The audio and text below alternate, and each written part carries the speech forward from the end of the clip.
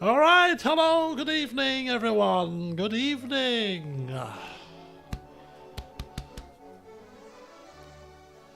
How are we all?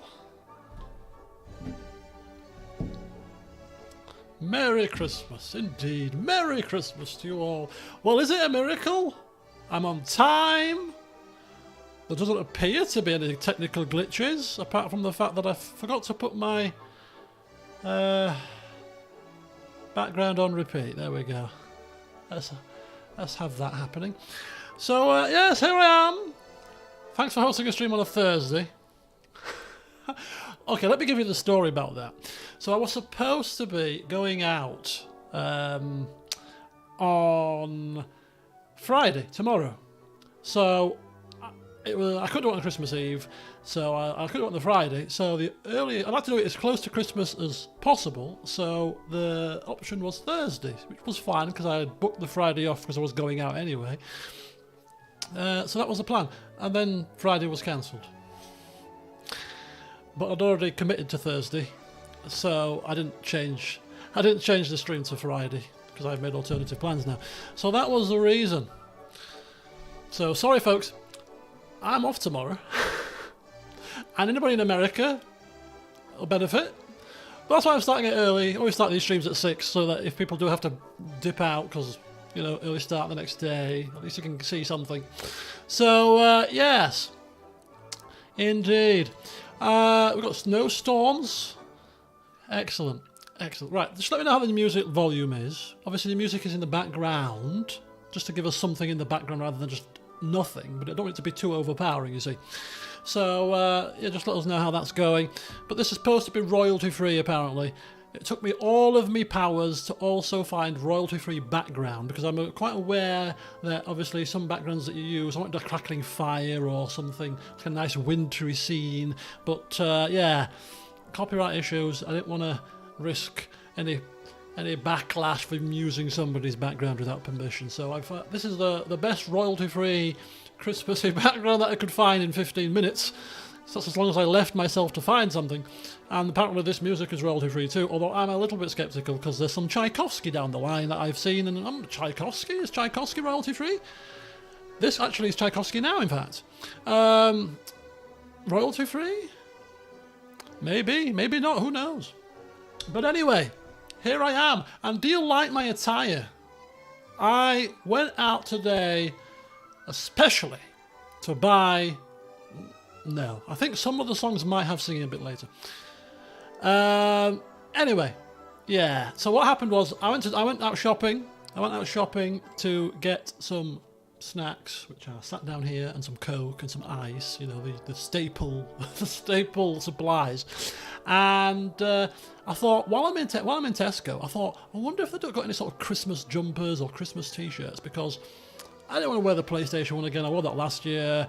And my other Christmas jumpers aren't washed yet, so I thought, can I find something? Anyway, walked into Tesco, straight into the men's section, and this thing was a whole £4 English. I thought I'd splash out and treat you guys to a £4 Christmas T-shirt with presents on and beer, and I don't even drink beer, Christmas trees and snowflakes. I mean, you'll see me coming a mile off. If I was to wear this outside of the house, I wouldn't be caught dead outside wearing this, to be honest with you. Because it's a T-shirt for a start, and it's bloody freezing. But anyway, so yeah, I'm saving my PlayStation Christmas jumper for Christmas Day, because that's as good a time as any to wear it. It says rain beer. It does say rain beer. It's got, I don't know, I can't see. It's difficult to orientate yourself in the camera because it's reversed. There you go, rain beer. Or in my case, rain rum. You've heard of Red Rum the Racehorse? Well, I'm Rain Rum. Right, anyway, so I don't usually share the Christmas stream agenda with you at the start, but I thought, you know what, I will today. I'll share with you what, in no particular order, but this is what I've got on my agenda. So thank you for some suggestions, people. I have used them. So stand by, and then we'll get to the introductions properly, and then we'll get to the snacks and the rum showcase. We'll get our drinks, we'll say a cheers, and then we'll kick things off. Proper style-y. Right, okay, so to our agenda this evening, which will take as long as it takes until I'm legless. Oh, I am going to the doctor's at 10:10 in the morning because they cocked up. They told me to come Thursday, today, at 10:10. I went in today at 10:10. Oh, we've made a mistake. It's supposed to be the Friday. It was the 23rd. Yes, 23rd is a Friday, but you told me to come on Thursday. Thank you for messing me about. So, yeah, I'm going for my throat, you see. My tonsillitis hasn't properly healed yet. I'm still on antibiotics. So when she looks in my throat, she'll get a waft of rum in her face tomorrow morning. But it's her own fault because she told me Thursday. Right, anyway, so the Christmas party stream agenda this year consists of, in no particular order, obviously welcomes and introductions, obviously the rum and snack showcase, and you can share with me your snacks and your drinks too.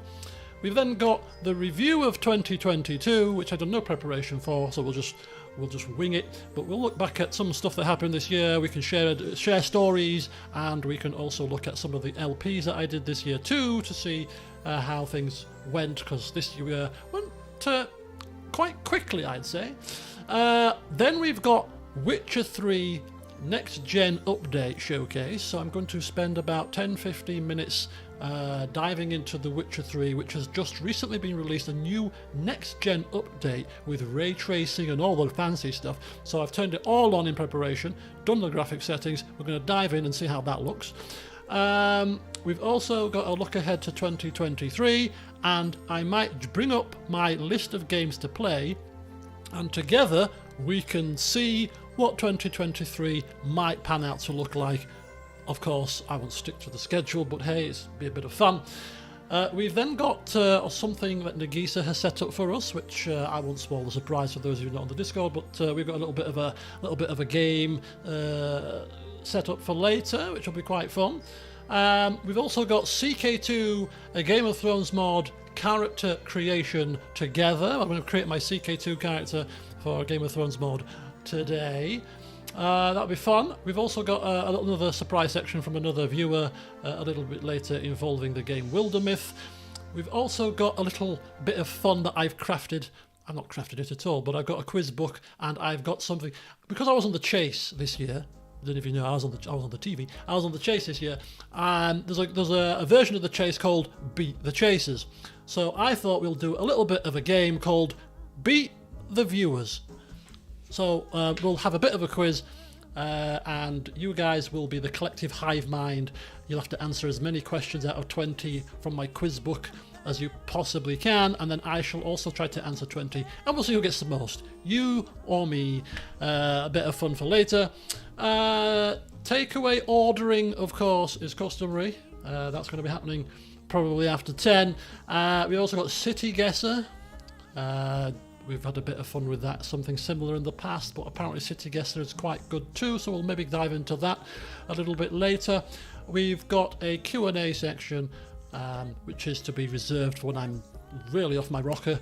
And then we've also got, whilst I'm eating, I thought I'd give you something to watch so that you don't have to watch me filling my face in a drunken stupor. So I have about a 30-minute Christmas comedy cuts video, which are some clips that I didn't want to put into the Christmas comedy clips for one reason or another, but are worth a little bit of a look back on. So there's a 30-minute video of some interesting slash relatively funny and some memorable moments from this year, suggested by yourselves. So that's what the agenda looks like. As to how much we get through of that, I haven't got a foggy clue, but we'll have some fun, I'm sure. And who knows, there may be some ad hoc things that get thrown into the mix as well. So there you go. So yes, for those of you that have got concerns for my health and well-being, I have also got a full litre bottle of diluted squash to hydrate myself through the evening. And of course I have my ice and the snacks and the alcohol as well. So, I mean, I'm becoming professional. I know. Why can't I do this every damn stream? on time, no technical issues, sound levels right from the first start. I mean, how long is the real comedy clips video? I don't know, I haven't compiled it yet. There's 68, I think, clips of varying length, so I reckon it's going to be about between 40 minutes and an hour. I think maybe, yeah, I guess. I mean, this clip video has only got like 27 clips in it or something, and that's 30 minutes, but these are longer clips, and some of these clips I've put in here rather than comedy clips because they're quite long clips, so I thought it'd be better to share them here instead. No singing, did somebody say earlier? Clearly cursed me. We got a better singing. Hopefully it's not too distracting.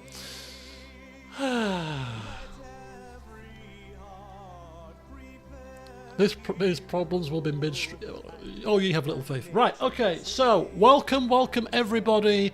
Nathan, Reader, welcome. I'm seeing a lot of familiar faces, but thank you all for joining. Hopefully we'll have some fun this year.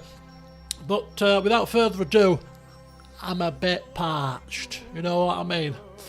Bit parched. So let's have a look at the snacks of the rums that I've got by my side, and then we can see what you guys are drinking and eating. So we'll start with the good stuff. Now, I like a good rum. I'm going to be drinking Morgan Spice tonight. Very simple, very basic. But I just thought I'd show you some of the other rums that I have on offer. These are going to a friend's house on Friday, tomorrow. So I could have a cheeky couple out of a bottle, but you know, we'll see. The first rum on the Christmas rum bar this year is Pineapple Grenade, which basically is a spiced rum with pineapple and vanilla notes. And the best thing about this rum, hence why it comes in a 50cl bottle probably rather than a 70cl, is it's 64%, 130 proof. It's an overproof rum, 65%. So put a double of that in your cup with a splash of mixer, and well, you'll be away with the fairies after a couple. So this is going to be our Christmas little treat on Boxing Day, because I was drinking this on the cruise, and they were singles, and they were pretty strong. But I've been dying to try a house double version. You know, not some measured out little single. No. A good old healthy glug is how we pour our drinks around here. So that's the first rum on the rum bar. The second rum on the rum bar, I haven't ordered the Kraken Cham because I think I've got enough. And as much as it's tempting, you know, 5 bottles of rum, 6 bottles if you include the Morgans, I think should keep me occupied a little bit, you know.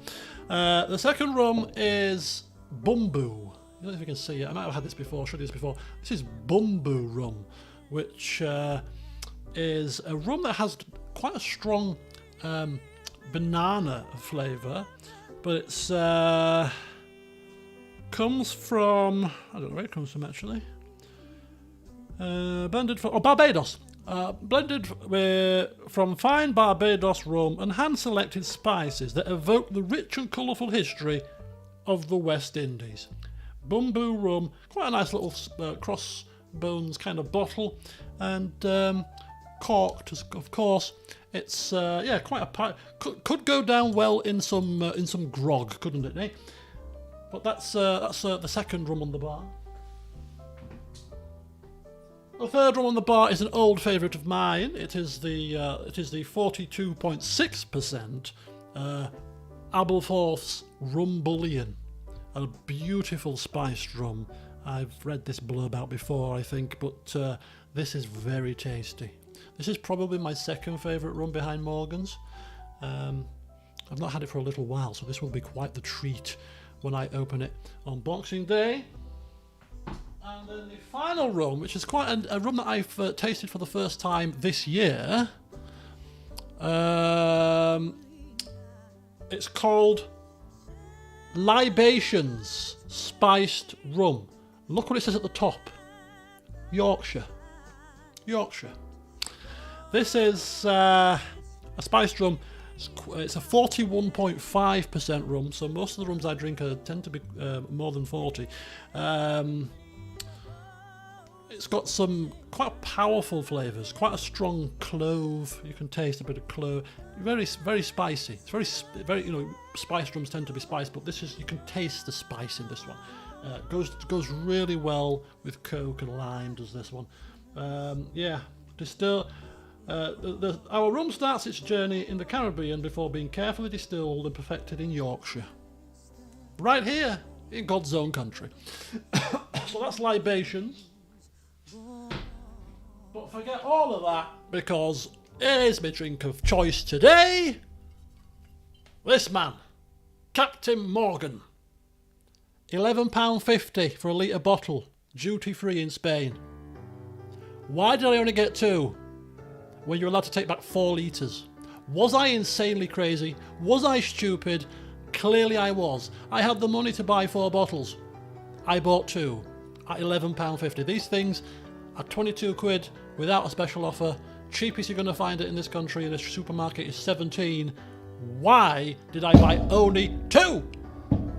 Right. Shelley, a big shout out to your girlfriend. Good evening, happy Christmas. Is painting cookies. Ooh, very nice indeed. So yeah, very, very Merry Christmas to Shelley's girlfriend. Caribbean and Yorkshire, both of my roots. Exactly, maybe that's why I like it. I didn't even realise it was from Yorkshire until I bought a bottle of it, because I tasted it in a bar first. I thought, this is really nice. Ordered it on Amazon, it came and looked at the bottle. Yorkshire? Bloody hell. Right, okay, let's pour our drinks. So what are you guys drinking this fine evening? Let me get my ice ready out as well. Oh, my pleasure. My pleasure. And a big thank you to you and everyone else that has watched continually throughout the year. You are the reason why I continue to do this, because if nobody was watching, I wouldn't be here, would I? Sharing my role plays, my stories with you all. Computer gaming would be rather dull without you guys, to be honest. Right, I'm pouring Bailey's for JD. We've got Zinfandel for Mark. Gaddo, that cognac for Joe Matthews. Get you, Mr. Poshman. What have we got? We've got Captain Morgan's and Coke later, but starting out with water. Good start, you know, get that hydration in early. Good evening, Taria, welcome. Nothing for Nagisa's at work, but we'll be hopefully topping something up later. Good old water for Ollie as usual. Lamb spiced. I've had lamb spiced this year. Lamb spiced is quite a caramelly flavour. You can taste the hints of caramel in lamb spiced. It is quite a nice, sweet, spiced rum. Says me that's a bloody connoisseur here. And sugar syrup too. Not sweet enough without the sugar syrup, Annie. Extra sweet. Water for Cham. Hot chocolate for Finley. Well, the important thing is, whatever we're drinking, as long as we enjoy it, that is the main thing. Anyway, I've poured a healthy glass of rum. Not to drown it in too much Coke, because it's my first round, because it's my first drink. I always like to make the first one quite a tall one to get a bit of a quencher in. And then after the first one, we don't want to drown it in Coke after that. So there we go. So we're switching now to the snacks. We've got non-alcoholic eggnog, we've got Canadian whiskey.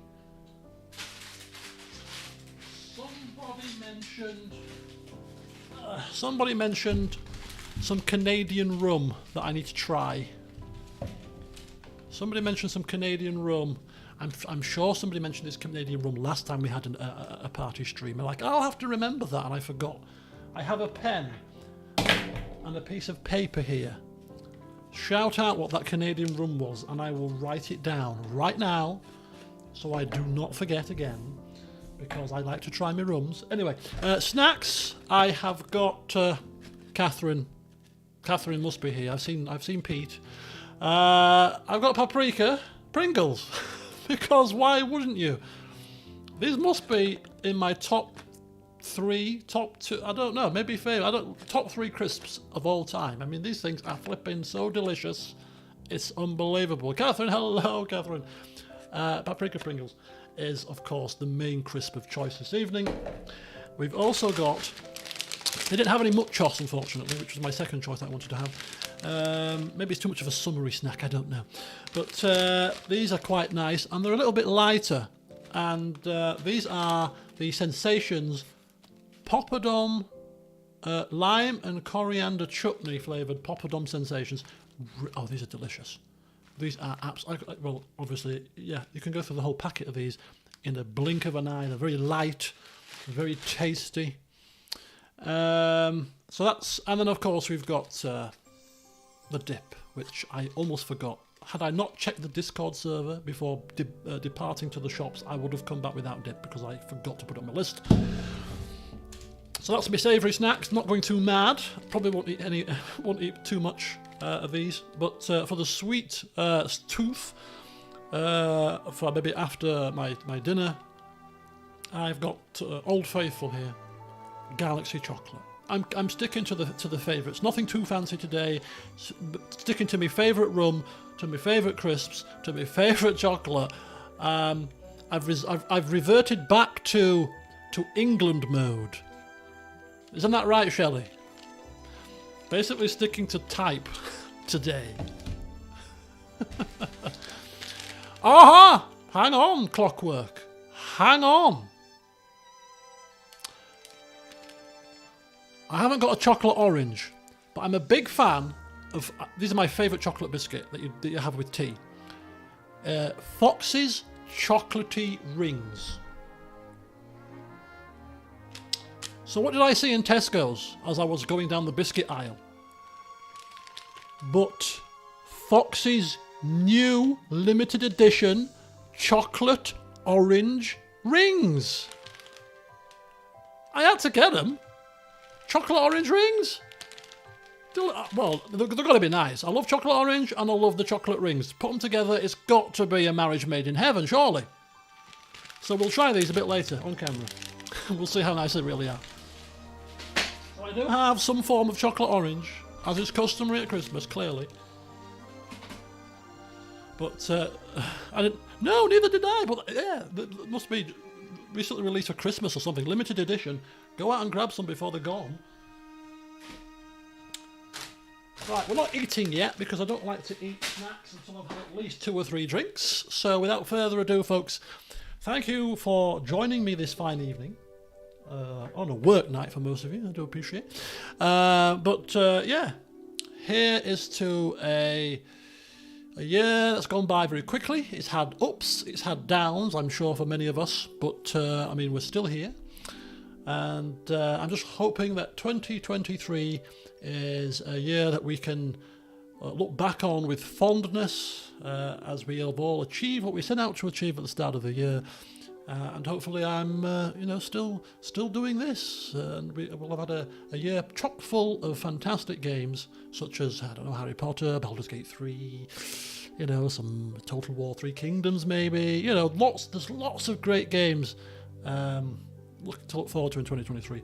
I'm really, hoping that it's going to be a good year. But anyway, so thank you for watching, folks. Raise a glass and cheers. Happy Christmas and all the best for 2023. Oh Jesus, that's delicious. Absolutely delicious. I don't buy regular Coke much anymore because I go and get the 47p version from Lidl, which actually is the best non-branded Coke that I've ever tasted. Normally you get non-branded Coke and it tastes like crap. But Lidl's own brand actually doesn't taste too dissimilar from real Coke. It's got less sugar in it and it's about £1.50 cheaper. So I tend to buy that now when I have my regular drinks. But having full, I thought it's Christmas, I'm going to treat myself to a £2 bottle of Coke here. Full fat and all the mashing, you know, and as much as Lidl's Coke is not bad, it's definitely not as good as this, is it? Let's be honest. This is quite the treat for me.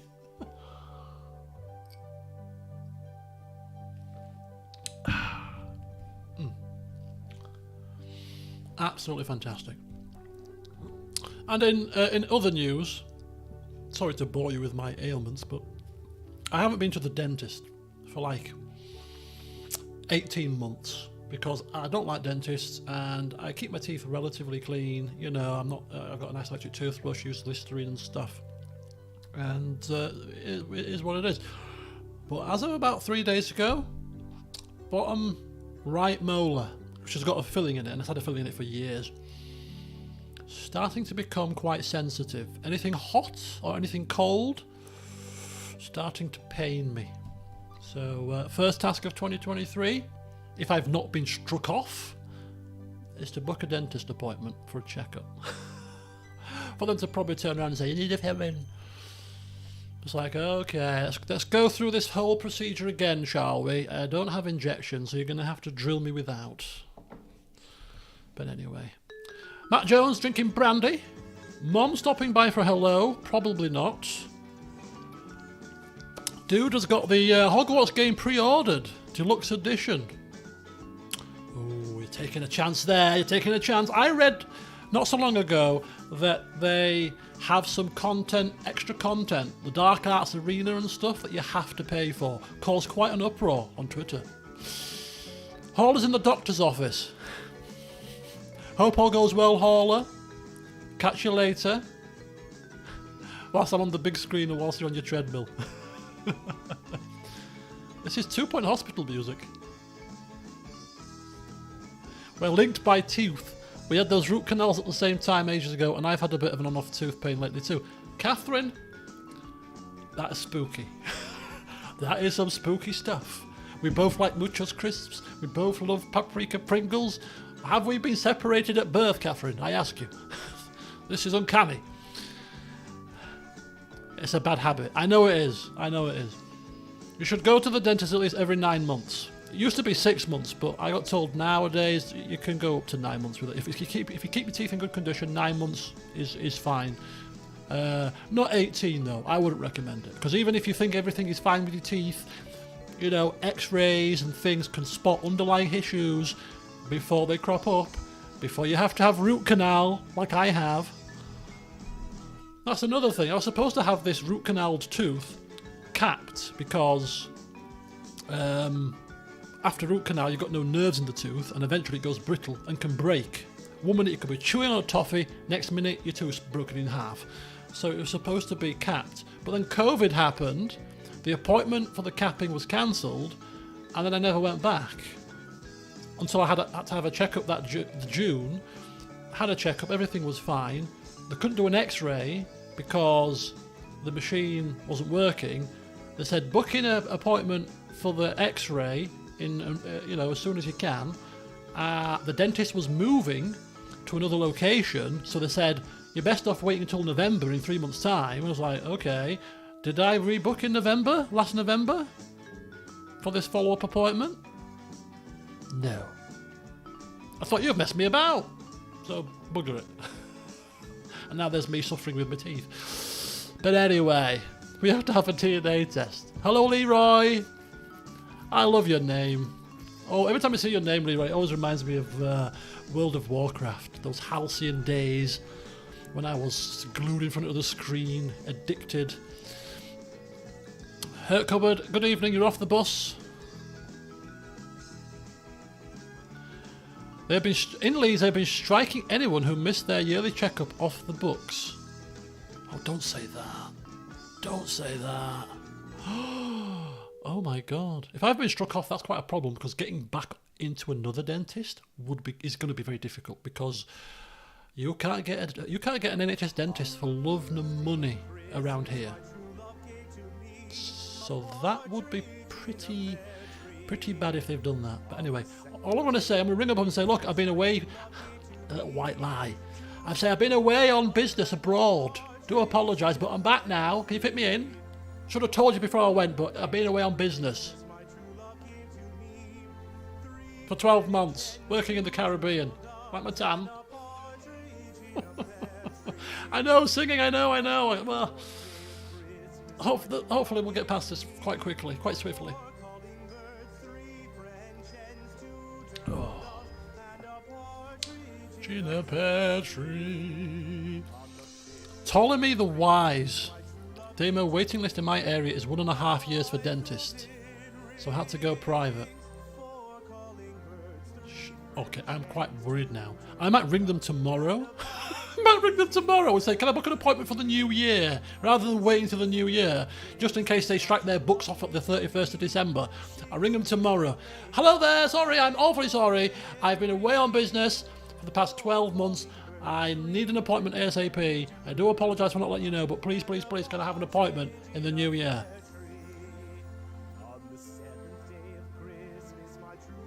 I'll keep you posted. Otherwise, I'll have to go private and be bankrupted. Oh my God. I'm not bothered about waiting. You can book my appointment for the 1st of February if you want. I ain't bothered. I just want to get it booked so that I'm not off the books. Okay, that's the plan. One of tomorrow's tasks, booking at the dentist. Oh. I hate dentists. I hate needles. I hate dentists. Yeah, that's my biggest. I say fears. Not fears, a bit of a strong word, but wasps, top of the list. Dentists, down a little bit further. Needles and heights. They're my 4. No, can't do them. Not a big fan of any of them. All pretty common phobias. I mean, the wasp is definitely a phobia. The needles is probably a phobia, I'd say, because I can't look at them. If somebody's getting an injection in their arm, if I go with a friend and she's having an injection in her arm, I can't look. I'll be like, I can't look at this, no. When they get the needles out of the packets, when they're going to do blood tests or injections, I can't look at the needle. It's like, I turn my head away, just get it over with. So that's probably a phobia. Heights and dentists is probably a bit more of a kind of a dislike rather than a fear or a phobia. 5 vials. Remember the story, Cham, that I told you about my blood test in June or July, whenever it was? 12 vials.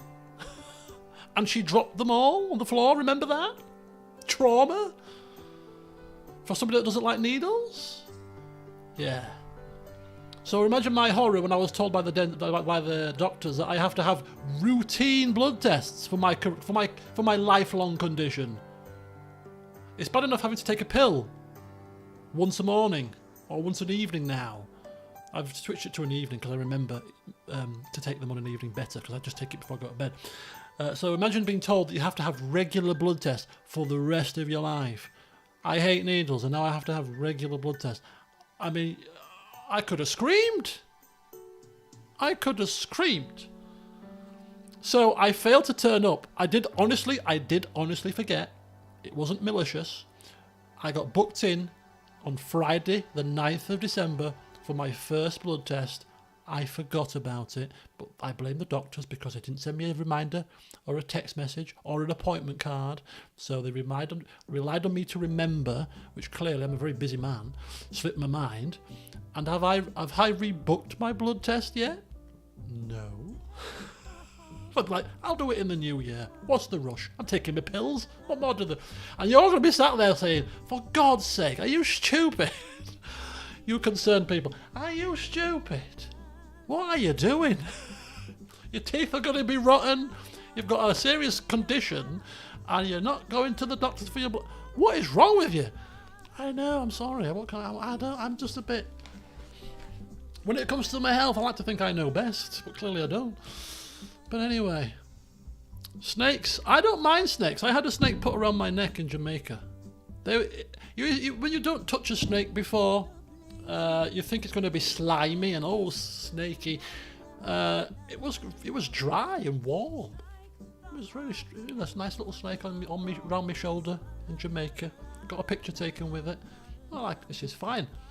My best mate, one of my best mates, she's completely petrified of snakes. She can't even see one on the TV without her freaking out. Really hates them. And anything that looks like a snake. So if there's like a really stringy sweet or something, she can't even, the shape, you know, like this of a snake. No, she can't do it. Yeah, reptiles are dry, amphibians are slimy. Aha, you see. Oh, look, we're all talking about phobias now. Look, bees. Oh, you were swarmed as a kid. I can't deal with the buzzing. I've told you this before, but because I hate wasps so much, I can distinguish the sound of a blue bottle buzz and a wasp buzz. I can instantly tell. If I hear a buzzing in my room, I will tell you straight away whether that's a wasp or not. And I know the frequency of a wasp's wings just like that. Because I hear it and I'm out the door. It's just like a warning sign. I hate the damn things. Queuing wasp for Christmas stream. Yeah. The one good thing about winter, because I hate the weather. I like Christmas, but I hate the weather. I hate the dark nights. I hate going to work in the dark and coming home in the dark, and I hate the whole concept of winter. But the one thing it's got going for it is there's no wasps. That's the only thing it's got going for it. Oh my god. Yes, there was a comedy clip of me freaking out because I thought I heard a wasp, but it wasn't a wasp, it was a fly. I remember that. A phobia of crowds. Interesting. I'm afraid of hot air balloons. You had a hot air balloon land on you as a child? That is interesting. Do you know these icebreakers that you get in like conferences or large team meetings? Let's have a night. You meet new people for the first time, or people that you've met over teams and not seen the person in the flesh. You go to a group conference, a work conference, and one of the icebreakers is, you know, interesting facts about people. You tell me 2 facts about yourself, and we have to distinguish which one is a lie and which one is a truth. Or alternative version is, you know, a list of interesting facts, and you have to pair the fact to the person. I mean, that is quite an interesting fact. You know, having a hot air balloon land on you. That's definitely one for an icebreaker. Agoraphobia is a fear of crowds. I thought agoraphobia was a fear of the outdoors. Or is that a different one? Or a fear of open spaces? Is that, what's the fear of open spaces or fear of the outdoors? I used to hate needles, but then no one could bother me. I'm quite happy to watch them take my blood. Are you a sadistic man? Are you sadistic? Are you crazy? Escalators. This is quite an interesting section. That's just randomly been ad-libbed in there. You know, name your phobias. You know, this is quite interesting. I bet there's some weird and wonderful phobias of things, or fears of things. But I mean, a lot of fears have going into my kind of Derren Brown, Paul McKenna kind of realm here. I read a lot of books from Paul McKenna, and quite like Derren Brown. But a lot of these fears you tend to be deep rooted, and even if you don't realise why you've got a fear of something, there's probably some kind of deep rooted fear of something's happened as a child or something, you know. And it leads to this kind of fear later in life. So I'm still wondering what happened to me to make me be scared of wasps. I don't know. Maybe as a toddler or something, one stung me or chased me or whatever. Agoraphobia is a fear of the outdoors. Yeah, I thought it was. Was that not the same thing that somebody said about Nagisa's fear of crowds? Or was that another A fear? I've only had one rum and I can't remember that. I'm sure, yeah, that's my general knowledge brain kicking in. That's my chase brain. I thought it was the fear of the outdoors. You see that? I'm not just a pretty face, am I? I'm a knowledge of useless facts. Deep ocean is mine, that dark water. That's interesting, because obviously I love cruising. But I'm not, I don't mind the sea, but if you were to put me in the middle of a really large river, I would freak the hell out. Large open river water, not a fan. Not a big fan at all. but put me in the middle of the sea, which is probably worse to be stranded in, and I wouldn't be bothered. It's really strange. Does that sound strange? Possibly, but yeah, it's yeah. Not a big fan of open. I wouldn't go like on a river cruise or anything like that. No, not a fan, to be honest. Hemophobia. That must be a fear of blood, nosebleeds. Oh yes, fear of jelly. I've heard of that one. Birds. Yeah, that's a common one too. I fear driving. Yeah, there are some people that really don't like driving. I love driving. I absolutely love driving.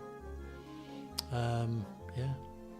Since I passed my test when I was 17, first time of asking. I was driving from age 15.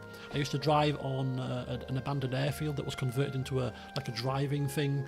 And even if you, because it's not classed as a road, it's a private thing. Off-road, you can drive there without a license because it was the way it was. So I was driving at age 15 in this little airfield. And then my dad took me out all over. I've loved driving from being 17, well, from being 15. Loved it, absolutely loved driving. And so it should come as no surprise that one of the best parts of being in the police was actually driving with the blue lights on. That was a lot of fun. And the best course that I've ever done in my life, the two best courses that I've ever done in my working life, was my driving course, my response driving course, and my response van driving course in the police. If you want 2 weeks of just pure fun, a police driving course was, absolute hoots. Absolute hoots. We drove all over the damn place. We drove to Scarborough, to Whitby, we drove around all the different parts of West Yorkshire at varying speeds. Oh, it was so good. But you learn so much about advanced driving techniques, which has stuck with me today, which has made me a much better driver. Using observation and hazard perception and all that kind of stuff, which obviously you need when you're driving above the speed limit with blue lights on. You've got to be switched on. Right, Sri Lankan fish buns for a snack. Nice. Oceans, all is fine with oceans. The river doesn't have sharks and you can't drink it. Oh, you can drink it. Fear of vomiting. Do you know what, Joe? That's an interesting fact because I don't like being sick either. I don't know if it's a fear of being sick, but I hate it to the point where I've probably been physically sick about 3 or 4 times in the past 20 years, because even if I feel sick, I won't be sick. I'll kind of just sit here in a kind of frozen state and try not to be sick and focus on a spot on the wall or whatever, and the sweat's pouring down the face because obviously you need to be sick to get the badness out or whatever, but I'm like, no, I will not be sick. And the only times I've been sick is when literally I could not hold it anymore because either I've drunk far too much, as the case was in 2 of the occasions, or the 3rd occasion was I had gastroenteritis, and with the best will in the world, when you have that stomach flu, you ain't keeping much down. So, but yeah, I really, I can associate with that one. Styrofoam, which I'm assuming for us British folks is polystyrene. That really squeaky sound that you get with that, it can be quite, can cut through you like a knife. Thanatophobia. Okay, that's interesting. My general knowledge brain doesn't allow me to comprehend what that is. Failed 4 times. What was that for, Oliver? I missed that. You can get anti-emetics from the pharmacy without prescription, which you can keep for sickness emergencies. Oh, really? I didn't realise that. You can get anti-sickness tablets. Interesting. Terrified of popping balloons.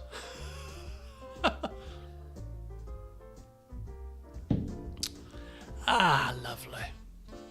Fear of death or dying. Ah, yes. I think most of us, as they have a fear, That might, obviously, if thanatophobia is obviously a really strong fear. But yeah, I mean, obviously, I don't want to die myself. Do you know what I fear about death? How we turn to this morbid tones all of a sudden. Oh, your driving test. Ah, right, okay. Yeah. Do you know the biggest thing that I fear about death? Is eternal blackness. I mean, you're not going to know, are you? You're not going to know. If you're dead, you're not going to know. I mean, to be scared of what I don't know, it's really bizarre, but obviously you're on this earth for a finite period of time, and I'm not religious, so I believe that when you're dead, you're gone. Poof, you're dead. You're gone. Blackness forever. And that's what I can't get my head around. It's like, when you're dead, it's like blackness forever and ever and ever. Millions of years of blackness. Millions and millions and millions and millions. On that note, folks, happy Christmas. Thanks for joining me, and see you in 20... Right, let's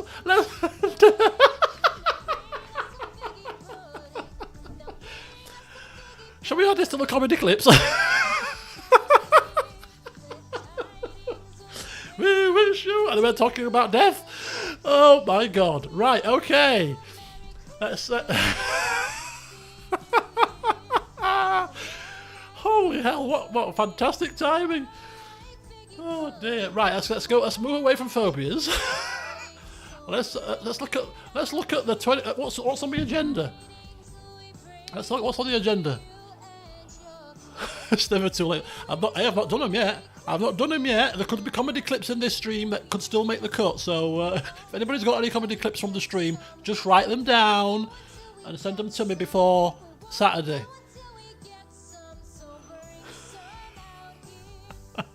Right, we've done welcomes and introductions. I'll tick that off. I'll tick them off. I'll be very efficient and I'll tick them off as I'm going along. We've done Rum and Snack Showcase. So next on the agenda is a review of 2022. We wish you eternal blackness. Oh dear. I'm glad she kicked in. Because we were going down a real dark mire there. Right, anyway. Another strong glass. Yeah, what we'll do is we shall pour ourselves another drink. For freaking there. First it does Christmas party stream on a Thursday, but that's not enough. No, now he moves on to trigger my thanatophobia. Hey, I didn't mention that. I just mentioned a fear of needles and wasps. I mean, come on, I was keeping it quite light-hearted. I didn't drag this to stream into the dark black hole that it's got into. Thank God Silent Night wasn't playing. That's a morbid Christmas song, very somber. Thank God it was a jovial one. Oh dear. We wish you a Merry Christmas. Yes, love, very merry. Right, actually, do you know what? In all seriousness, I have to take my antibiotics. What? Serious question. Any doctor types out there? Would washing down penicillin with rum and coke be frowned upon by the medical profession? Serious question. Okay, I won't wash it down with rum and coke. I'll wash it down with some juice, but it's not going to stop me drinking. I'm supposed to be a responsible adult. I'm acting like a bloody Charlie. Antibiotics and alcohol can cause similar side effects such as stomach upset, dizziness and drowsiness. Combining antibiotics and alcohol can increase these side effects. Very good. We're in for a very we're in for a top night then, aren't we?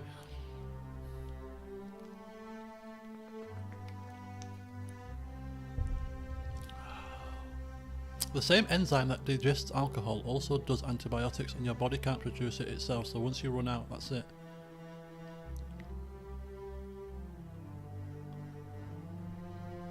What does that mean?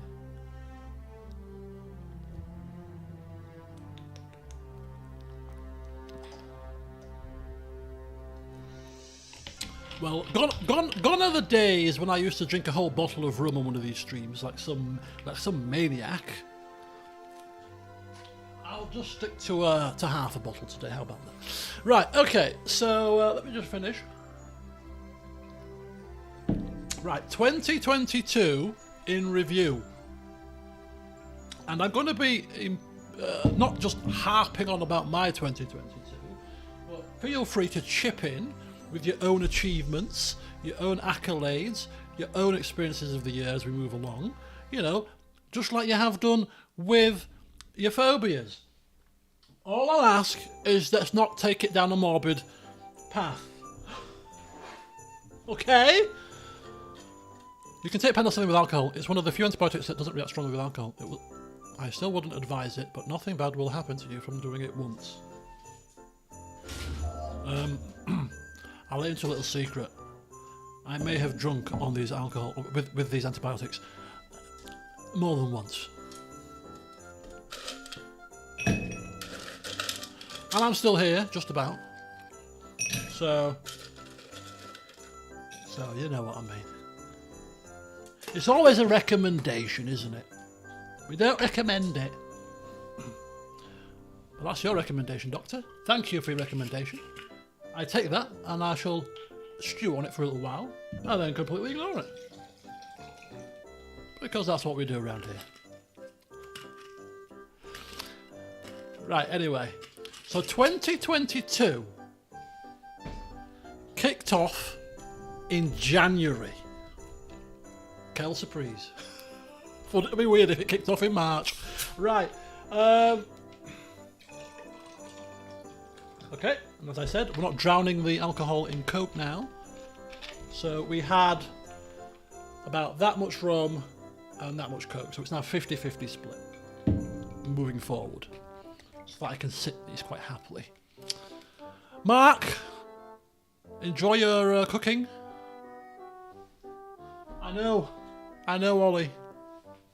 Next year maybe should start in March. I don't know. Perhaps. Maybe don't. Actually, don't start in March. Because I'm going back to my old job in March. Back to managing the Leeds team where I work. Whereas at the moment I'm managing a training team, which I enjoy much more than managing full-time members of staff.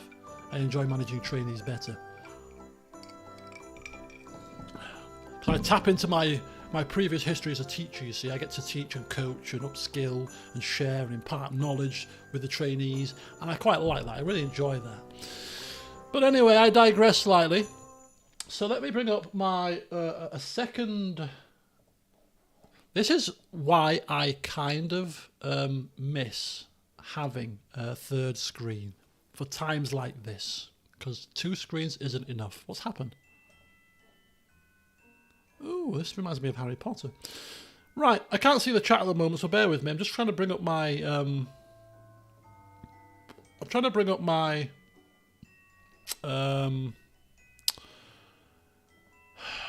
my videos so that I can see where my LPing started. I should know this off by heart because I've gone through the comedy clips and right. So, here we go. So, let me go to the live tab as well, and then we can do a review of 2022, both in terms of the games that I've played and in terms of what's happened outside of the games too, because, you know, it's been a bit of an up and down year. Okay, January. Oh, that's that in January. Oh, wow. Okay, bear with me, folks. Yeah. Yeah, perfect. Right, okay. What we got? Okay, big no with alcohol. It can actually kill you. Yeah, my mum takes morphine, so yeah, drinking with morphine isn't recommended. Too much would be a serious problem. So yeah, if I was told that you couldn't take it because it was going to kill you, obviously I'd be sensible. Concrete steps to fulfill my dream of moving to Canada, Nagisa. Well, that's good to hear.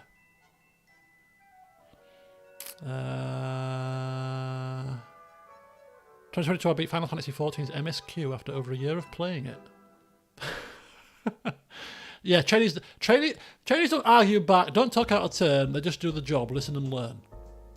Which trainees have you been dealing with? Most do that. There are some that don't.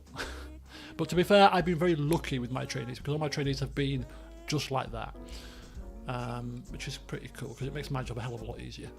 I'm a jovial, friendly kind of guy. I don't know if you've noticed, but I'm a friendly, jovial kind of guy. And the last thing I want to do is come down on anybody like a ton of bricks because they're not doing what they're supposed to do. And I don't know, could you ever imagine, can you guys imagine me being serious and having a serious conversation with somebody and giving somebody a telling off? Can you picture that? I mean, I'm obviously I'm capable, but you've probably never seen that side of me, really.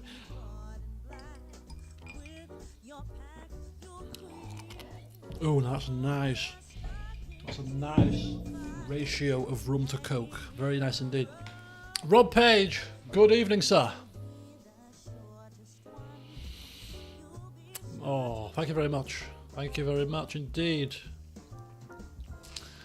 You tell people off from Virgin all the time. That's very true, I do, yes. I only said that something to take you away was wrong. Yeah.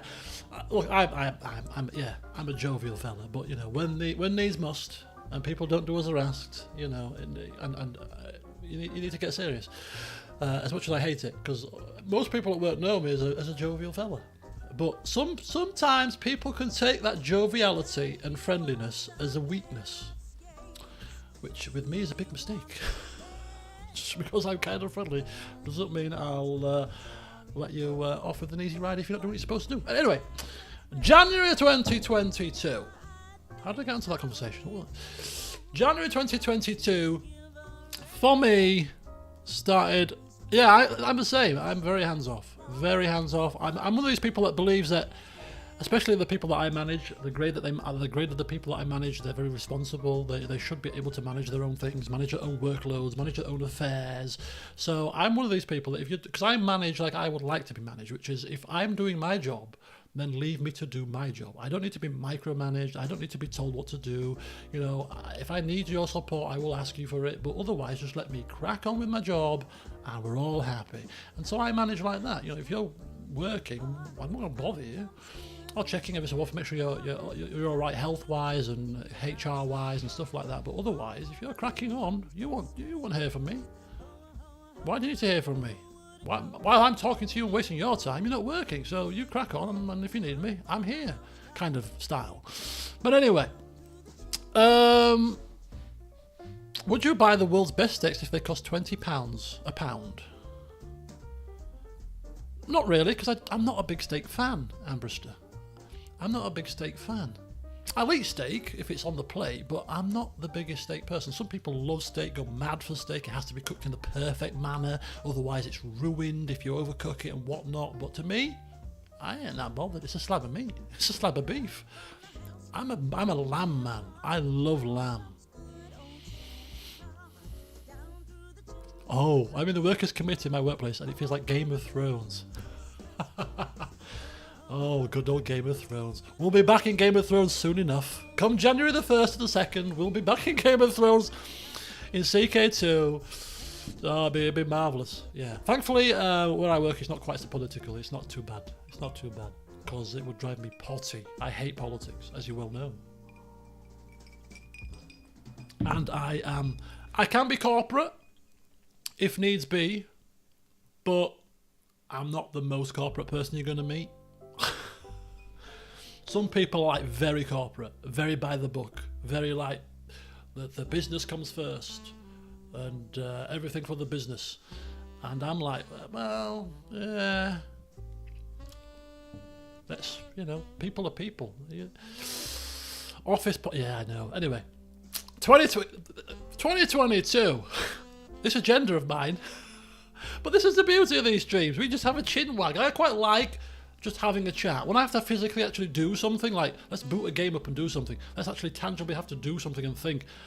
I'm not a big fan of doing that kind of stuff on these streams because I quite like just having an that's like a chit chat and hearing from you guys. So, but anyway, 2022 started off in January, as I said, as it always does, and I was looking forward to a promising year. At work, I was still manager of the Leeds team. I'd got a promotion temporary in November 2020. I ummed and ahed whether management was for me because I'm quite a emotional. What I mean is, if you've got a problem and you're my friend, you're my staff member or whatever, then I take that problem home with me because I'm a caring person. You know, I'm not the kind of person that will shut off and like your mother's died or whatever. So what? It's not my problem when I'm out of work. You know, I take those problems home with me. So when I was having my leave and when I was having my weekends and stuff like that with the problems that were happening on the team at the time, I was taking all that baggage outside of work with me. And it was during COVID time, so we were working from home, which made managing difficult. And as a new manager, your very first managing experience ever during lockdown, when everybody's working from home, as your introduction to management, that was difficult. So I got to like May 21 and I ummed and ahed and I was like, nah, management's not for me. I turned the job down. I think I mentioned this in a video update. But then nobody got the job. Nobody got the job and it was put back out again. And my manager asked me, can you continue temporary until we fill the post? We haven't filled it the first time now. Nobody was suitable. So I turned around and said, look, I've done this job for almost a year now on temporary. And I'm getting more to grips with dealing with the emotional side of taking baggage home and managing to compartmentalise it a little bit and switch off when I'm outside of work, and I'm getting used to introducing kind of ways to do things that are a bit more efficient for me. And so I then said to her in September of last year, you know what, yes, I'll apply this time around. The first time I didn't, the second time I will apply, and I got the job in November. I was told on November the 1st last year that, yep, you've got through your successful promotion and therefore it's your full-time job. So I was very happy with that. So in January I was still doing that, but I was told that I was going to move to the training team because we had a large group of trainees, about over 20 trainees across the function, which was the most amount of trainees we've ever had at one time.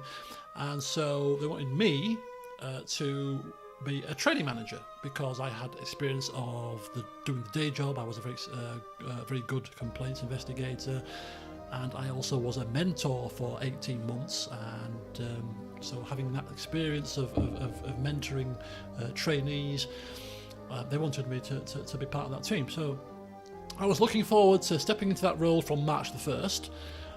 So I was looking forward to that. So I was counting down to that, and I was thinking it's going to be a really positive year. I'm going to be in a role that I'm going to really enjoy this year yeah,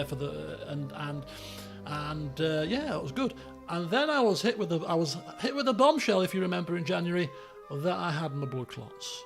I had a bit of an issue with coughing up some blood, and I played it off. It was very minor, very small amounts, and then obviously I got it checked out in A&E. It turned out to be something a bit more serious than a cold.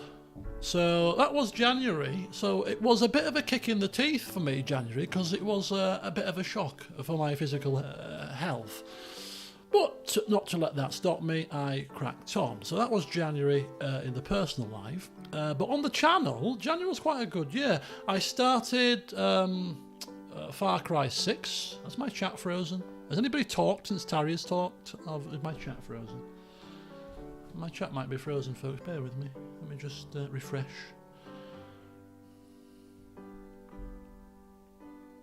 Hang on a second. What's going on here?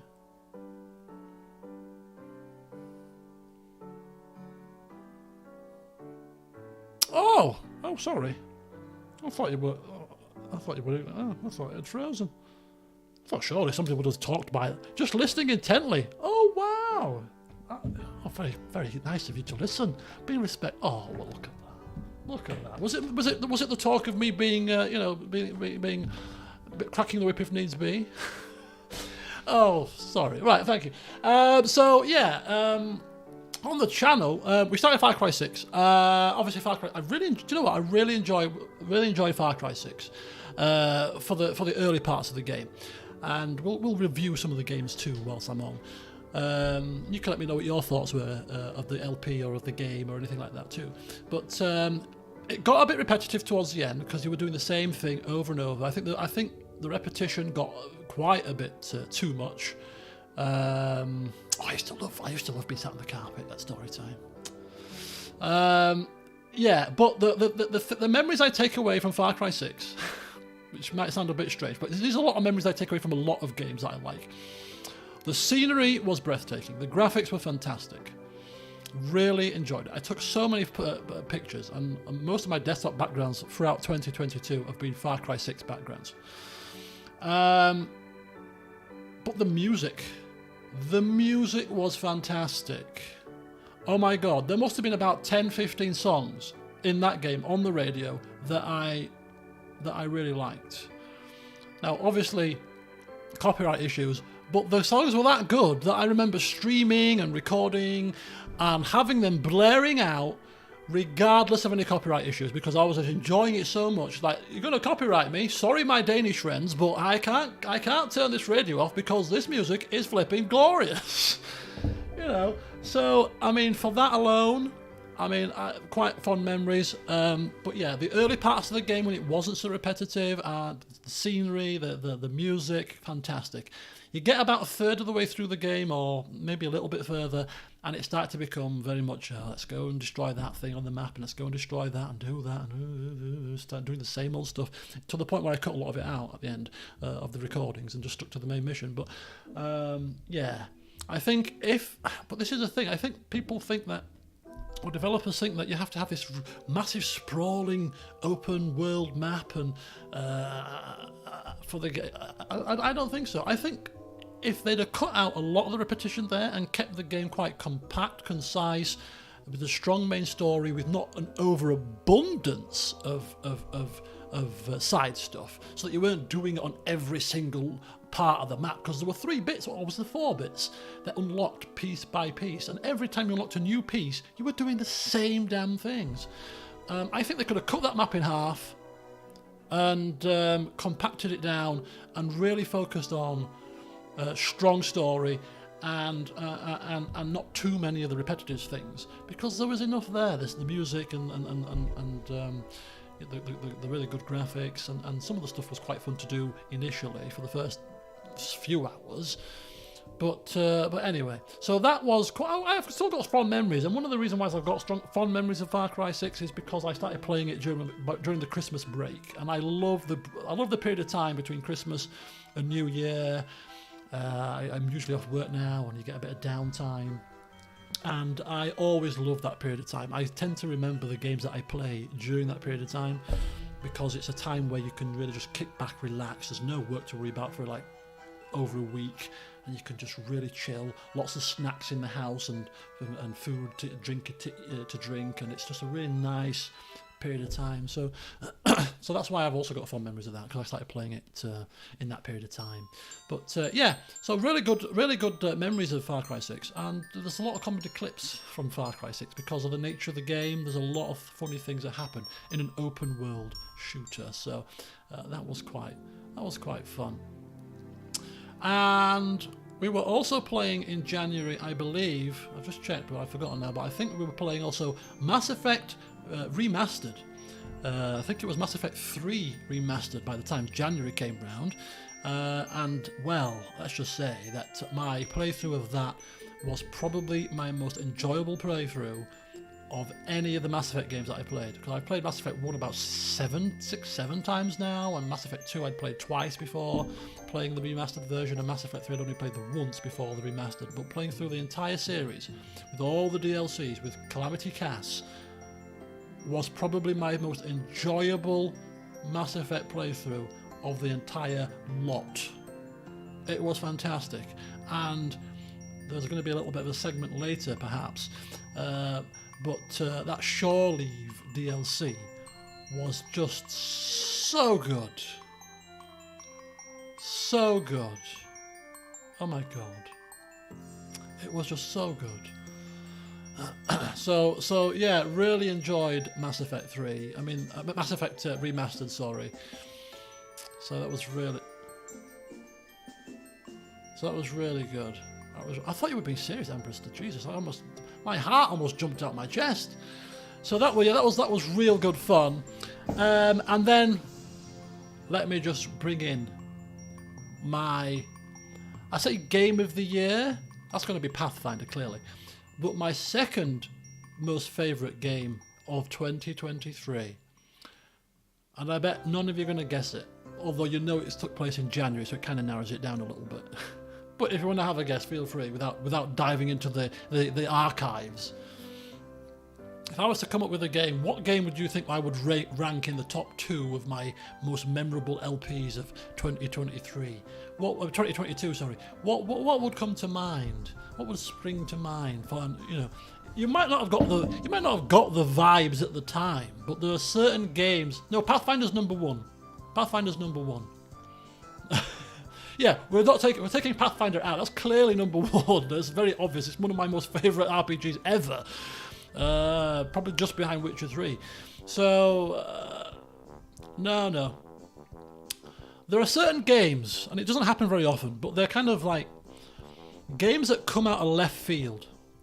Games that I never knew about, but I do listen to you guys occasionally, and you recommend games all the time, and sometimes I remember them, and sometimes I forget them, but ultimately I do try to remember when you recommend games.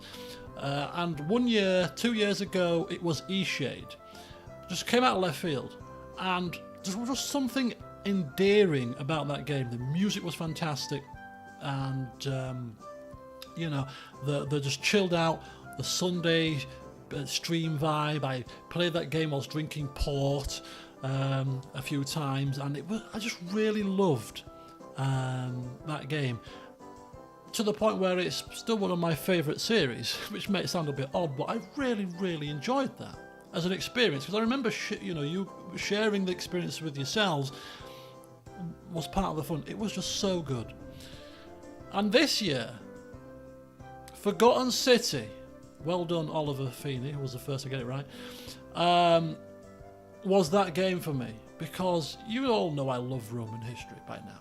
I love Roman history, and the music of Forgotten City was fantastic. There's still a couple of pieces from that soundtrack that I listen to now, and the Roman vibe, and the premise, the characters being so well done, and there was just the right level of puzzle for me. Not too taxing, but just enough to keep me guessing, and the whole time cycle stuff and things happening again and again. It was a masterpiece. I don't use that word very often, but I thought that game was an absolute marvel. So I look back on 2022, and other than Pathfinder, which obviously would dominate 2022 given its length and given how good it is, I will remember 2022 because of Forgotten City. I absolutely loved it, really did. I thought it was a fantastic game, and if you've not played it, I would recommend it to anybody, even if you don't like the Roman period, I suppose. But I just think the premise of the game, I think it's just so good. I looked at it was January, and I thought it was I thought it was like March, April time. I didn't realise it was actually that far back, almost a year ago. Quite interesting that we have different perceptions of time, but anyway. So that was January, year in review. Some good games, but obviously a bit of an issue with the health. So we fast forward to February, and in February, let's have a look. What were we playing in February? We started Pathfinder in February. Indeed, we did. And anything else that we started in February? Let's have a look. No. We played The Curse of Monkey Island in February. I don't have a great deal of memories about Curse of Monkey Island, to be honest with you. So February was, on the channel front at least, was a little bit quiet. We were well, apart from the fact that we started Pathfinder, let's not forget that. I mean, that's quite a momentous occasion, considering that I started playing the game that I rate as one of my favourite RPGs of all time now. It's quite a momentous occasion, is it not? But after how many years of putting it off, it came out in 2016. So 6 years after its release, I finally got round to playing it after being told many times by Shelley and others that you should really play this bloody game. I know I should, but I'll get to it in a minute. I'll get to it next. I'll get to it in a couple of years' time. I'll get to it in 6 years' time. I got there in the end, and my God, am I glad that I did. We might as well talk about it now because we're here. But Pathfinder is flipping awesome. And I say it to this day, and I say it with every RPG that I play. Had I not been playing it on camera, sharing it with yourselves, both in recordings but mainly in streams, I would not have enjoyed the game anywhere near as much. Because most of my memorable moments have been involved in streams, calamities and things, but no, it's really good. And we're not even done. I'm not even going to be done before Christmas, before the New Year. I'm hoping to stream it in the period between Christmas and New Year, which I've been reliably informed today is called Twixmas. Well, I've never heard that saying before. Twixmas? Twixmas? What about Double-Deckermas or Marsmas? I don't like Twixmas too much. But anyway, so maybe those days in between Christmas and New Year, we'll instead of playing Plague Tale Innocence, which was the original plan, we'll finish Pathfinder off. Because it would be nice to finish it before the New Year, but there's no rush. I'm not going to rush it now. We've taken our time and enjoyed the game, and if I have to string it out a bit longer to enjoy Pathfinder for that little bit more, I bloody well will. What is this song? Doesn't sound anything like Christmas. It's got a little bit of a Christmas feel to it, hasn't it? Just a slight tinge. But yeah, I mean, it's not for the faint of heart, and if obviously this is one of the things about doing long sit. We've heard this before. This playlist is about an hour. It's about 2 hours long. We can't have restarted already. No, we haven't. Still going strong. Still going strong. So what was I saying? So yeah, Pathfinder is basically one of the favourite RPGs. You've got The Witcher 3, you've got Baldur's Gate, the first one, and then you've got Pathfinder Kingmaker as my top 3 RPGs of all time. Quite an esteemed list. I think Witcher 3 is difficult to knock off the top spot because I just absolutely adored that game. But yeah, I'm reliably informed by my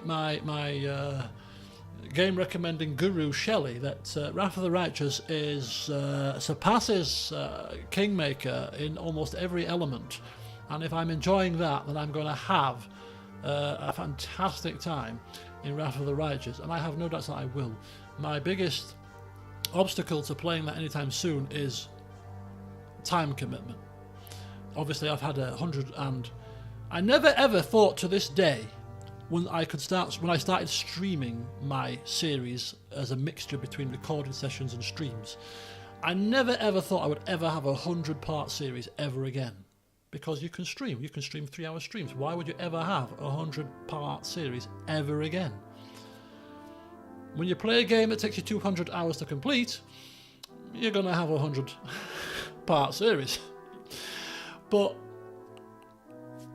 so the fact that it doesn't feel like it's been 100 parts, it doesn't feel like it's been 10 months, is testament to how good the game has been. I have not once to myself thought, I wish this damn game would finish. Some viewers might have done, and I've seen a couple of comments where people have been, or a couple of people have been like, well, yeah, play anything else other than this. But to me, I've never felt that with this game. I've never, ever felt that way. And it's been fun. Elquist, the bumbling fool that he is. I love him. I love him to bits. I love our Elquist. Oh, he's a character, isn't he? Our little dashing half-elf king. You rang. Sorted. Go down's halcyon tones. Who will be, of course, returning for Baldur's Gate 3, by the way. And I also saw that Minsk is returning in Baldur's Gate 3, although with a different voice actor. Is it Matt Mercer's doing it? And loads of people were like, what? Why didn't you ask the original voice actor? He's still doing voice acting work apparently, but they didn't ask him. But anyway, no, Gilderoy Lockhart was Fedoran. But it ended up with Elquist being more Gilderoy Lockhart than Fedoran was, which is rather bizarre. But anyway, yeah, so that was February. All hail to Pathfinder. We look into March, and oh yeah, in March, I bought a PS5 because I wanted to play Gran Turismo 7 or whatever it is, 6? Gran Turismo 7? I streamed it for one session. Gran Turismo 7, yeah. That was March. I bought a PS5 because I remember discussing it in a Far Cry stream, saying I really want a PS5. I go through these phases where I want to play a good racing game. I love racing games, and you know, Forza for me is a really good racing game. So but that's on the PC now because you can play it on the PC through the Xbox kind of thing. But obviously PS5, Gran Turismo. I was like, oh, do you know what? I'm going to spend £500 on a PS5 so I can play Gran Turismo. And I played it for about 3 weeks and then never touched it since. What a waste of money. But at least if another exclusive comes out that I like the look of, I've got it, you know. I've got a PS5. So there you go. But yeah, so that was my endeavours I signed up to a Discord server that basically announced every time stock came in, because don't forget there was a shortage of PS5s. So I got a ping on the Discord server that PS5s are available at wherever they were available at. I can't remember where I bought it from. It might have been Very, actually. I think it might have been Very. Stock alert, Very has got stock. So I logged on to Very. I was at work at the time. Logged on to Very, and they were in stock, and I bought it, and it came within 3 days, and shiny, unboxed it, unwrapped it, plugged it in to my computer, and then realised that because the PS5, unlike the PS4, doesn't have an optical out port, I couldn't plug it into my surround sound, so I had to use a headset because I couldn't play the PS5 through, because my speakers I don't play on a TV, I play on monitors, so monitors sound is crap. So I literally had to play with a headset on because I couldn't get my surround sound to hook up with the PS5 because they removed the the audio cable port thing. But yeah, so my current PS5 is downstairs in a hiding place where I put all my stuff when I don't want people to know where it is. And I've not got it out since June. It's been in my little hidey hole since June. And I've not dusted it off, I've not brought it out, it's just sat there. I should have resold it. Not even for a profit, I should just resold it for whatever and just got the money back for it, because I'm not going to bloody play it now, am I? Let's be honest. But you never know. If something comes out, I might be able to dust it off. So that was March. Also in March, what else did we do in March? Outer Wilds started. Who remembers Outer Wilds? Echoes of the Eye.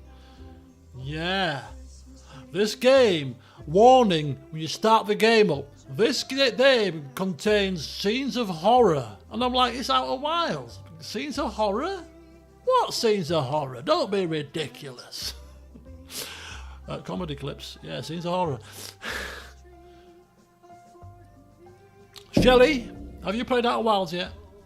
You recommend games to me, and I've recommended Outer Wilds to you more than one occasion. Have you played it yet, sir? I'm asking you now whilst pointing my finger. Alright, get it played. It's a fantastic game. Oh, you just bought it? Oh, nice. Nice. I'm eager to know your thoughts. I think you're going to love it. I think it's going to be right up your street. I really do. It's a fantastic game. But yeah, so obviously we won't spoil anything talking about story, but yeah, Outer Wilds, obviously I played it late to the party. I played it naturally, but several years after it came out. So the DLC was out, and I'd only just finished playing the original game last year, so it didn't feel too bad for me. But for people that were crying out for DLC and more got their wish, and the DLC did not disappoint. It was fantastic. It had that same sense of wonderment, that same sense of exploration, that sense of puzzle, a bit of puzzle, and it cranked it up with hints of horror. That's all we'll say. We won't spoil it for people that haven't played it, but it was brilliant. And for me, as a person that likes history and is fascinated in things that have been and gone, so like that's why I love like Roman history, because the Romans have been and they've gone, and all we've got left are bits of puzzles, you know, ruins and things. So I love visiting because I like to imagine what was happening 2,000 years ago, and piecing together what this place would have looked like. I kind of love that kind of situation. So that's why Outer Wilds I found really, really, really good for me, was because it was that same sense of wonderment. You're trying to piece together what happened to these civilizations in times gone by, and kind of fill the gaps yourself based on the bits of things that you were finding. And that was fantastic. Really loved it. So yeah, Shelley, I need to know what you think of it when you play it, because I think it's fantastic. So that was Outer Wilds, and that started in March, and it was only a short series. It may well have finished. It finished in April. So we fast forward to April, and March time, I started in the training team. Work is going really well. Who remembers me starting to play football in April? Who remembers that saga? My mother didn't find out until June, but I started playing football again in April. Who remembers that? Whilst on tablets that thinned your blood and you weren't supposed to play football with. Who remembers that? That little dilemma, me sneaking out to play football with jeans on and a t-shirt over my football gear so that my mum wouldn't notice. Who remembers that? It's a bit... So that happened in April. I started playing football again in April, having been out of football for 3 months, and I kid you not. Did I not tell you that I was playing? Maybe I didn't, because my mum does watch these streams occasionally, so maybe I didn't because I thought she might have been. Maybe I didn't then. Maybe I thought I maybe did. Yeah, that 3 months where I couldn't play football, as somebody that hasn't had a serious injury, touch wood, since playing football from the age of 13. And I play a lot of competitive football. I play 3 times a week in a league, and so being cut aside from football for 3 months, which to a lot of people was like, it's only 3 months, what's wrong with you? But it was torturous. Because I used to go down to still watch them, because I thought, I don't want to cut myself away completely, and I want to get out of the house, so I will go still down to football every Thursday, Sunday, Tuesday, and watch the game from the sidelines. And it was painful. And I'm not one to blow my own trumpet here, but I'm not a bad 5-a-side footballer, as my trophies will tell you. I played some pretty good teams, and I'm a pretty decent defender. And when I was away, watching people play and me thinking, what the hell are you doing? And what I would do if I was playing, and when they're constantly asking me, when you're coming back? We're missing you. When you're coming back? Don't tell me that. Don't ask me that. Don't tell me you're missing me when I can't play. I'm not back till April. It was quite a torturous time. But April came around, and it was literally like April the 1st. It was like, I ain't waiting any longer. They told me I'm taking these for 3 months, which ended up being a mistake on their part, because they should have told me 6 months. But hey, I was grateful that they made a mistake, because it meant I started playing football in April. So I was back playing football, but on the sneaky beaky. So... but it was good because I was getting that. I still remember to this day my first game back after being out for 3 months. Because I've been exercising for the 3 months, making sure I was in peak physical condition because of the health condition, but also because I wanted to be fit and ready for when I started playing football again, so that I wasn't so rusty. And I still remember that first game. We drew it 3-3. It was only a friendly game, but I was full of energy.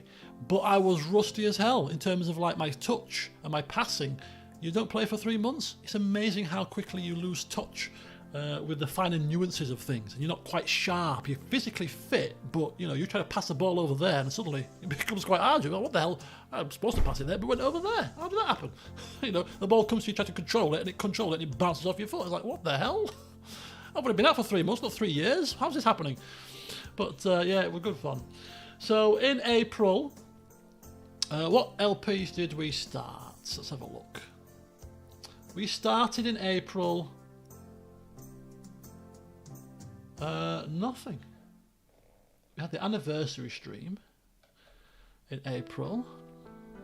We didn't start anything new in April. So we were just soldiering on. So we'll fast forward to May, because May was an eventful month for me. We played Chicken Police, which was it was an alright game. I mean, it's not a game that I'm going to remember fondly. That's the wrong word. I'm not going to like Forgotten City. I will never forget Forgotten City. It will always be up there, right high up. But Chicken Police was okay. It was not bad. It was enjoyable enough. It wasn't like something that's going to like really look back on years down the line and think, oh, what? Yeah, Chicken Police. Not quite that same level, but nonetheless, it was a decent enough game. But in May, didn't we start Rome? No, we didn't start. Not Rome, Barbarian Invasion. No, we didn't. So that was the only new series that we started in May. Was Chicken Police. It was a bit weird. It was kind of a noir, animal-based people. It was a bit strange. Cluck off, Marty. Oh yeah, cluck off, Marty. Oh dear. So, if you remember, in May, it's my birthday in May, so that's quite good. What did I do for my birthday this year? I can't remember. Did I do anything for my birthday this year? Probably not. However, in May this year, I fell out with a friend that I've been friends with for 12 years. We've been friends for 12 years, and actually, you don't know who she is, but if you watch the Ice Bucket Challenge video on the channel, the woman who I nominated, who threw the buckets of water over me, that's her. So basically what happened, and I won't bore you with the tale again, but basically, and you tell me if I've been unreasonable here, but I used to go around to her house every Friday evening. Without fail, you know, most Fridays I'd be over there and we'd take it in turns to cook and we'd watch the chase, and she was the one that forced me to apply for it, and we'd also started to get into playing board games. So we were playing Scrabble, we were playing Monopoly, we both loved Harry Potter, we went on holidays together, Cornwall, Manchester. We were good friends, we liked the same things, we did a lot of stuff together. And I'd go without fail, to the point where people would ask me, do you want to go out on Friday? And I was like, if it was something that was I could do again another week, and it wasn't like something rare, like going out with colleagues at work, because I can go out with colleagues at work next time, but I've got plans this Friday, I'm going out to a friend's house. I'd turn stuff down, and now I never once in... No, it's a friend, just a friend. Never once did I turn her down for a better offer. I went there without fail, and yeah, a couple of times we had to cancel because I forgot that I'd booked something and I'd completely slipped my mind because I don't have a diary, or she'd slipped her mind because she was busy or had to do something. So, you know, can you imagine, over a 12-year period, not once cancelling a Friday because something else came along. I used to turn stuff down. Now, on this one occasion in May this year, somebody rang me to say, on the Tuesday night, to say, look, I've not seen you for over a year. It's my birthday, because his birthday's in May as well.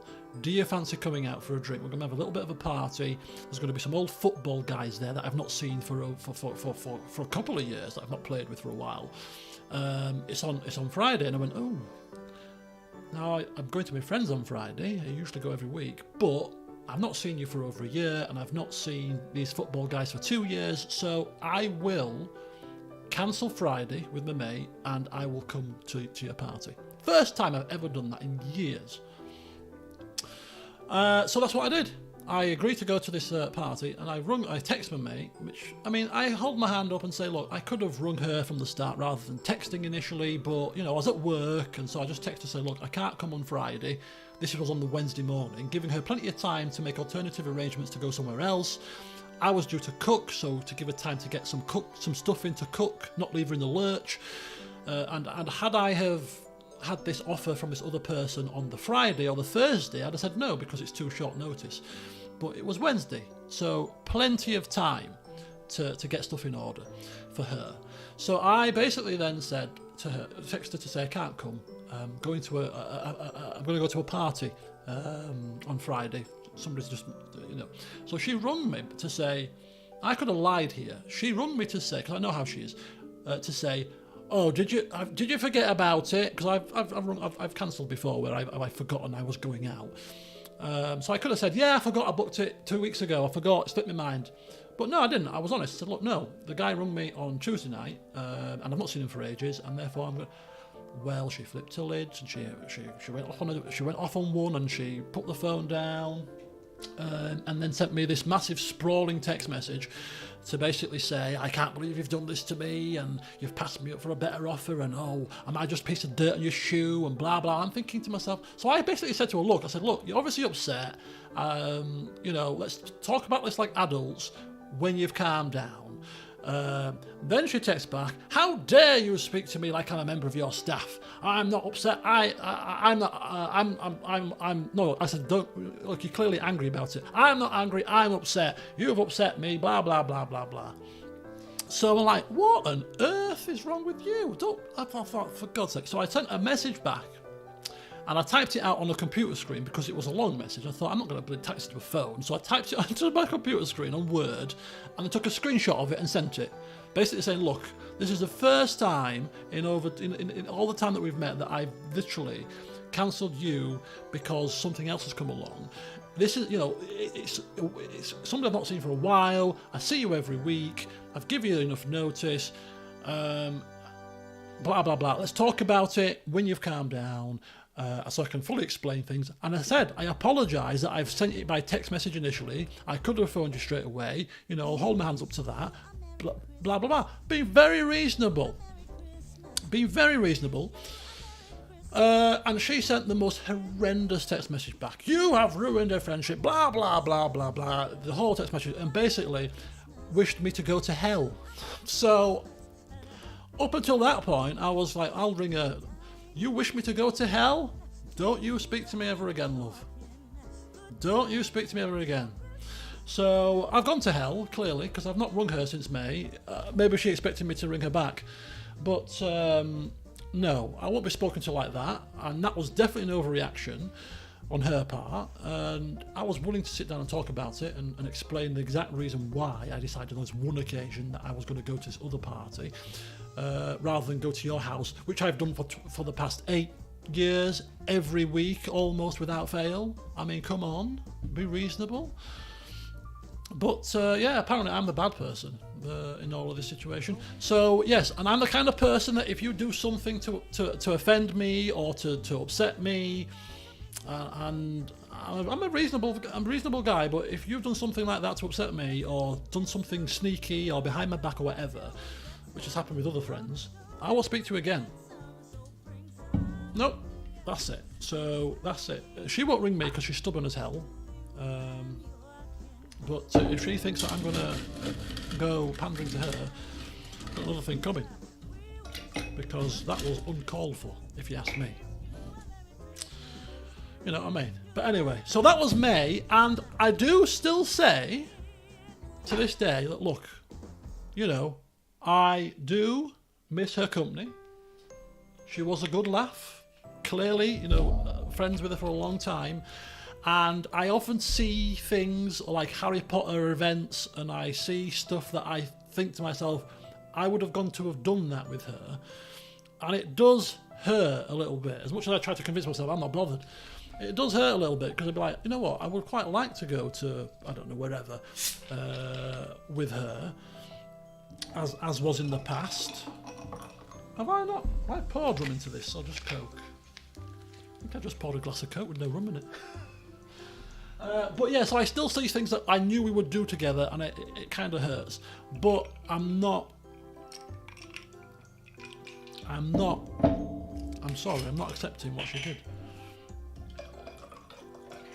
So that's that. But if she, you know what, this is what people say. This is what somebody said to me.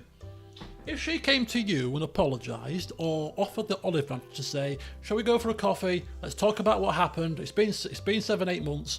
Let's get it out in the open. I'd still say, you know what? I'd go and meet her and talk it through. And then they say, well, okay, if you're willing to do that, if she was to make the first contact, well, is it worth sacrificing 12 years? Why don't you make the first contact? I'm like, no. There's a difference. In my head, there is a difference between me going back and picking the phone up and her doing it. So I ain't going there. So that was May. So in addition to the fact that I've got this health condition and what else going on, at least I was playing football at the time, because that could have been quite catastrophic. Not being able to play football and having all this stuff going on could have been quite an issue. So if you remember, in May there was a slowdown of videos.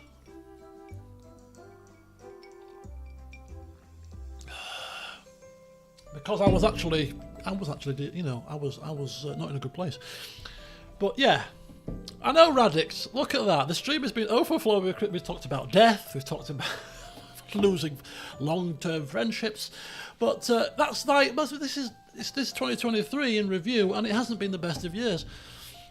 But I know, you see, this is the thing. Just to finish on this, I know how she is, because I know how she is with other people, because I've seen it and I've heard it. But in my own head, I was like, you know what? Because I know, it was almost like you kind of, if it's a good friend or it's a friend, you kind of adapt and you adjust. So I say treading on eggshells, but I know the kind of things that piss her off. So I don't tend to do those things, where I might do them with other people. I don't do them with her because I know she won't like it. So you kind of adjust and you adapt. And, you know, but to this day, I never thought that she would be that bad with me, because we've been through quite a lot together and do a lot together. So for her to react that way, I do think that, to finish on this properly and move on to something more cheerful, that she probably has some baggage, because other friends that she's had in the past have done things to her like that, but on regular occasions, and literally have passed her up for a better offer, aka, I'm not going to see you like we planned, I'm going to go see so-and-so, when that other person could see so-and-so whenever, you know, whereas I was seeing somebody that I've not seen for 2 years and over a year for you know, quite different to going seeing somebody that you live next door to, or seeing somebody else that you can see next week and passing her up for that. So I get that she's got a little bit kind of that kind of insecurity issue going on, because she's had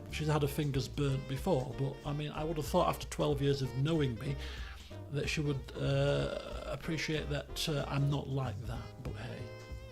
And I've told her some stuff that I've not told a lot of people, which also bugs me, because I told her things in confidence, and I was like, would I, you know, I almost feel like ringing her sometimes saying, look, I've told you X, Y, and Z in confidence, and you know that I have not told a lot of people these things. Do you not think that should tell you how much I thought of you as a friend? No? But anyway. Once again, the cheerful music comes on at the right time, before I start crying into my room here, as we now power on to June, which is also a period where things didn't go quite so well. June was the first time in over 2 years that I had a holiday. Woohoo! June, we went on a cruise for the first time since November 19, and then the restrictions were kind of lifted, a little bit of testing to do, but hey, it was a good sign. Holidays were great. To the Mediterranean, the weather was cracking, and I got tonsillitis on the cruise, so I couldn't eat properly, and I was in pain with my throat, and I had to go to the medical facility, and I was told that if I waited any longer, I'd have to have been airlifted off to have my tonsils out because they were that swollen, it was affecting my breathing. But apart from that, I had a good time. You're getting a common theme to this year in review. Right, on the channel, I started Barbarian Invasion in June, which was good. And I also started... No, I didn't. That's a lie. Scrap that. Jingle bells, dilly-dee-doo-doo. Oh, happy times. Happy times. What am I doing? I missed 3 screens. So I mean, it was nice to be on holiday, but it was a little bit marred with my illness, with tonsillitis. But hey, we got there in the end.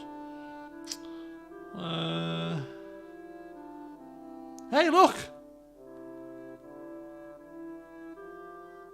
Oh, it sounded a little bit like the Hovis advert for a little bit there. Who remembers the Hovis advert? The music for the Hovis advert? Remember walking up that hill, whatever?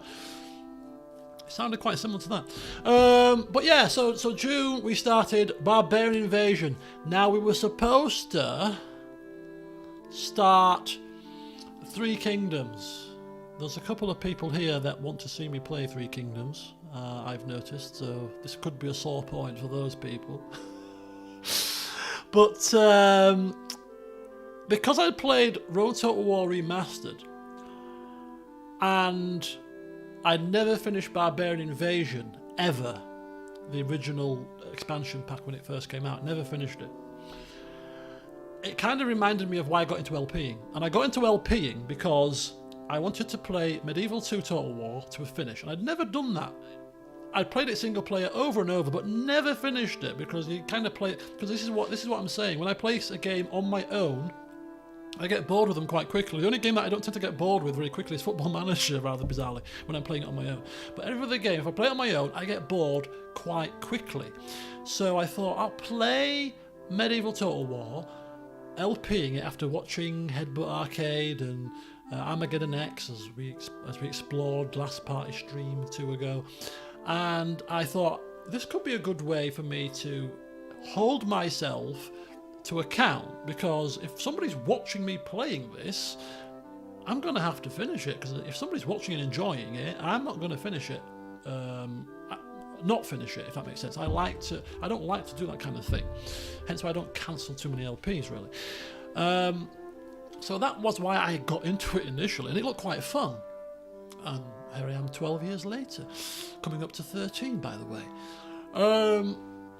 So that was the reason for starting. So it kind of felt very similar in that it was a Total War game that I'd never finished before, and so I fancied playing it and finishing it, Barbarian Invasion. And with the remaster, it, obviously it's going to enhance it a little bit.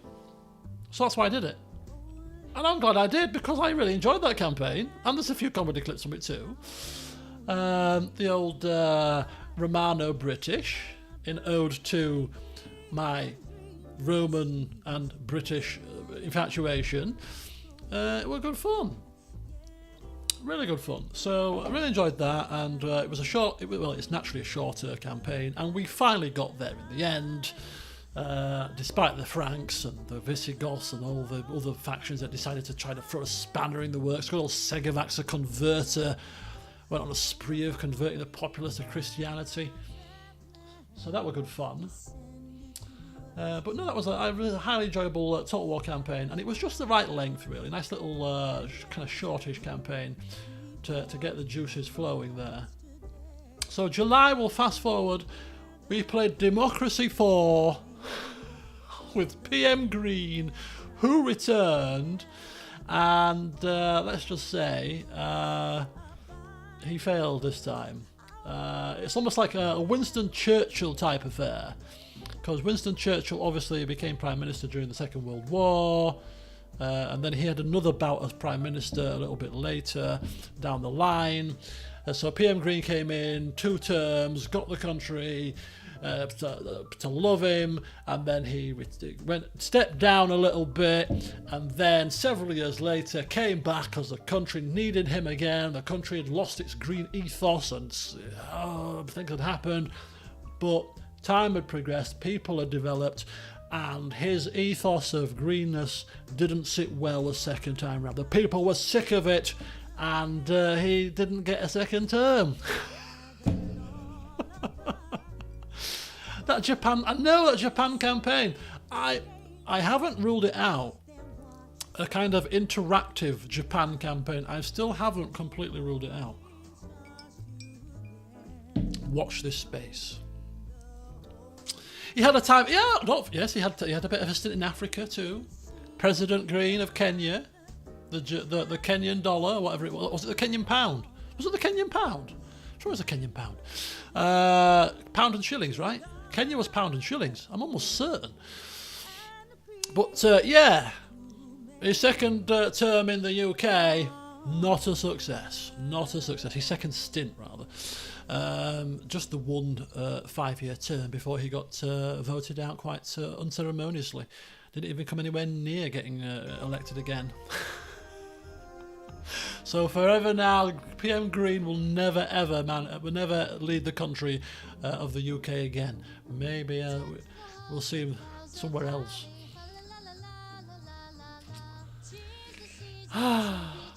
So that was July.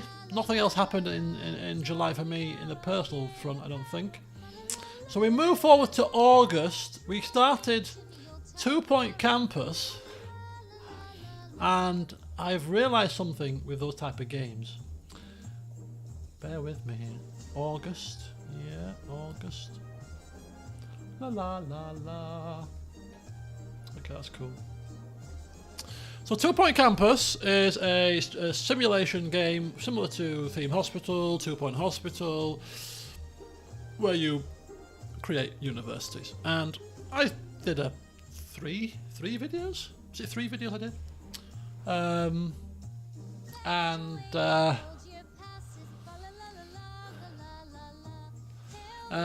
It's not all lost for PM Green. Churchill lost 2 elections before returning to power in 51.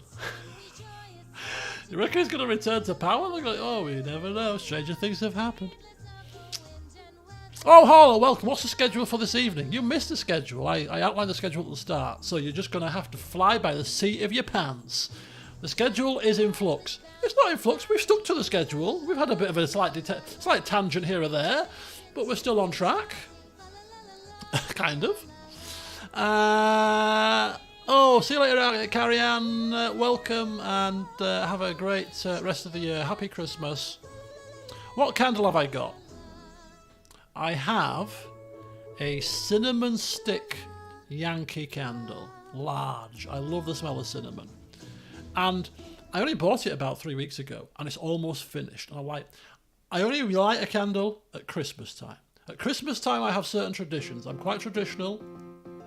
It's almost like my England-Rome infatuation. There are certain things that I have to do at Christmas time. One of them is light a Yankee candle cinnamon. Okay. The second thing is I have to drink some port. That's my Christmas drink of choice. And the third thing is I have to have my Christmas rum cake. Just simple traditions.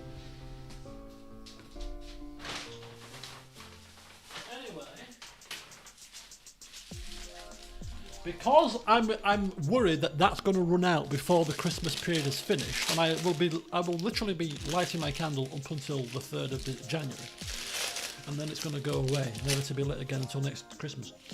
I actually had to buy a second Yankee candle when I went shopping 2 days ago, so I have bought to treat myself to another one. Now this isn't cinnamon stick like that one is, but I have smelt it. It smells quite nice. This one is sparkling cinnamon Yankee candle.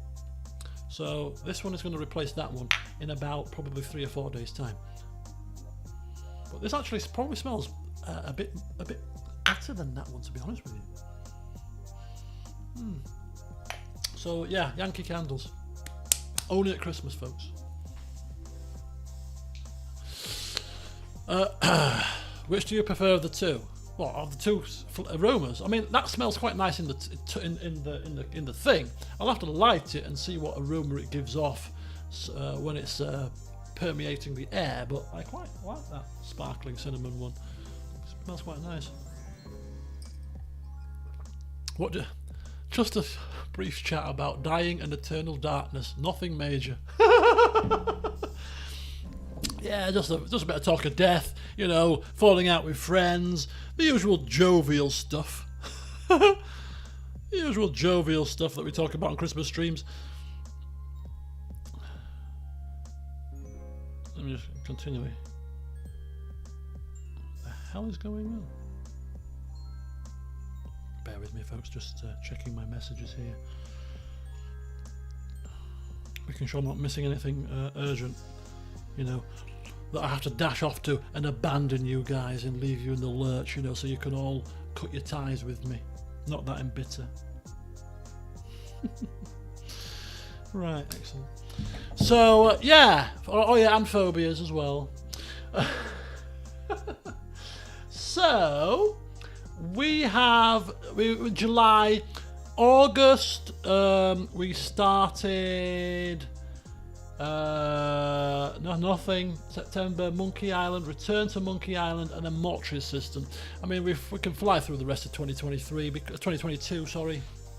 But in essence, I got told in September that I had to take these blood thinners for the rest of my life, which was a bit of a blow, but it's the lowest dose, so I'm living with it. It's fine. I can play football now. It's not a problem. I went on holiday in November. I've had a great time. Second half of the year's been not too bad, actually. But yeah, 2 Point Campus made me realise that the kind of old school style simulation where you play level after level and they just give you a few extra little challenges per level, not my cup of tea anymore. When I was younger, yeah, but with 2 Point Hospital and 2 Point Campus, after 2 or 3 levels of doing more of the same stuff, I'm like, nah, not really a big fan. Can't bring myself to keep gearing up every time to start a new level from scratch just to implement a new feature like training or whatever it is. It's the same repetitive thing. You start off doing the same stuff, same rooms, with a slight twist every time. You know, some people like that, but for me, especially streaming it or LPing it, it's too much. It's too much. So that's why 2 Point Campus stopped. It's because it was just like, I can't bring myself to boot it up and to play through the same stuff again. I've done it for 3 levels now. I mean, 10 levels of this stuff? Really? I can't see myself finishing it. So, yeah, exactly. It's a bit repetitive. So that style of simulation game, there are many simulation games that don't follow that same style, but for that kind of level, let's have 10 levels, and every level introduces something slightly different. You're doing 10 levels of a lot of the same things. Can't do it. Maybe when I was younger, but not anymore. Not when there's so many other games on the list to play that have more variety. So yeah, just in case you were wondering, 2 Point Campus is cancelled. Hereby, officially, I'm going to put the cancelled sign on the title and take it off the front page. For people that were looking forward to the next episode after waiting for 3 months, I'm sorry.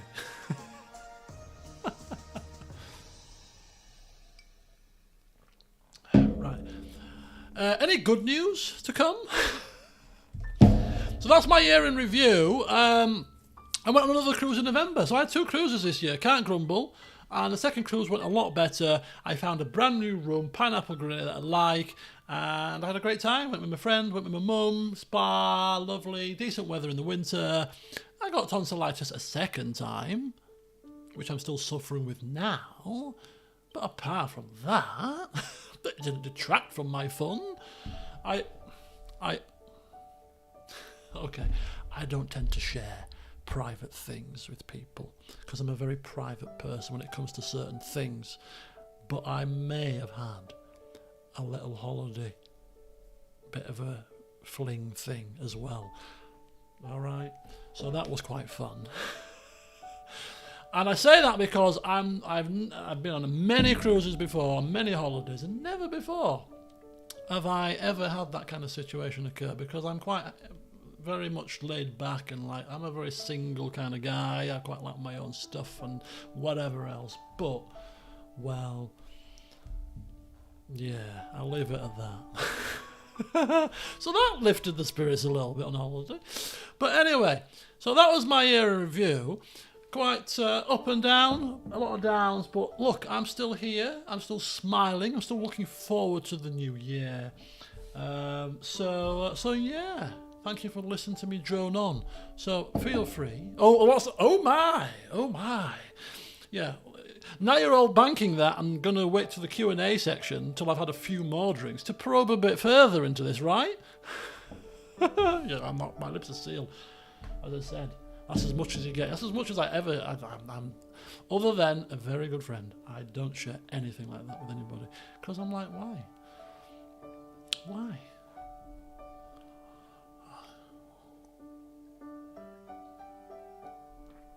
The Sims. Okay. Oh, this is really bad. Because I'm quite conscious that my mother does watch these kind of things, and I don't like her to think of me like that. You know what I mean? But hey, I'm a grown man. You know what I mean? But all I'll say is, this is really bad. Kids, is there any kids watching? It's only 8 o'clock. Maybe I should probe this further after 10, right? After the watershed. This is not the kind of thing kids will be watching. Although, looking at my demographics, no kids watch my channel anymore. But all I'll say, wait for the. I ain't gonna go into that much detail. All I'm gonna say is, there ain't many places on a cruise ship that you can do these kind of things, and especially when you've got your mother and a friend in the cabin and the other person's got family in the cabin. So use your imaginations and come up with weird and wonderful locations for a bit of fun. And I'm not going to confirm or deny. Right, anyway, so now that I've left you with that kind of thought in your head, what's next on the agenda? Well, next on the agenda is I'm going to finish this drink, we're going to have a bit of random chat, and then we're going to move on to the next part of the agenda, which is Witcher 3. Witcher 3 is still family friendly. I've not mentioned any rude words. I've just left you with thoughts. And if you're a child, you don't know what the hell I'm talking about because I've not mentioned anything.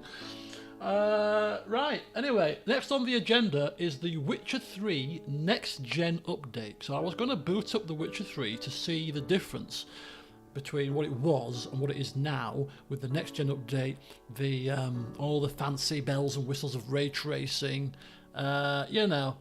So we'll boot that up in a minute, but for the time being, we'll just have a few more another drink, finish this drink off, and then we'll have a bit more chitty-chatty, because I have to set the game up. I have to start worrying about setting the game up and all that kind of jazz. Kids love chopping off bandits' heads. I don't have a control pad plugged in either, so I'm gonna have to play with the keyboard and mouse, which is an alien concept. But anyway. How about a leg stretch break? That's a good point, you know, because being sat down here for 6 hours, not good, not good. Not good. Let's have a leg stretch break, and I'm actually going to crack open some Poppadom crisps. All right.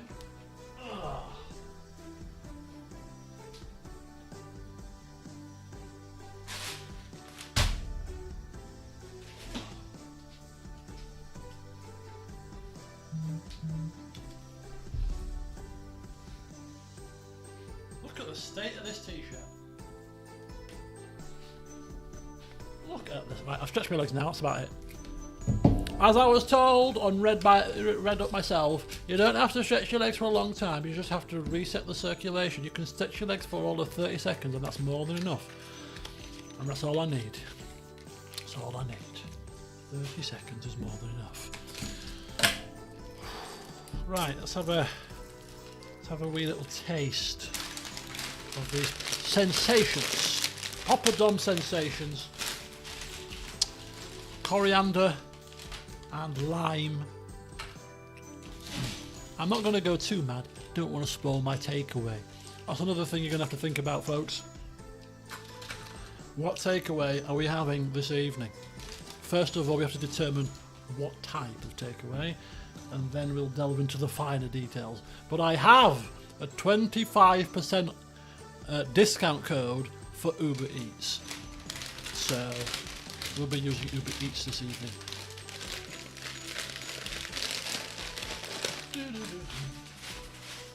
Right, let's have a sample of this with. I don't think I've ever had these with a dip, you know. It's probably, I probably have at some point, but I can't remember.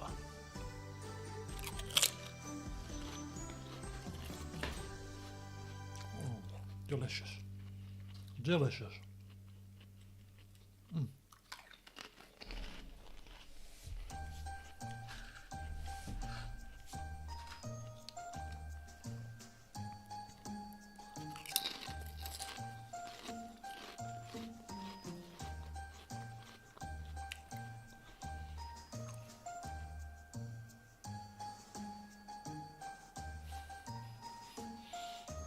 Finley, you make me laugh. Where did that come from? Maybe some gold leaf. Where did that come from?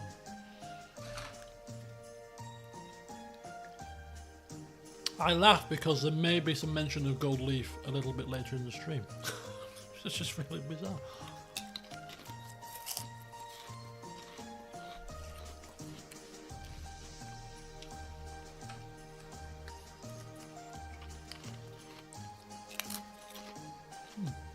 Delicious. Right. So basically I have to do a bit of magic here and reset my camera size and load up The Witcher. We're only going to play for about 10 minutes. It's not even a short stint. I just want to see what the graphics look like. The best time to see the graphics is when you get to Velen for the first time. You're sat by the campfire, the sun is rising. At that point, all the ray tracing and all the rays and stuff should look beautiful. That's when we're going to end the stream. Right at that bit. So we'll go through the prelude and all the introductions and stuff. But we're just waiting to get to that one bit where we can fully see Velen in all its splendour. I say that because Velen is quite a grim place, but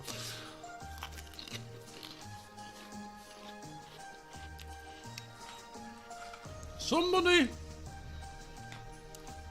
mentioned previously, and I can't remember where it was or when it was, but somebody mentioned Korean fried chicken, and that was like, ooh, that sounds like a rather interesting. I've never had Korean food. Now, it's one thing talking about, it's another thing finding a Korean restaurant.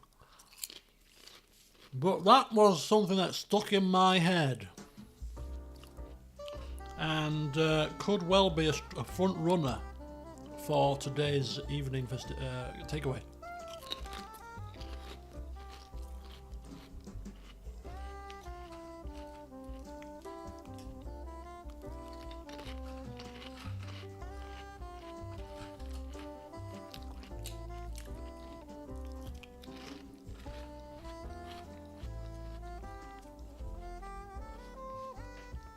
Well, we shall have to check the restaurant list, but given that I live in Leeds, which is quite a metropolitan, quite a city with lots of stuff in it, I'm assuming there must be some decent Korean place within a 5-mile radius of me. Surely. There probably isn't. We'll see.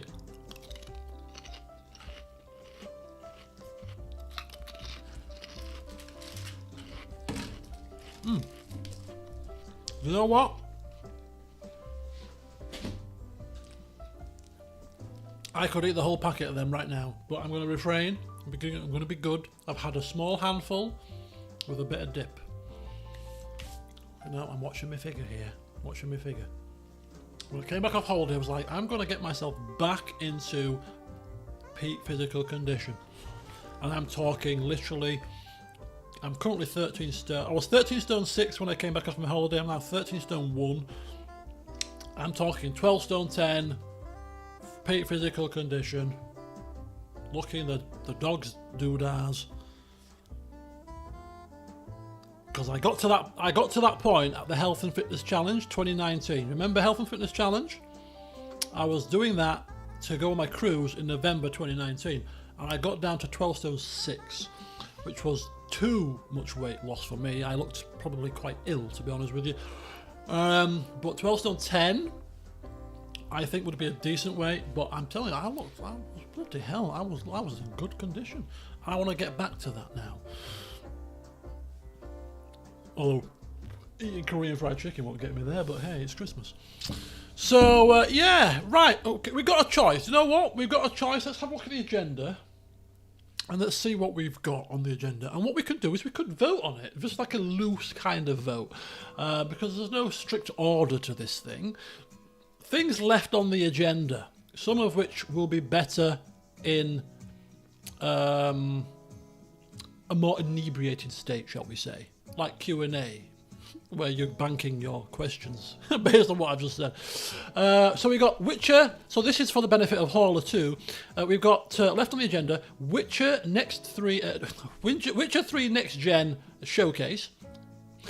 We've got a look ahead to 2023, which basically we're going to bring up my games to playlist, and we're going to you're going to shout at me games that you know are coming out in 2023, which I either need to add to my list or I've already got on my list, and we can have a very, very brief chinwag about that. You know some stuff about those games already and stuff.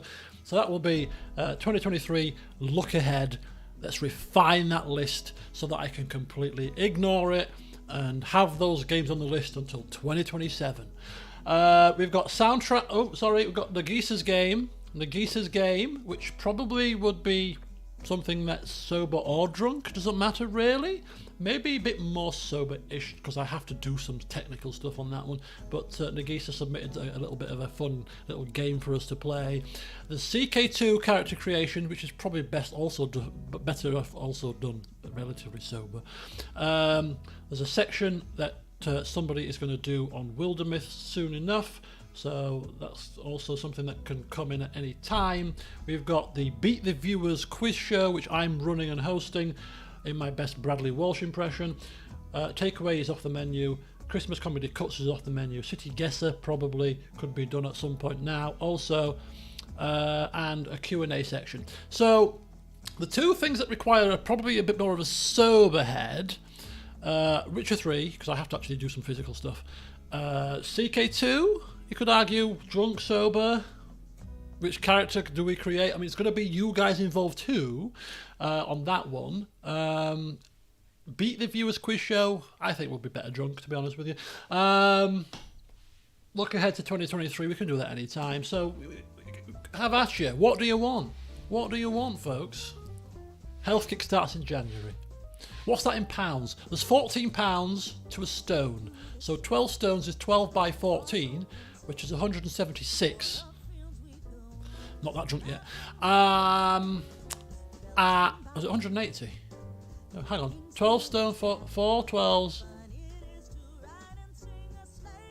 176, right? 12 stone dead is a... Oh, I've confused myself. There's 14 pounds in a stone, right? So 13 stone is 182 pounds. 13 stone is 182, I think. 182? So 12 stone 10 is £4 lower than that. So that's 178. 12 stone 10, 178 pounds. 178 pounds, I think. 178 pounds. That's what I'm aiming for, 178. And I'm currently 13 stone 1, which is 183. So I'm not far off. Not far off. City Guesser sounds wonderful. Witcher time for Ollie. City Guesser for Crazy Canuck. City Guesser for Nagisa. So it looks like City Guesser is getting quite a lot of love here. So I think what we'll do then is we will delve into a 20-minute segment of City Guesser. I've not played this one, and somebody linked the City Guesser on the Discord server in the Christmas stream chat. So can a mod post the link to the game in the chat here, just to save me tabbing out because I'm a lazy sod? I'm just being honest. And And we can set that up and have a bit of a blast of City Guesser, so I'll tick that off the agenda. Let's have a bit of fun. Trails series. What's that? Let us walk through City Guesser. I know from England. I'm assuming you're on the taller side at that weight because you look thin. I'm 6 foot and 10 stone 3. You are 6 foot and 10 stone 3. Jesus wept. That's very light. I'm 6 foot 2 and 12 and 13 stone 1. But I obviously, this is a fact. I'm sure this is a fact, right? I've obviously got Caribbean blood in me. My dad was obviously Jamaican, and Caribbean people, generally speaking, have a slightly higher muscle mass. So I'm naturally heavier, because when I got down to 12 stone 6, I looked really ill. I looked too thin. And my abs and my muscles were showing at 12 stone 6, so I think it's a lot of muscle density is my weight, because all the BMI stuff and things, when I'm like 13 stone, bordering on overweight. Do I look overweight to you? Do I look overweight to you? No, clearly not. I mean, you don't see my whole body, but I'm nowhere near overweight. But my BMI says you're bordering on overweight. I am not bordering on overweight. I've got quite a lot of muscle mass. So I think it's my Caribbean heritage. It's naturally, I've got quite a lot of muscle mass, so I tend to be heavier. If I went at 6 foot 2 to even 12 stone dead, let alone 10 stone or 11 stone something, I would look like anorexic or something. I would look really ill. Really, I would. I'd be skin and bones.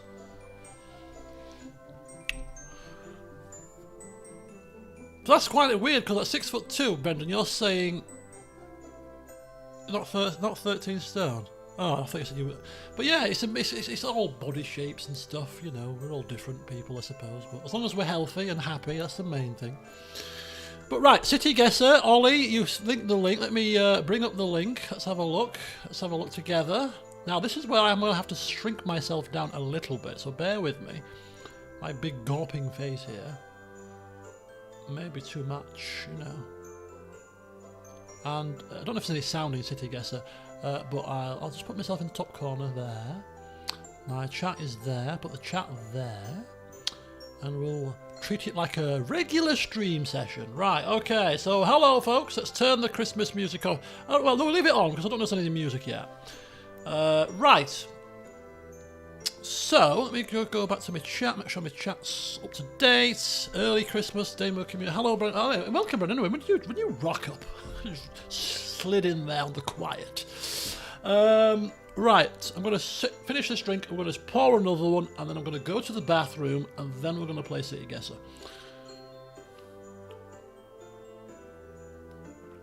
First question. Where are we going? We can go to... this is where Shelley's going to roll his eyes, but I'm kind of tempted to go to the United Kingdom just to start us off. Just start me off on common ground, you know what I mean?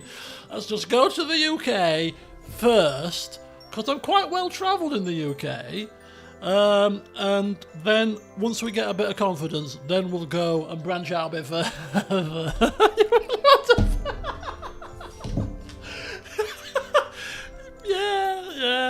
Yeah, well, you know, I'll do my best. A UK round to start with. Here we go again. Okay, look, I've been on a lot of cruises, right? I could probably do the Caribbean. Have they got a Caribbean section? I just want to win, okay? I just want to win. Start in the UK. Okay, we'll get us in the flow. You owe me a Christmas present. We'll start in the UK, and then we'll branch out to somewhere where to worldwide. We're going to go from local to worldwide. We're just going to go straight into the hardcore mode right after the warm-up. How about that? Or we could do Europe. We could do it in steps. We'll do UK, then we'll do Europe, and then we'll finish with worldwide as increasing difficulty. How about that? That sounds like a good plan.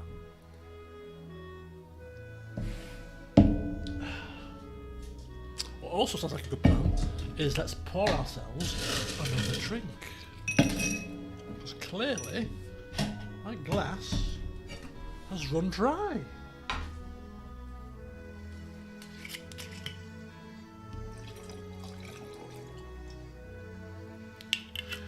It's quite amazing how quickly a bottle of rum starts to dissipate. I don't feel like I've had that much, but it's almost like a third of a bottle. This is a litre bottle as well. I'll give it 6-1 odds we don't get a Canadian city at all. Right, we're going to go for a wee. And which is bad news because once you go for a wee once after a few drinks, you're going to a wee every 15 minutes, but I can't hold it any longer. And then we'll dive into the UK for a bit of city guesser. Hang fire.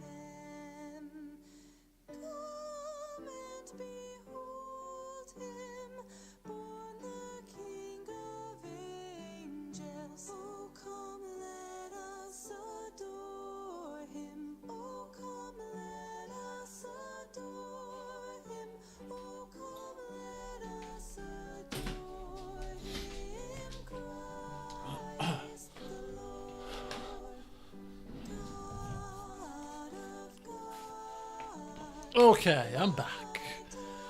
Chuckling to myself in the bathroom. Okay, trial run. What city is that American one? Initial Wales, Europe, we'll go to the UK. Is it Chicago? Welcome back. 2-1 odds, we don't get more than 3. So how are we doing this? Am I guessing? Are we all guessing collectively? What's the structure to this? Is there any structure?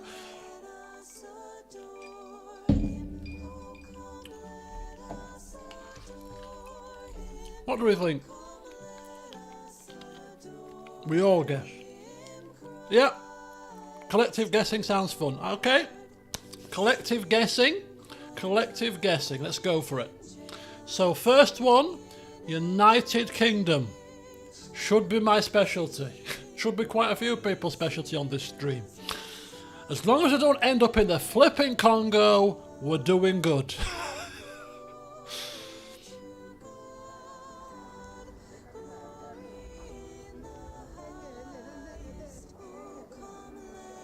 York? Is this that place in York called the Norwich? I would say York is my first guess. It looks like that place in York where... what's the name of it? Betty's Cafe. There's a Betty's Cafe in York, by the way. The Shambles. That's the one. The Shambles, yeah. It's got to be York and the Shambles, right? Let's zoom it in. Let's zoom it in. Oh, look at that. Look at that. York. Bingo, bango. Stick it in there. York. Guess. Woo! There's a sign saying York. Oh, was there? I didn't see that. I didn't see that. I knew it was the Shambles, though. So, look at that. Come on. 1-0 to us. All of us versus the game. 1-0. Let's go. French Connection. What's this? What's this? We've got black and white taxis. Could be London. That'll be too easy. French Connection. Let's just wait for the sign to tell us what city it is. I can tell you what. I can tell you it's not Leeds. It's got to be London. Red buses and black and white, cabs. It's got to be London. Bingo, bango. Close enough? Where did we guess? It's down there, I think. This is the answer. So it's definitely London. We weren't precise, but yeah, it was definitely London. Ooh, what's this? I think UK is too easy. If it gives us the obvious bloody cities. Where's this?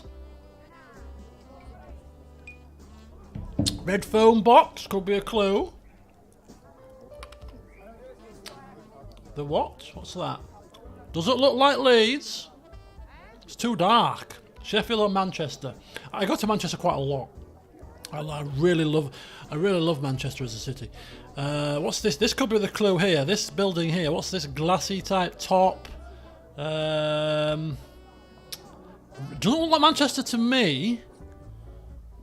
It's night time and look how many people are out and about. I mean, how many people are out at this dead of night? It's ridiculous. Where are we here? Not a clue. Not a clue. If I was to have a guess, it'd probably be Birmingham, really. Birmingham, but I don't recognise this building. This building here is the clue. What is this? This here looks like the clue. This building, the quite unique roof. You've got a James Street. There was a James Street sign or something there. Covent Garden. Covent Garden? It's got to be fair, the fact that it's that busy at night, it's got to be flipping London. Every other city would be dead at this time of night. You're right. It's down there. Look at that. It's down here at Jubilee Park, kind of down South Bank way. It's definitely London. Well done. Well done. That's 2 Londons. You stupid game. There's more towns in London than London in the UK, you know. Come on now.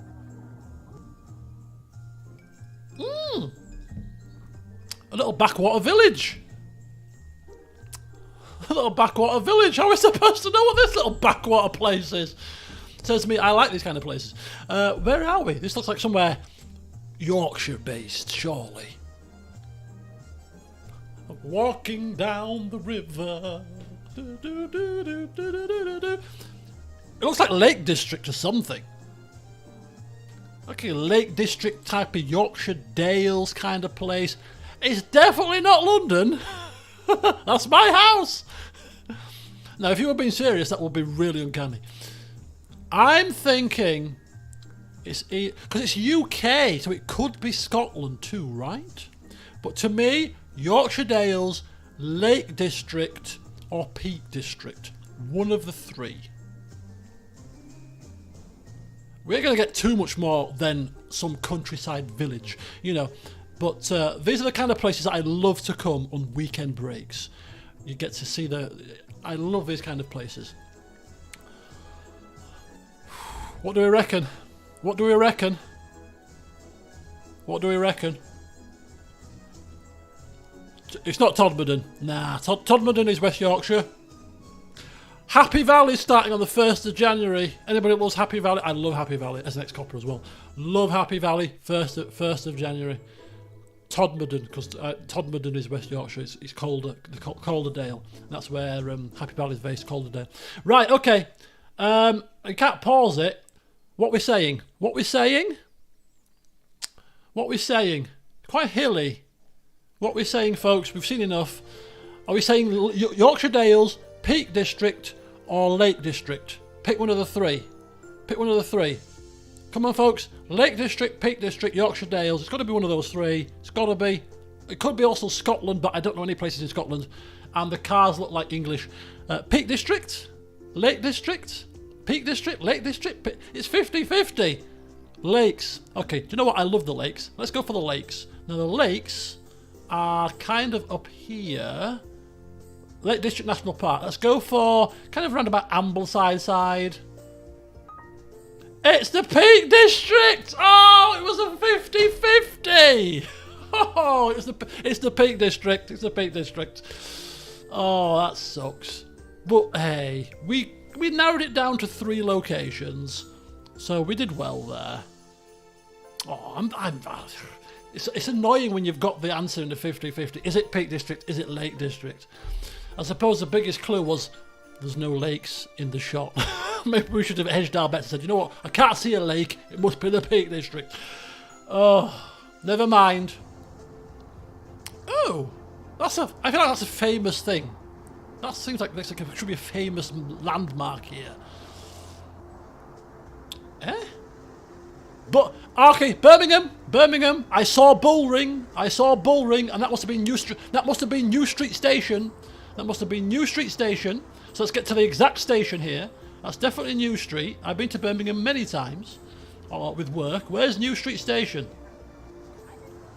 It's probably around about the hotels, around about here. Let's pull it there. Ah! Bang on! Look at that! Right on the money! Right on the flipping money. I couldn't have got it any closer. Yes! Well done, folks. But I knew it was Birmingham. I've been to Birmingham for work about 8 or 9 times. To be fair, I'm not the biggest fan of Birmingham, to be honest with you. If we were to rank our cities, the UK cities, in order of my preference, and I'm quite well travelled. I've not been to every city, but I've been to a fair few with work and outside of work. Obviously, I live in Leeds, and because I live in Leeds, and as you well know, Shelley, keep referencing you with these things, I stick with what I like. So I don't envisage moving from Leeds. My mother bought this house in 1976. It's been the family home for 40 something years. I can't do the maths. 46 years? 46 years this house has been the family house. You think I'm going to move after 39 years of being in here? I don't think so. But if I had to move to another city in the UK for whatever reason, somebody said to me, right, you have to move, otherwise you're going to be dead. Okay, I have to pick another city. It would be Manchester. Is this a different one? Is this a different city or the same city? It would be Manchester. I really like Manchester. And it's really bizarre because I go to a lot of other cities occasionally, when I'm at work and stuff and for travelling and stuff. And I'm like, I won't live here. Birmingham, I won't live here, no chance. London. And I know London, Greater London, there's lots of nice little villages and little towns in the Greater London area. Not just the centre, but there's loads of other areas outside of London, Greater London. But still, I won't live there. I'd go down to visit, but it's just not my cup of tea. Sheffield, no. Not my cup of tea. But Manchester, I really like. Manchester is just about an hour drive over the Pennines, and I find it a very vibrant city with lots of things to do.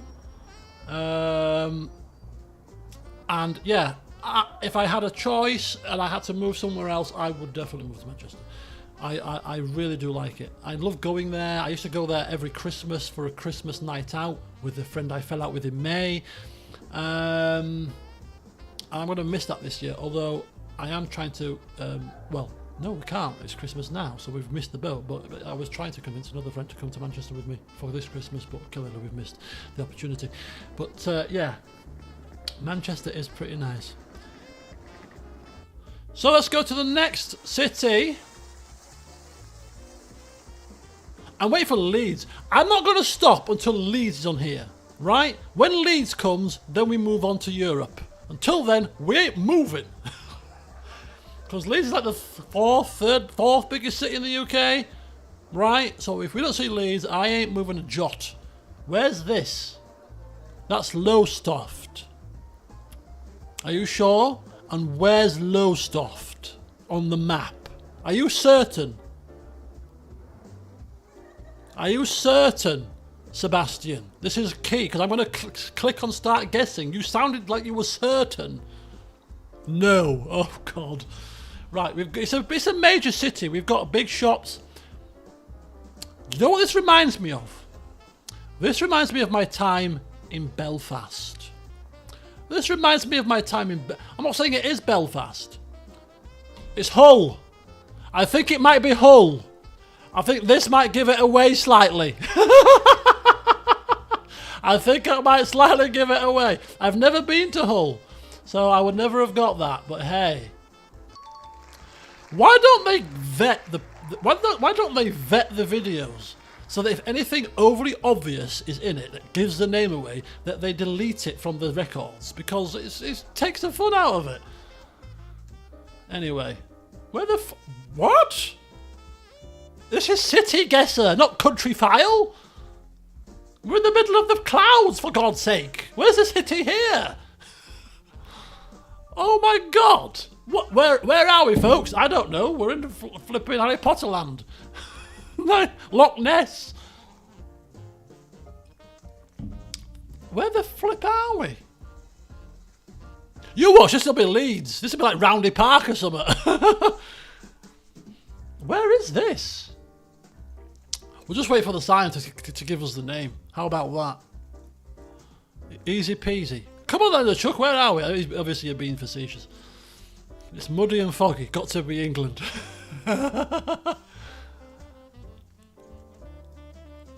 Oh, this is obviously a trail. Could be anywhere. Could be anywhere. Could be Lake District. I'm gonna hold out on a limb in here and say that if it's muddy and it's foggy, it's got to be Scotland, right? We're going Loch Ness. Or Lake District. Lake District or Scotland? Lake District or Scotland? Serious question. That's not Loch Ness. Not Lake District. Scotland? Do we reckon Scotland? I mean, we've got a train station sign here. Should we wait for the sign and cheat? I don't like to cheat. No, I don't want to see it. The dam. The dam? Where's the dam? I don't know. It said, where is the dams in the UK? Do you know what? I'm going to go Scotland. I don't know. Should we go with Scotland? It's a canal. That sign helps. It's a dam somewhere in Gretna Green. Should we go Gretna Green? I don't know. Is it the Highlands? It might be Wales, you know. Could be Wales. Should we go with like sort of Snowdonia way? Where's Snowdonia? Brecon Beacon? No, where's Snowdonia? I'm not very good with my Welsh geography. Where is Snowdonia? Oh, there it is. It's here. Should we go Snowdonia? But wait. Oh, there's a walker. Talk to us. What accent have you got, pal? Hey up, Chuck. You all right? He didn't acknowledge us. That sign would have been in Welsh, wouldn't it? Ah, so it's not Wales because the sign was in English. Is that what you're saying? Very clever. Cute dogs. He had a Welsh waddle. Oh, it's either Lake District, Scotland or Wales. Lake District, Scotland or Wales. Folks, make a decision. Portsmouth. Hauler. As an American, not that I'm being rude here, but have you been to Portsmouth? Scotland, Portsmouth. Oh, Portsmouth! Okay, I've been to Portsmouth. This doesn't ring a bell. What we're saying? Scotland? Lake District? Scotland? Okay, people are saying Scotland. Let's go for the Highlands in Scotland. The Lomond and the Trossachs. The Cairngorms. Where's the Highlands? Isn't the Highlands a national park in Scotland? Where's the flipping Highlands? Is it in the Cairngorms? Ben Nevis? We're going Cairngorms. Oh! Where's that? Near Sainsbury's. It's just outside the Peak District. Is there a Peak District again? Near enough. Oh! Shooting lights. Although I'm claiming that wasn't a city. It's a false advertising. Where's trading standards when you need them? Let's go again. Right, where's Leeds? Until we get Leeds, it's finishing in the UK. I'm serious. You give me Leeds, otherwise I'm going to be here till flipping midnight. Chester. Chester? These old buildings tend to be in places like Chester, right? Chester, York, Maybe even, where's that other place? Colchester. A lot of Roman influence in Colchester. I've been to Chester. This doesn't quite ring a bell. But the Tudor buildings, there's a lot of Tudor buildings in Chester. If you trust my judgment. Canterbury could be a good one. Oxford could also be another one.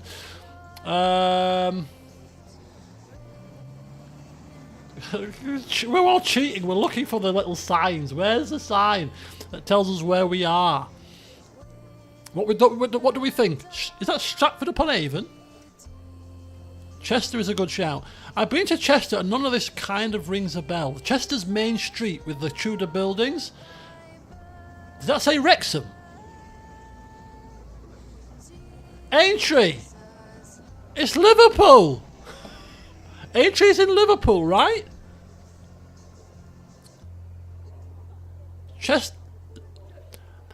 Aintree is Liverpool, but given the amount of Tudor buildings, I'm going to go Chester. My initial thought was Chester. Where's Chester? Chester is near Liverpool, so an Aintree bus could be in. There, Chester. There, look, Chester. Woo! And I didn't cheat to get that. I said it was Chester before the bus came. Aintree's in Liverpool. Aintree's the race course. It's in Liverpool. Oh, look at that. You see? I said Chester before the bus. I said Chester straight away, okay? I didn't cheat on that one. I said, look at all the Tudor buildings. That's either Chester, York, or Colchester. Because I've been to Chester, and there was a lot of Tudor buildings. Pretty cool. Right, where's Leeds? Next on the corner. Big next on the corner. Debenhams here. Looks very busy. Very similar to London. Anybody been to that next? If this is London again, I'm going to go absolutely potty. It's definitely not Leeds. We don't have a next on the corner like that. Look left. Clearly not looking left. Oh, looking left now. Very good. Obviously it's... where are we? London again. London again. Looks like London again. You know what? Let's do it. Let's hedge our bets. Should we give it a bit longer? Mayfair. Yep, it's London. It's London again. It's Car Service London, Carrington Street. That's 3 Londons. Anybody who think there's no other cities outside of London in the UK? Right, next. Next. Ooh. Why is this on a Christmas playlist? Don't speak. Okay, Southampton. I think it's Southampton, folks. I've been to Southampton and I saw the sign, unfortunately. Southampton, where's that? Southampton, Southampton, Southampton. It's where I sail from on my cruises. Where is it? I don't know where it is. I've been many times. It's near Portsmouth. Worthing, Brighton, Eastbourne. It's nearer London in Southampton. Where is Southampton? Where's Southampton? St Mary. That's got to be Southampton. Their stadium's called St Mary. Where's Southampton? Eastbourne. Where is it? To the left of Portsmouth. Oh, miles away. Where's oh, it's there! I've got it! I've got it! It's about there. Woohoo! We cheated though, we cheated. Right, okay, what's next? I'm not drunk, I'm just merry. Okay. Locked gates. And some kind of church building. Cafe refectory. Lots of student Bristol? Matt Jones said that with confidence. Bristol? How confident are you, Mr. Jones? How confident? When you type your guesses, if you put a question mark like Tari, it means you're kind of guessing, you're not quite sure, but could it be? If you're saying it with certainty, I want you to put Bristol, I'm sure. 75%, that'll do for me. Right, I know where Bristol is. Bristol is kind of As because we were coming from here. Bristol's about here. Yeah, there you go. Because we came from Cornwall and stopped off in Bristol, and Bristol's right here. My geography of the UK is not bad. Bristol. Aha! It's Bristol. Well done, Mr. Jones. Well done. Yeah, I do want you to guess. Please feel free to guess. Because if we've got no better option and nobody's sure, we'll go with the guess. We'll go with the guess. But if people are sure and they're saying Bristol, then tell me Bristol, I'm flipping sure. This is not a guess, this is me saying I've been to Bristol and I know that flipping location. Where's this? This is New Street Station, Birmingham. I'm almost certain, if we're even flipping looking any further, this looks like New Street Station, Birmingham. I mean, I'm still waiting to see a little bit further, but this looks like even I've been in New Street many a time to know that this is New Street Station. I don't even need to see any further. I've been in there many times. Oh, this is Yorkshire Dales. This is Yorkshire Dales. The kind of walls, kind of situation. I think we're kind of this must be Yorkshire Dales. Like this. I think our playlist is finished, mate. Oh, this is a bossa nova mix. This is bad. This is copyright music. Shish kebab. Okay, we've probably copyrighted now. Never mind. Let's carry on. Where are we? I'm thinking these are not Christmas songs. These are like Christmas songs. What the hell are these? It's bossa nova. How do you put it on a loop on? How do you put it on a loop on YouTube? How do you do that? Can you put it on a loop? Can you? I don't think you can you? Autoplay. It's fine. Are we saying the right click on the screen? Really? Don't tell me I'm going to learn something new. Oh my god. I upload stuff to YouTube. I watch YouTube. Every day. I don't watch TV, I watch YouTube. And I did not know you could loop a flipping video! What? What in the hell? I've just learned something new! Are you kidding me? Hey up, it's Emmerdale Farm. Right. I'm going Yorkshire Dales. I'm going Yorkshire Dales. Screw it. It's either, if it's Peak District again, I'm going to upturn the desk. Yeah, if I want to put something on a loop, I generally download it and then loop it. Because I didn't know you could loop it on YouTube. I downloaded and looped the background, Christmas tree background for this video. If I realised you could loop it, I'd have looped it on YouTube and not downloaded it first. Oh, I've learned something new. I'm gobsmacked. Right, Yorkshire Dales, slap bang in the middle. It's the Peak District! I did say I'd upturn the desk, but, you know, I might put me back out. Right, this is like the Congo situation all over again. Next time we see hills and green stuff, it's the flipping Peak District, okay? Right, we're still no closer to Leeds. Although I feel like we should probably move on to Europe, because we ain't going to get Leeds. Okay, this looks very cosmopolitan. Definitely not Leeds. Okay, we'll have 3 more guesses after this one, and if it's not Leeds, by then we'll move on. We'll play this until 9:10, and then we'll order food. Nowhere near the end of the agenda, but hey. I did say we were, you know, it's flexible.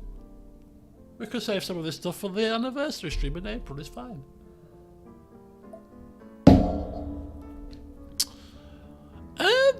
This is a very nondescript place. London again. St Anne's Square, Manchester. That is a very precise guess, Matt Jones. So I'm going to go with that. Well done, Matt Jones. And you were the one that said I'm in Manchester right now, weren't you? I think. Well done, Mr. Jones. London. London. I don't even need to look. London. Okay, thank you. Peak District! It's the Peak District! It's too flat. It's too flat. Norfolk. The Norfolk Broads. Norfolk Broads are notoriously flat, right? The Norfolk Broads are notoriously flat. Notorious. There's not a hill in sight. I'm not even messing about here. It's got to be Norfolk Broads. 100%. It's got to be. Near enough, surely. Surely, too flat. Yes! Not too far away. That's where we guessed. That's where it is. Claythorpe. I take that as a win. I take that as a kind of, that's the right answer. We're within 100 miles.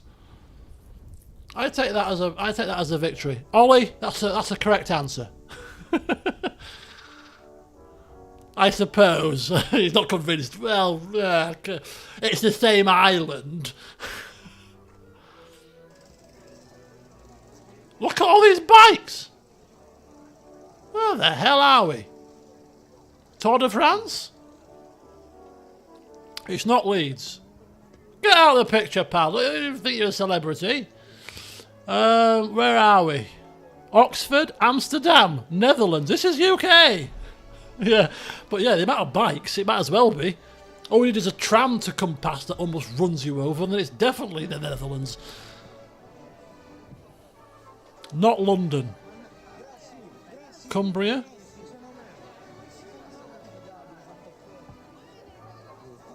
It's this building here that's going to give it away. This is quite a unique building. It goes all the way round as well in an L shape. Cambridge. Yeah, but this mix was badged as a royalty-free mix, so maybe Tchaikovsky is royalty-free. I don't know. Cambridge. Right. Where's Cambridge? My knowledge of Cambridge is about there. Bang. Slap bang there. I've been to Cambridge. Ooh! King's College, University of Cambridge. It's actually the Cambridge University. Well done. Well done. I really want to find Leeds. Please, give me Leeds. Come on. Oh, you're killing me, folks. Paddy Power, Island. Where's this? This looks like a. This looks like we'll go to 20. We'll go to 20. Liverpool.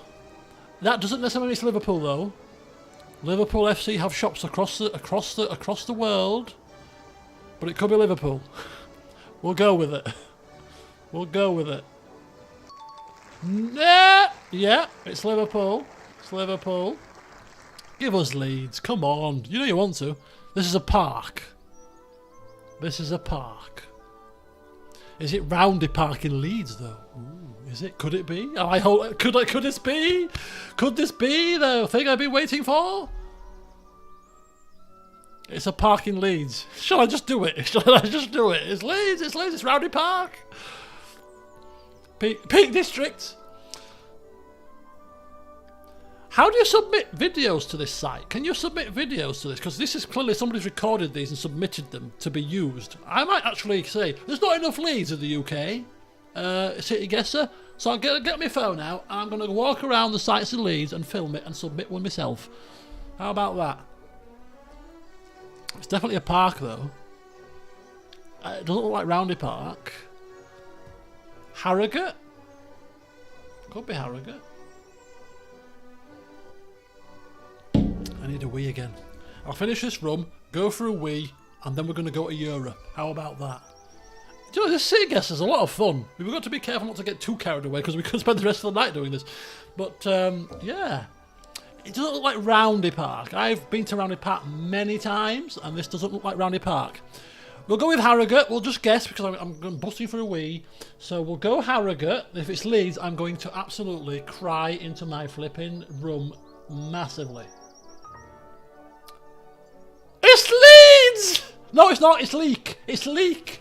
Oh God, that was good. It's where is it? It's Peak District. It's Peak District. Somebody said Peak District earlier. Oh my God, who was it? In a geezer.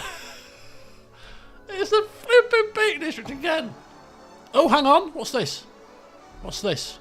This looks very Manchester based. This looks like Manchester. This is Manchester? No. Jury's in. Jury's in. Taxis in black and white kind of style. Freshly prepared bread. Very cosmopolitan. Hey, it's Greg's land. It's Greg's land. We could. I wonder if it's Salford. It is Manchester. Yeah, it is. I thought it was. It's Salford Central Station. I trust Matt Jones implicitly. He's a Manchester man, and I did think it was Manchester when I first came. We'll click on Salford specifically. It's Glasgow. I'm not listening to you anymore. It's Glasgow.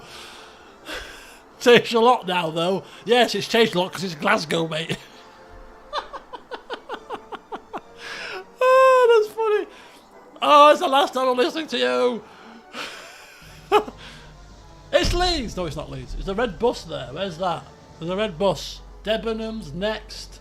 That's the same next on the corner that was in London. I'm not having that. That's the same next. That is the same next. Yeah, it's the same flipping next.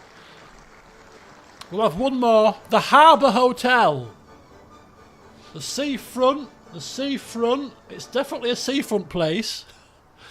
How about Portsmouth? Brighton is a good shout. Okay, I'm going to wee myself, so I'm going to have to go. We'll go with Brighton, and then we shall. Brighton's over this side. Brighton, not far off. Brighton, well done, folks. It's the same square that was in Liverpool. I'm still determined to find Leeds. This is like a flipping obsession. Why is there no Leeds in here? We've had Manchester, Liverpool. Why no Leeds? Okay, we're getting the same ones now. It's Birmingham New Street. How do we get out of this? How do we get out? How do we reset it? Let me know. I'm off to a wee.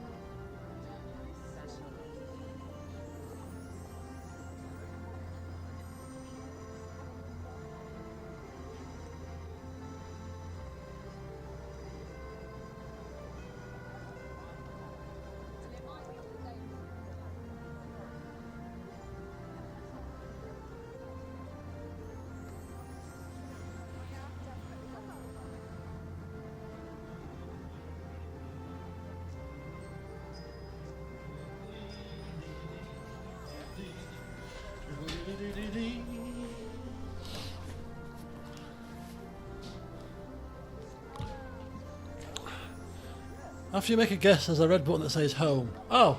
Aha! Chris, thank you very much for the gift of Wildermyth. Thank you very much. A game to play in 2023, I think.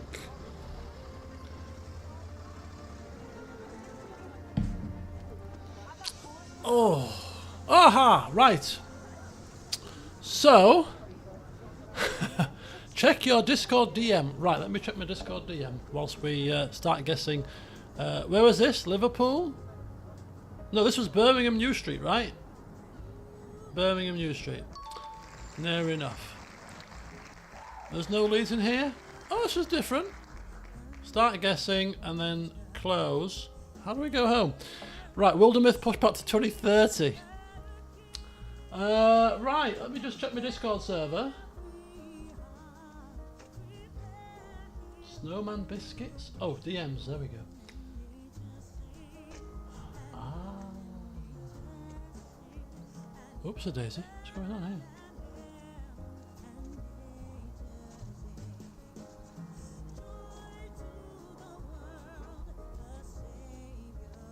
Ooh, hang on.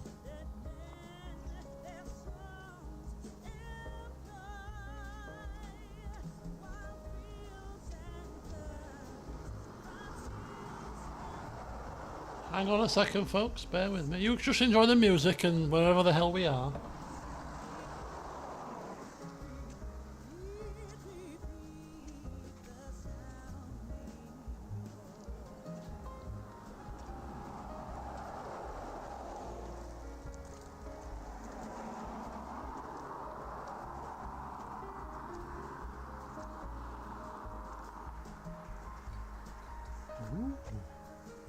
Right, I shall bank those for a second. Bear with me. Oh, what am I doing? What am I doing? Scunthorpe. Right, let me pour another drink. We'll have a quick look. Ah. I'll have to have some paprika Pringles because I can't go through an entire stream without a handful of these things. A bit of dip.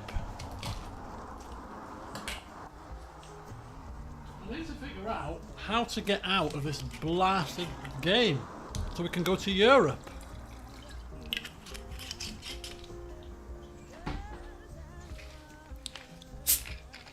Scunthorpe.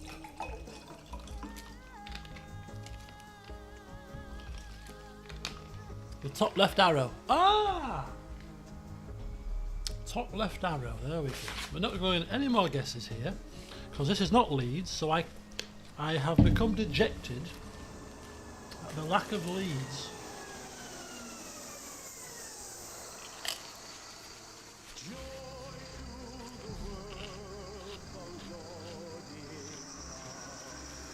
Ooh.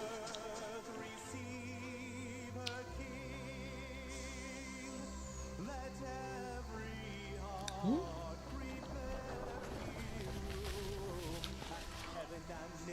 What's happened?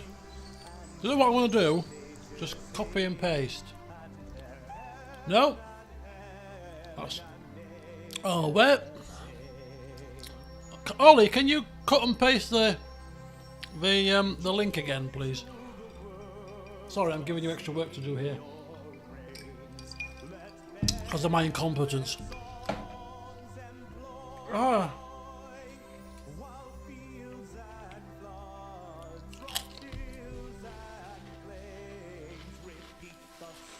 Hello, Thomas. Oh, thank you, Ollie. Right. Europe. In a minute. Where's Europe? There it is. So now the stakes have been raised. Not the comfort zone of UK towns that we've all been to. Now it's Europe.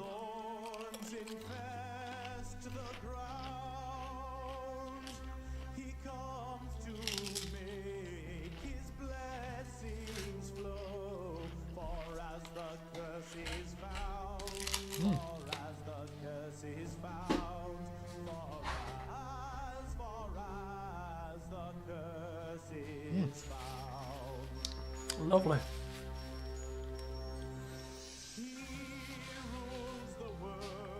Full of flavour. Paprika Pringles. Beautiful. Where are our Danish friends when we need them? Exactly. So we'll go through a couple of the... We'll go through at least 15 of these European ones. We'll leave the worldwide for another stream. And then we'll have a look at Wildermyth that Chris has so kindly gifted to me, because that is something that I will be playing in 2023. And then we'll order a takeaway, I think. And whilst the takeaway is coming, we'll play a bit of Witcher, and we'll do a bit of character creation for CK2 as well. And then when the food arrives, and having a couple more drinks, we'll delve into the realms of the kind of stuff that you want to go through when I've not got my faculties about me. How about that? Right. Okay, Europe it is. Let's go.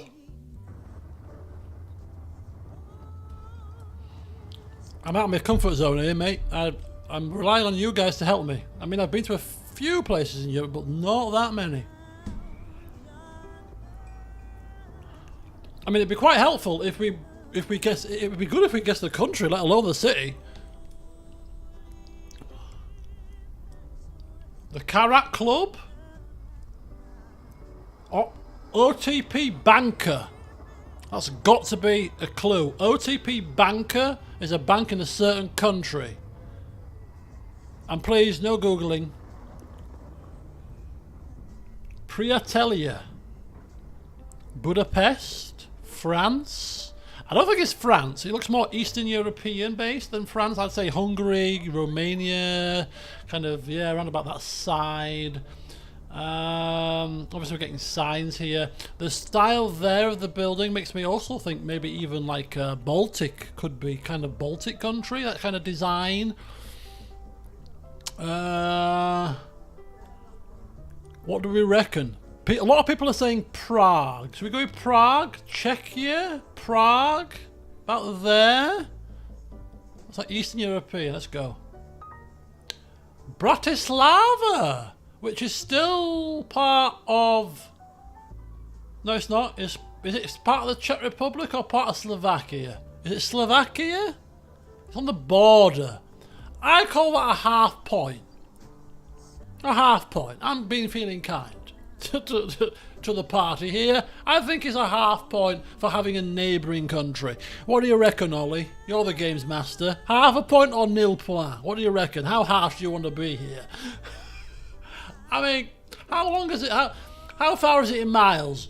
If it's within 200 miles, we should get it. That's probably about more than 200 miles. Ollie's saying nil point. Okay, there's the homepage sign for next time. Okay, you've been very harsh there, Ollie. Never mind. We'll get this one. We'll get this one. Used to be the same country. Yeah, Czechoslovakia. It's not our fault it was cut in two. Right. Anybody recognise that facade? Gotta get the correct country. Oh, come on. It's a mere 328 kilometres away. It used to be the same country. I still remain half a point here. I still remain half a point. And that's coming from somebody who's quite tight when it comes to quizzes. Right, you know what I mean? Looks German. We have some Germans in the chat, or people that live in Germany at least. They would be able to tell. That's an English! That's an English car! You can't escape the British, can you? You can't escape the buggers! Bloody hell! Maybe it's actually the UK! Maybe it is actually... I mean, UK is in Europe, folks. UK is in Europe, but we're getting too many foreign cars here. It could be like Northern Ireland. Niehaus. Germany? Belgium? B. There's a B on the car signs. It's Belgium. Definitely Belgium. Brussels. Okay. It's not Brussels, it's Bruges. But it's Belgium. Ollie, same country. Same country. Gotta give us that one. Oh, this looks quite British. This looks very British. Architecture. It's Eastbourne! In the Britain. Where's Eastbourne? Eastbourne is like right down south. Plymouth, Brixham, Bournemouth, Worthing, Eastbourne! Woohoo! Oh, it's London! That's bloody London! Same country. Same country. Same country. Bureau de Change. French? Obviously, it's city guesser, not country guesser. So, I mean, we should perhaps be a little bit more specific. Magnificent apartments for sale. 020. That's London. This is also London. Oh, for flip's sake, man. Even in the flipping European guesser, you can't escape the damn London. Get us out of here, man. I'm sick of the sight of it. It's about 5 different Londons. Right, here we go. This is definitely not England. We do a worldwide one. The first one that comes up will be London. I bet you now. I bet you. Right. The clue was on the sign of the cars. We should not look at the sign. I'm thinking somewhere Swiss, maybe. I don't know. Switzerland, snowy, kind of Alpsy. Oh, Estonia. Somebody's Ollie. I mean, Ollie. Shelley's 100% Estonia here. Now this is testing my geography of Europe. Estonia? Where's Estonia? I'm thinking like I'm down here anyway. Where's Estonia? When is at home? Estonia, where are we? Latvia.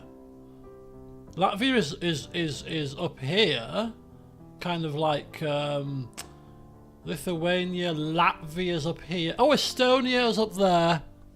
So we're looking at kind of the Gulf of Riga, which is a fantastic soundtrack for CK2, by the way. Tallinn. Tallinn is the capital of Estonia. So let's go there. And you're correct. You're correct indeed. Well done. Well done. That's one cruise that I would like to do. The Baltic cruise. That would be quite nice. But it's a bit too close to Russia for my liking at the moment. No. Oh, for God's sake. Fuck off, man. Seriously. This is ridiculous. London. Houses of Parliament, obviously.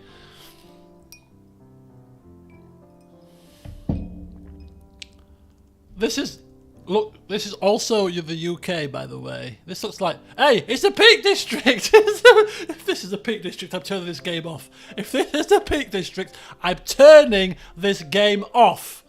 Seriously. It's England. It looks like a green place. I'm just going to do it I'm just doing it out of a blind guess. If this is the Peak District, this game is turning off. Trust me. Don't even dare. Okay, it's Ireland. It's Ireland. Thank God. Thank God, because if it was a Peak District, I'd have flipped my lid. I'm telling you now. Oh, right. Where are we? This is definitely not England. Right. Style of building should be a giveaway.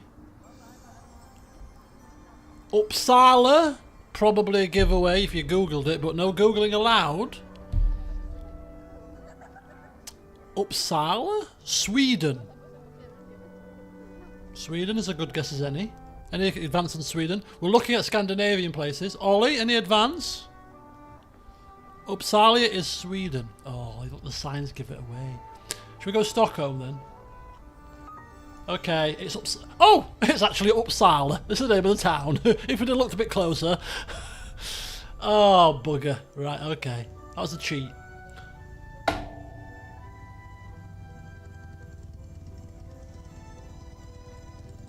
Okay, this is clearly Rome, right? This is clearly Rome. Seriously, game. This is flipping Rome. Stop giving me flipping London, will you? For God's sake. This is Nantes. No, it's not. It's a French town. It's a French place. I can't believe this. Look at how many Londons. Oh, this is terrible. I think we need to go worldwide next time. You watch there be 15 Londons. Is there a feedback form for this site? Is there a feedback form? Seriously, I'm gonna type some feedback to this. I'm in my kind of virgin negotiation mode, whereas, you know, get on the phone, hang on a second, charge me £62 a month. I don't think so, pal. Same thing. London, there are towns outside, cities outside of the UK, outside of Europe, other than London, just so you know. So what we're saying here, Paris, Cherbourg, where's this is the other thing, right? You all shout these things. Cherbourg? Where the flipping hell's Cherbourg here? Where's Cherbourg when it's at home? Like my geography of France is on point. North France. You can still see the background. Port de Vertu. It's definitely French. Le Havre. Cherbourg. Amiens. Ghent. Antwerp is more Denmark. Caen, the famous port town. by Robert, the son of William the Conqueror, of course. Antwerp is. I know Antwerp is in Belgium. Oh, did I say Denmark? I said Denmark, didn't I? Oh, sorry. Simon Maitland did not clearly communicate properly with me there on that one. Where is Cherbourg? Oh, there it is. It's Nords. Same country though, I'll let you off. Oh, look at this fabulous little fountain.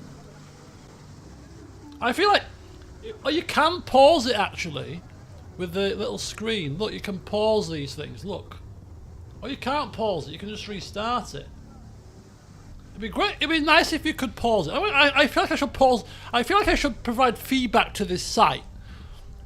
We need less London and we need a pause ability. So we could literally like pause it here and just, you know, if we don't want to go any further because we don't want to risk running into a sign, if we see something like a really monumental milestone we should be able to get it from, I feel like we should be able to pause it here and say, right, you've seen enough. This is as much as you're getting.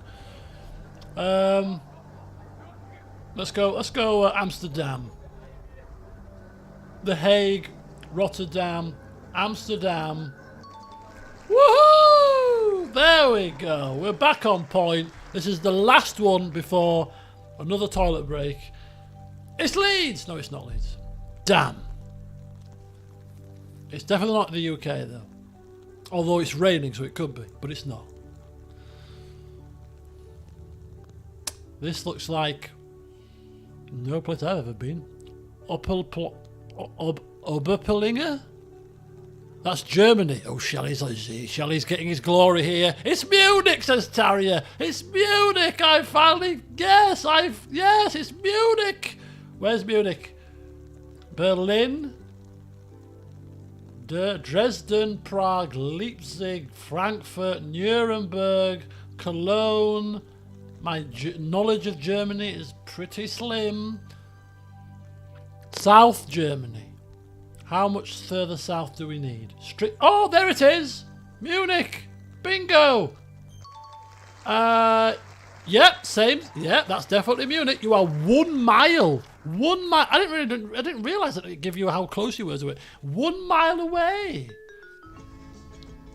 Okay, on this bombshell, we're shutting this game down because I've had enough of you. Flipping London. Sick of the sight of the place. For God's sake. Oh, right, okay. Well, I'm going to find somewhere that provides feedback about City Guesser and I'm going to give all my pearls of wisdom. A pause feature and less London, thank you very much. And more Leeds, clearly. Right, where's my little background? Right, I'm going to drink my drink. We're going to have a bit of a chin wag. And then we're going to determine what we're doing next. It's a toss-up between the two. We're not doing... No takeaway just yet. We're doing CK2 character creation, or we're doing Witcher 3 showcase of the enhanced edition, whatever it's called. So 28 out of 36, half a point if you're generous. We did well. Oh no, we're not doing that. We're not doing that. We're doing that after we've done the Wildermyth stuff. So Witcher 3, please. Witcher 3 first, because it's only going to be short. So I'm going to go for a wee top up, and then we're going to do Wildermyth, and then we're going to do Witcher 3.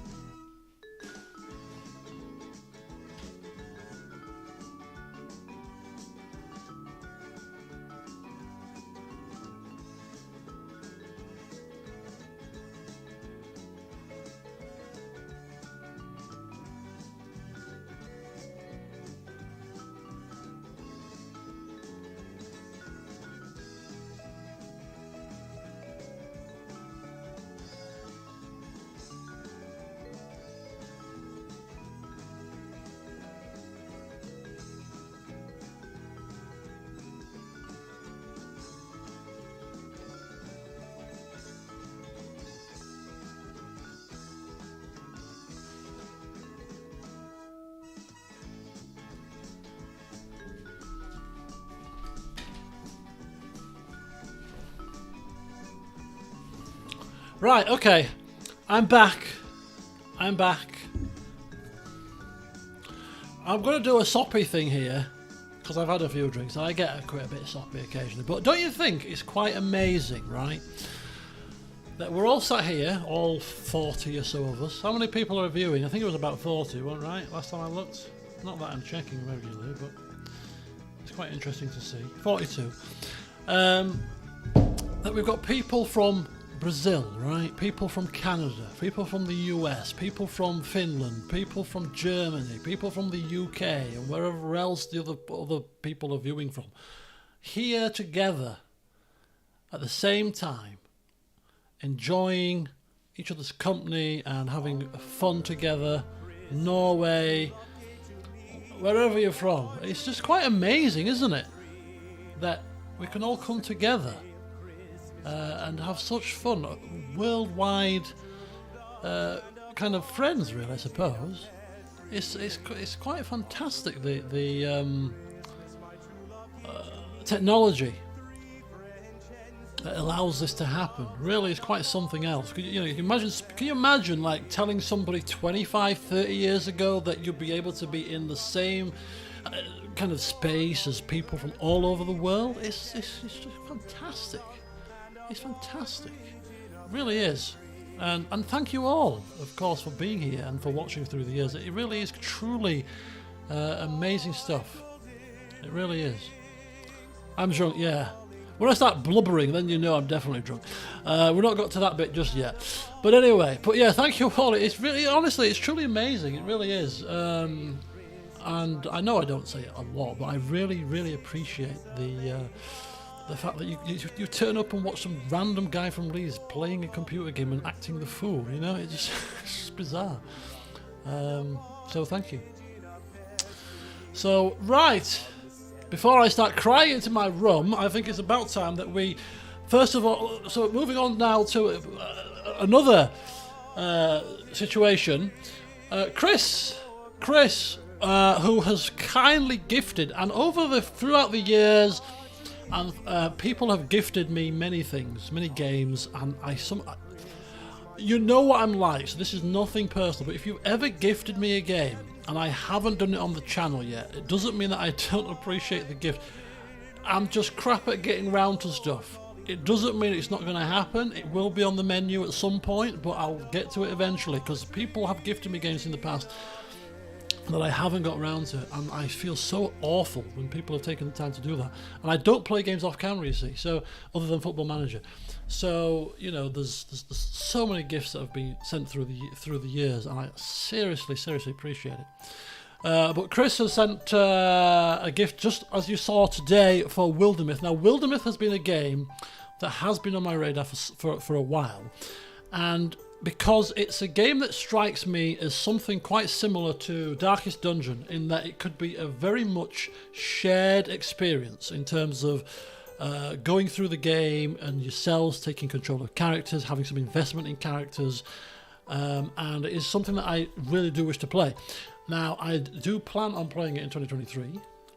You know what I'm like, so I can't promise, but I mean, ultimately we do need, you know, having some kind of interactive playthrough of something other than the norm would be quite nice to break up the stuff.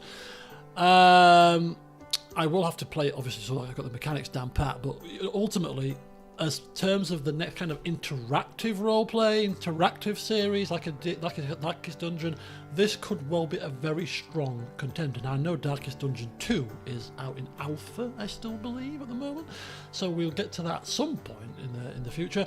But Wildermyth does definitely tick a lot of boxes. It's an RPG. It's definitely it's something that we could play together.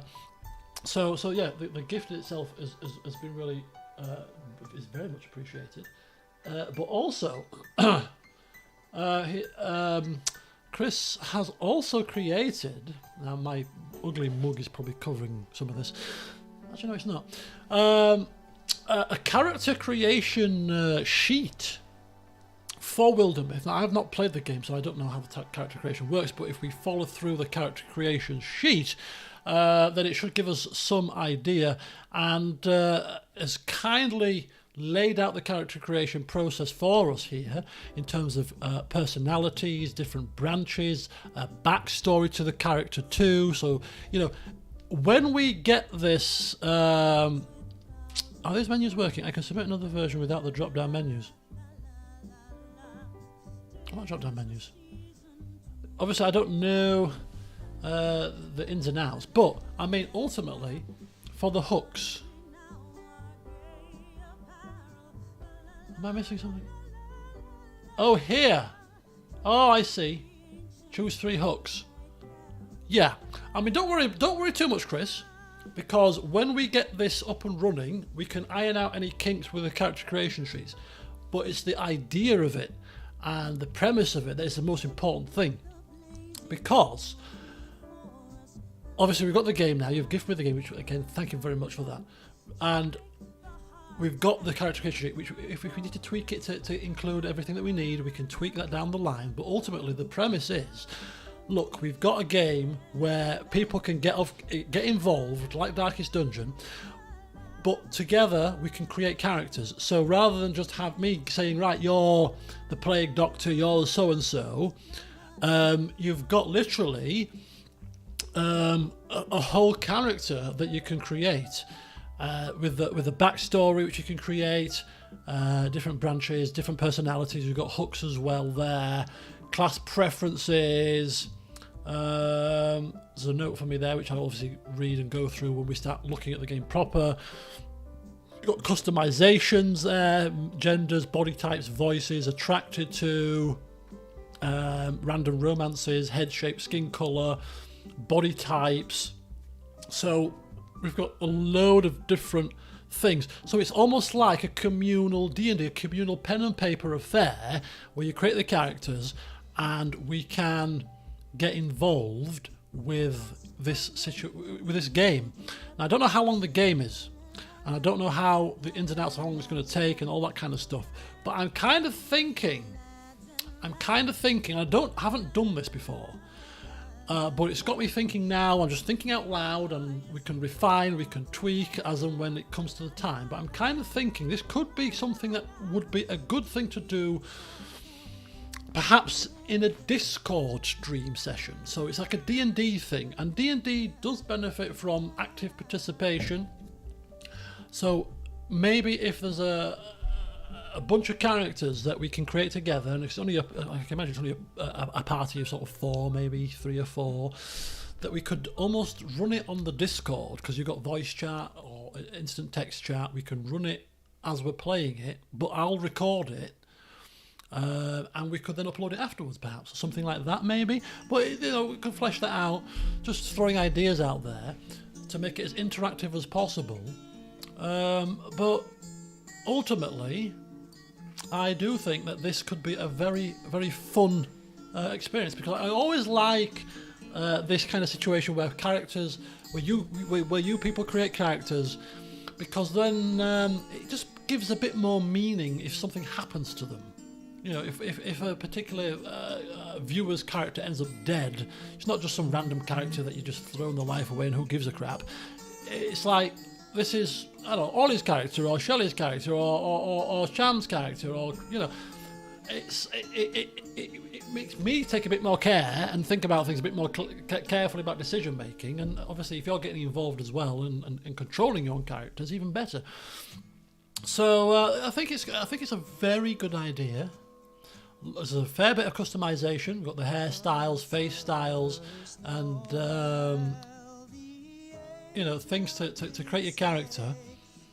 But I do think, and Chris has created, where's my little thing? Created his own character here, so he's obviously gone through the process, created some. Is this the right one? No. Hang on a second.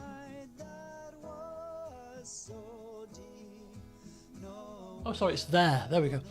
So Chris has created a character just to give us a flavour to have a look at, you know, creating a backstory, different character classes there, and people can use that as a template to help them create their own characters. So you've got all the different options, the physical options there as well, shape of head, facial hair, all the rest of it. So I mean, I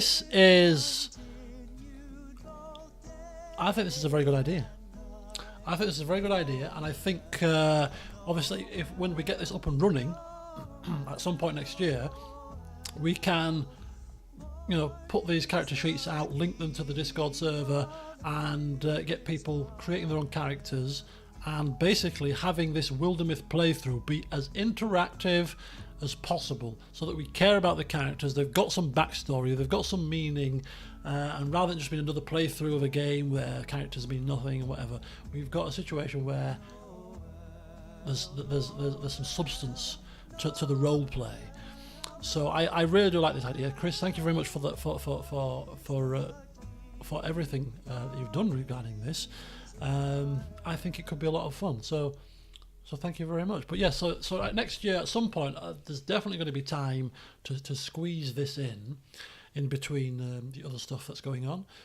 But I do like this kind of thing. I'm a big tabletop fan, and still to this day, Darkest Dungeon, with people taking control, Shelley with the Plague Doctor, Ollie with his man-at-arms. I still remember it vividly because it was so much fun, and it was very much like a pen and paper experience, you know.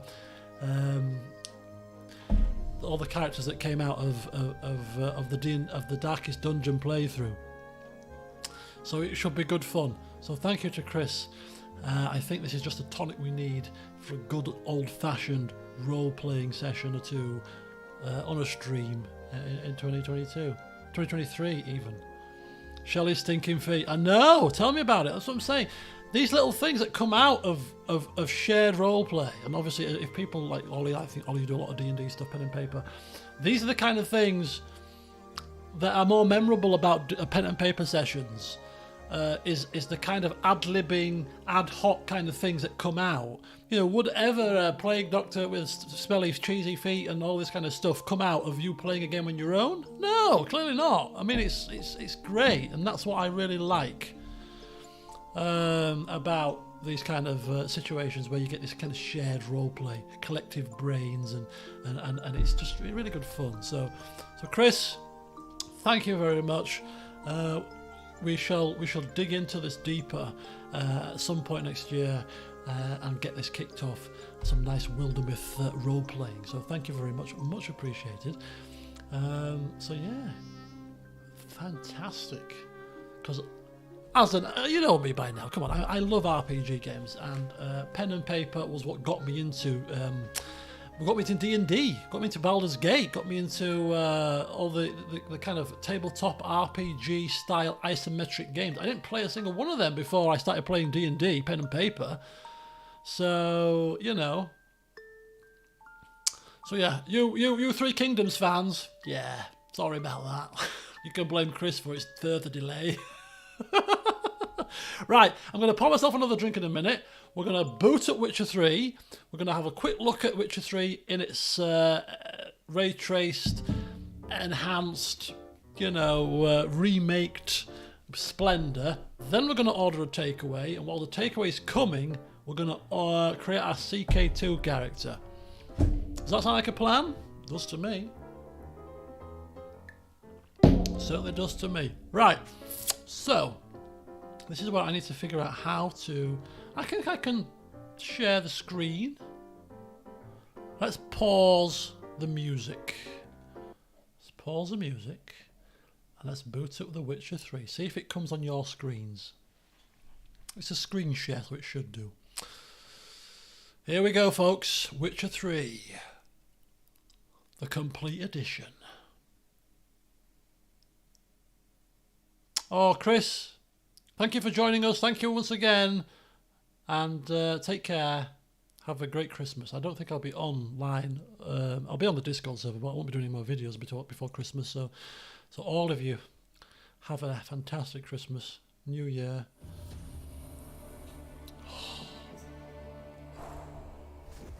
As much as I love this game. I still couldn't bring myself to play through a second time because it's just too much, too long. But we're going to watch the intro again. Terrified, clutching your babes to your breast. Emperor Emir has marched his legions into our lands, laid siege to every fortress from here to the Blue Mountains. Rabid and ravenous, he bites and bites away. Men of the North, you stand at the precipice.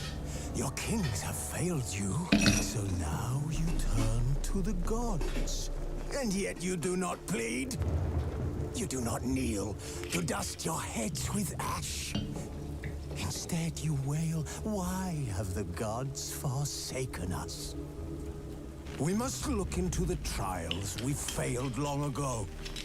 In a time past, our world intertwined with another through an upheaval scholars call the conjunction of the spheres. The gods allowed unholy forces to slip into our domain. The offspring of that cataclysm was the nefarious force called magic. Yet we did not banish it, instead studying the vile arcane for our own power and wealth. And the monsters at our door, the unholy relics of this conjunction.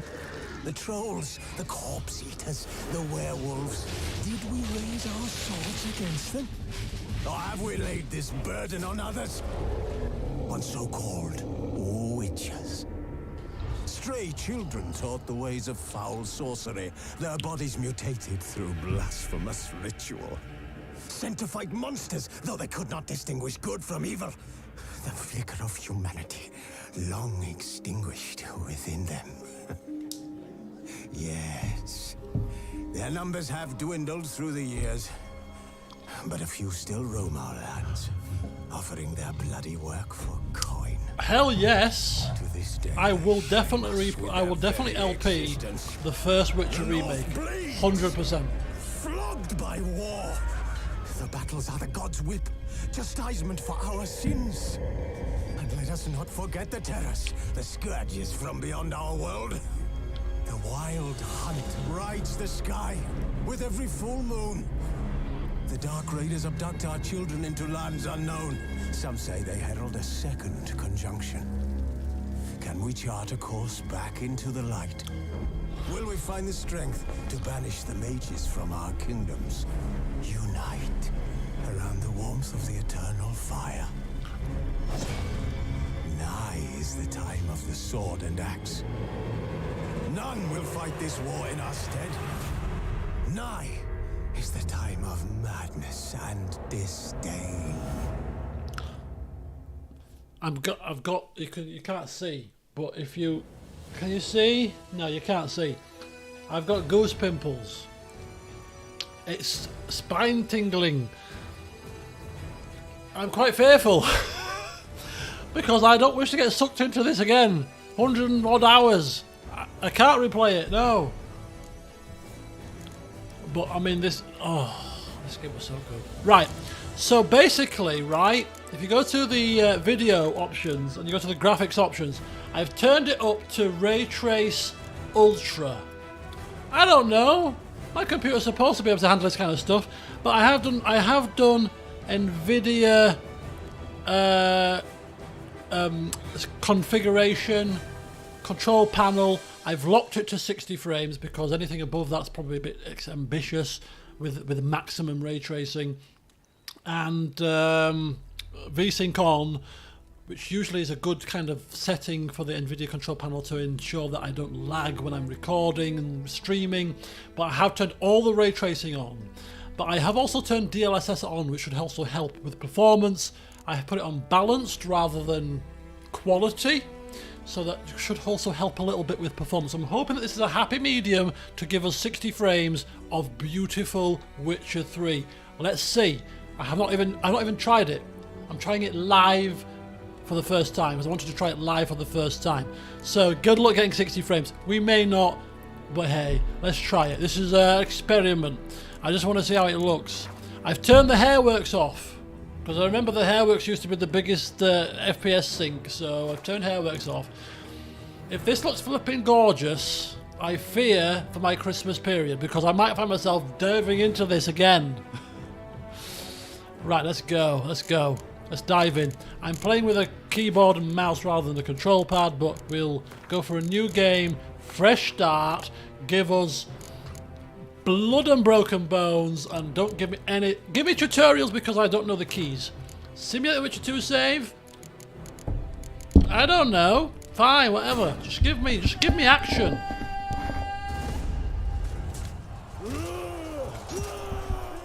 Do we want this intro or should we skip the intro? Quickly, tell me, quickly. Keep it or skip it?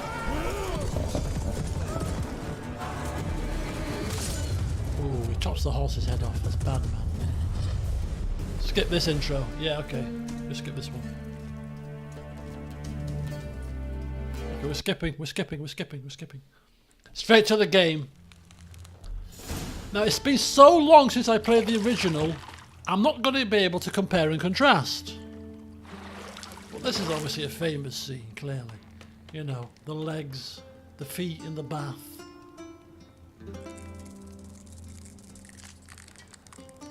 It looks the same to me. Sorry, just been a bit critical here. Looks the same. Does it look any better? I don't know, I can't compare. I played this game how many years ago now?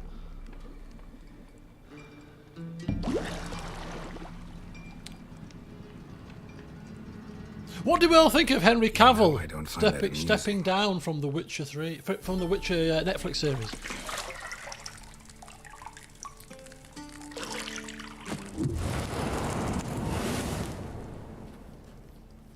People are saying it's because he's doing Superman, and then like what 2 weeks ago, wasn't meant to amuse, but no longer doing Superman. Hurry. It's midday already. You promised Ciri you'd train with her. Go before Vesemir bores her to death with those etchings. Hello? This is like mortuary assistant all over again. So, later then. See you later.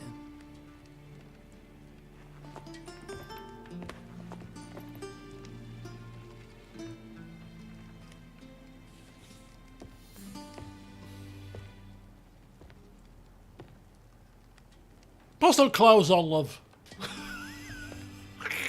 It's a kids. It's before the watershed by 18 minutes. After 10 o'clock, it's all no holds barred. Put your kids to bed, folks. It's going down. We need scenery. Yeah, we need scenery. Demonetized, yeah. But clearly, obviously, before I played this game, I'd never watched the book. I'd never seen the books. The series wasn't out. I've read the first 2 books now, which were the kind of short stories, which puts a lot of these kind of things into context. Lilac and gooseberries and all that kind of stuff, prevalent in the books. So actually playing what I might actually do is read all of the books that I've got, that I bought for 50 quid in 2020, March, Comic-Con, contracted COVID from that place, and then replay the games, because it will probably...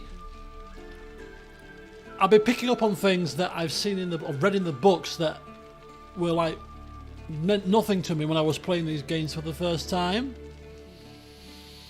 So that'd be quite interesting to play the game after you've got an increased knowledge of the whole world, you know? Did you choose new appearance? What new appearance? Giving you memories of the cruise. No longer PG. When you can, you got to go to the balcony. Of course we do. Of course we do. I'm only playing it with a keyboard and mouse simply because we're not playing for any length of time. If I was playing for a length of time, I would certainly be using a control pad. But let's go to the balcony. Shit. Mountain Pass is beautiful as ever. Does this look any better? Witcher senses. Keyboard and... There are certain games where keyboard and mouse clearly is much better than control pad. I think Witcher is probably a game that's better in keyboard and control pad. I really do. Even just from this little short, and it doesn't look very. Yeah, I think the frame rates, without putting on a frame rate counter, probably slightly less than 60. If I was to have a guess, looking at how smooth the mouse is moving, I'd probably say it's less than 60. But I mean, it looks nice. Looks nice. Because that's what I'm saying, Ollie. It's been so long since we played the original. It's difficult to tell how much better it looks because a lot of the modern games that you play obviously naturally look good nowadays. But comparing the two, it's quite difficult. I mean, don't get me wrong, it still looks fantastically good. With the clouds and the mountains. Looks fantastic. But I think the true test will be when we get to Velen and see the whole sunrise, campfire. Let's power through this bit. Yeah, I can see definitely a noticeable frame rate issue here.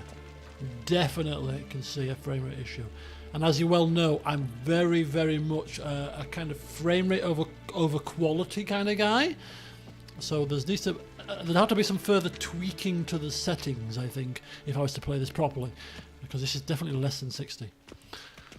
I can tell with my eye. I'm not that drunk. This is definitely less than 60 FPS. So where are we going? What's the goal? Usually which says find the key to the bedroom door. Where's the key? Let's get the key. Is it in this pot?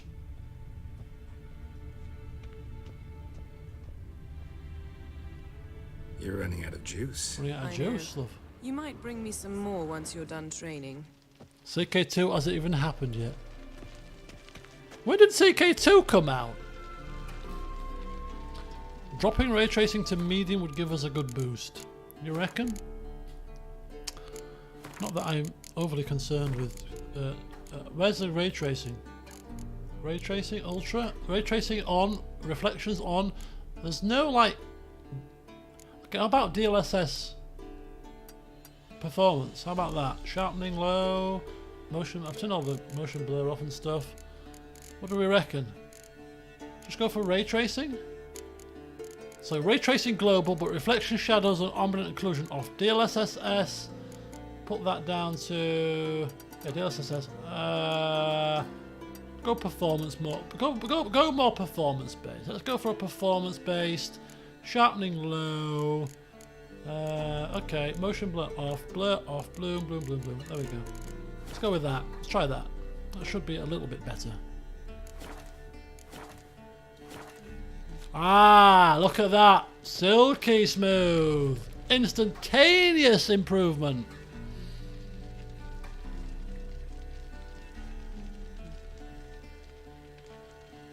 So ray tracing as just bare minimum and DLSS performance. Perfect. Look at that. Full 60 frames here. You can tell it instantaneously. Smooth as a baby's bum. Right. Okay. Where's the key? I can't remember this bit. Where's the key? Got any clothes that aren't black or white? Undergarments. When did CK2 come out? 2013. Where's my little... Where's the key? I just want to get the key and get the flip out of here. Oh, hang on. It's on the book. It's on the book. It's on the book. We ain't talking to the Yennefer. We've talked to her many times in the past. There we go. I just want to get to Velen as quick as possible. Oh, we're gonna have to do. We're gonna. What's to run? Is it Control, Shift? I don't know. We're gonna run the gauntlet with Ciri first. Old Witcher's fast asleep. Ciri's disappeared somewhere, of course. But I've noticed that they're still releasing a lot of patches for this enhanced version. Because clearly people that are playing on the PC have had a lot of issues, apparently, with this version. So they're still patching a lot of stuff. So I reckon if you were going to play this properly... practice to theory. You're better off probably waiting a little bit longer. What? Time to wake up, Master. These lessons so boring they put you to sleep too. Damn it. Had her taking notes on ghouls and owl ghouls. Wanted to rest my eyes a bit. Making her slog through that brick?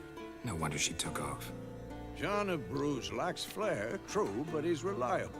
Not like the hogwash they print nowadays. She's Textures tackling the pendulum. looking right? better.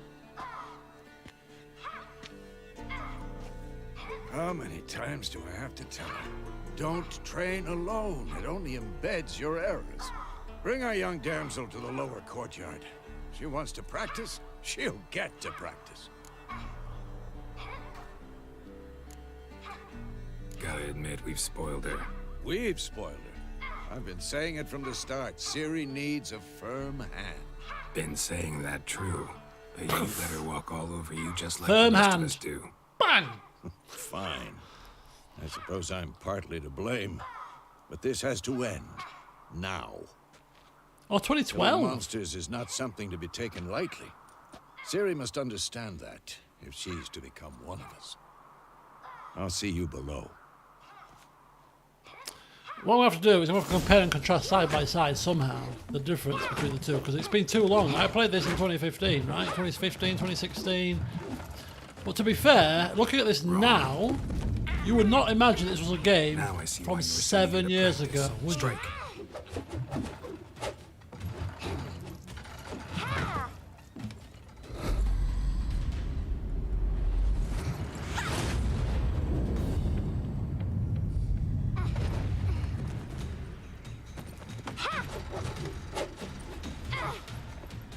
You're not in this circus. Pirouette. Wrong. Footwork. Enough. Get Yeah, down. I will do. Oh, that's exactly the perfect thing to do. With a flip? What do you think? I remember my first LP video or two, I was struggling with the settings to get them Alright. balanced. So, Take off the blindfold. because it was quite a little, You've got work to it's do. quite buggy Your when it reflexes came are out, still right? It slow. wasn't very well Maybe for optimized, a I witcher. seem to remember. Think drowners or striggers will go easy on you because you haven't undergone the mutations? Though in your shoes, I'd fear Vesemir more than any strigger. Disobeying his instructions? Unwise. Unwise. Well, yes, but that book was horribly dull. I know. And you know that's no excuse. I'm sorry. It won't happen again. You better hope it not. Better not. Vesemir said if it does, he'll make you eat a bowl of slugs covered in salt. You! Exactly. So you'd best behave. Come on. We'll practice with the others down below. Shall we run the walls? Of course. No, we shan't. Not this time. Believe me, you don't want to keep Vesemir We're on a waiting. very tight time schedule. I've got food to order, Siri. Do you know what I mean? Get a grip.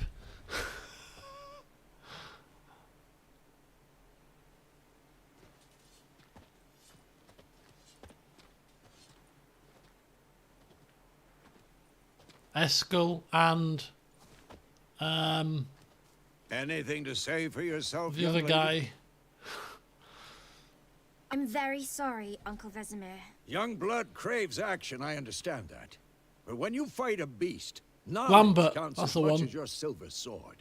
At the very least, you ought to be able to tell a ghoul from an owl ghoul. By markings, like unto the Panthera tigris that in Zerricania What a dwells, prick. and by the sickly paleness of its visage. Got you there, Vesemir. So you did read the chapter. Mm-hmm. Still, you should have asked if... But you were asleep, Uncle Vesemir.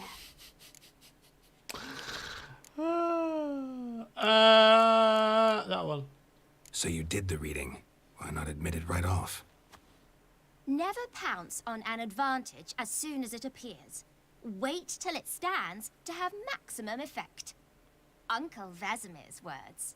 Well, you're a quick study. Quick, Splinter but Cell. mischievous. I used to love Fine, that game. Talked enough. Geralt, you're with me. Lambert with Eskel. Oh Ciri with my the dummy. God, Splinter Again? Cell Stop groaning and grab a sword. was the very first game that we experienced online gaming, because What do you me think? Should and we a start by friend from down reviewing the the road fundamentals or go hooked right up to free our training?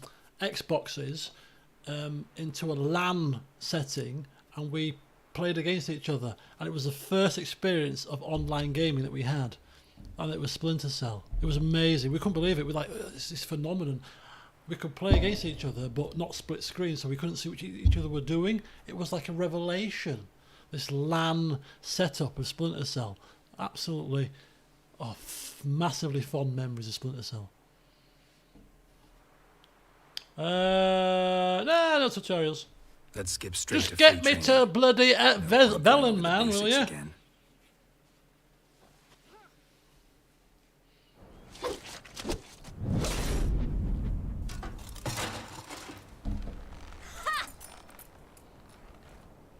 Community multiplayer. It's an interesting one. Maybe for a racing game, but I'm not a big fan of multiplayer anymore. Siri, get down here. It's just that my time playing Xbox little 360 she-devil. multiplayer She's games back, such we'll as send COD her and to stuff polishing kind of all turn the me off swords at multiplayer. Kaer Morhen. And I know it's different playing with friends or people that you know, Find but that helmet? still, kind of just turn me off multiplayer for a long. Not a big fan. Siri? But yeah, but racing games, as you well I'll know, make sure to find I'll every button last blade multiplayer for you. and pit myself against people because I'm quite good at racing games, and I really enjoy, because that's the one difference between multiplayer racing games and a lot of other games, is that you get a better racing experience against other people than the AI, because no matter how good the AI is in racing games, it's never great. So if you want a true racing feel for racing games, you're best off playing against other players, because they'll try dirty tactics, they'll try other tactics, and that's what is fun about racing games. So I'll always play racing games online, but other games I'm not overly keen on. iRacing, yeah, I've seen iRacing. I've never played it, but I've seen it. Much more simulation based. There's the other one that's similar to iRacing that's called, remind me, R Factor. That's another simulation based one that I'm aware of. R Factor's another PC based one. But yeah, a community based racing session, I'd be up for that. But for shoot 'em ups or anything else. Oh, we're here! We're here! This is all I've come for. Just this one scene. This is where we get the true test.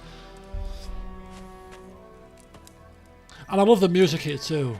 Oh, I can't. No, stop it! It's gonna convince me to start playing this game again. I don't want. It's almost like bloody World of Warcraft addiction.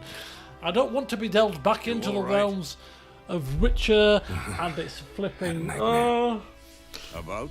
And it's Gwent. Take forever to explain. I could spend hours doing this. Dawn some way off. We've got time. I love this scene. I don't know what it is, but I love this particular scene. The music is fantastic.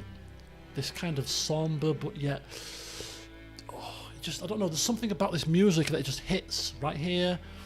The sunrise, the campfire. You've got your kind of your idol here, Vesemir. I think it's absolutely a fantastic scene to start a game off with properly. Really is. No, stop it, game, stop it. Started in the guest room at Kaer Morhen. I was relaxing in a tub, and next to me, Triss? Yennefer. Funny, isn't it? She's never been there. I love this music. Seemed so real in my dream, though. Was she nagging you about something? Speaking of music, True to Nagisa, life, indeed. I think it's time. We'll Nagisa. find her.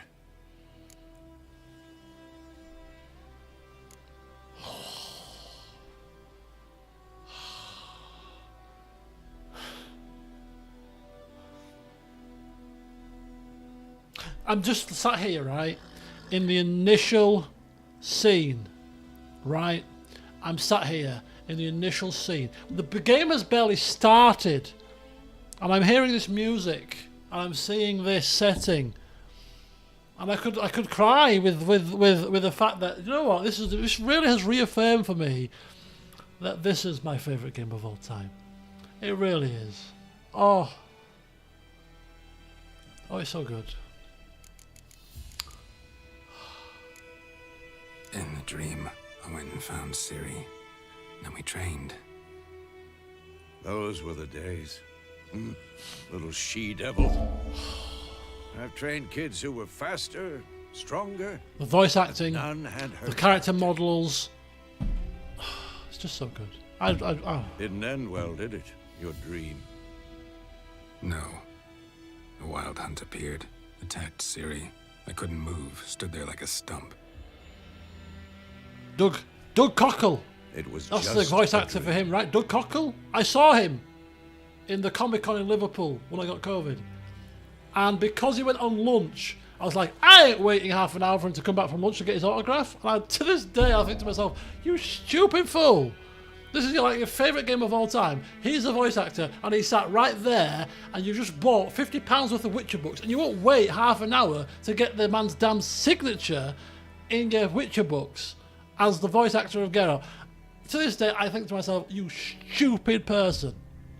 You stupid person. Big regret. But when I'm just not, I'm not a patient man.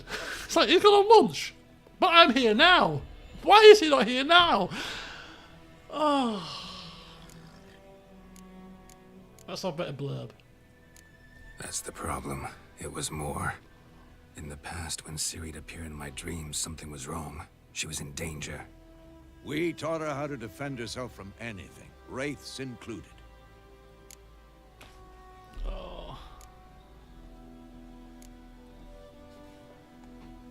Be dawning soon. Time to go. Wait. Show me the letter from Yennefer. Might have overlooked some hint in there. Didn't overlook anything. We were meant to meet in Willoughby. That's what she wrote. Meanwhile, one army or another burned the village to the ground. All we can do is follow her trail, so... Stop talking for a minute and give me the letter. Oh, how about that? It does smell of lilac and gooseberries. Lilac and gooseberries. We're gonna read it, not sniff it. We must meet soon. Willoughby near Vizima. Vizima. Witcher Nothing 1. else to guide We'll us be back there. there soon enough. What's this postscript? I still have the unicorn? Don't ask. Don't ask me. Just don't ask. I've That's read that private. bit in the books now. Very Don't ask. private. Aha, I understand. Like me and my least I endeavours on the think I do. cruise. Don't ask. Maybe All not right, people. entirely, but perhaps Didn't involve a that's the unicorn, though, I'll best. tell you that much. Back on topic. Very creative. How's it look? How far behind Yennefer are we? 2 or 3 days. Trail's fresh, but it looks like it leads towards the main Oh, road. look at that. Could be muddled there.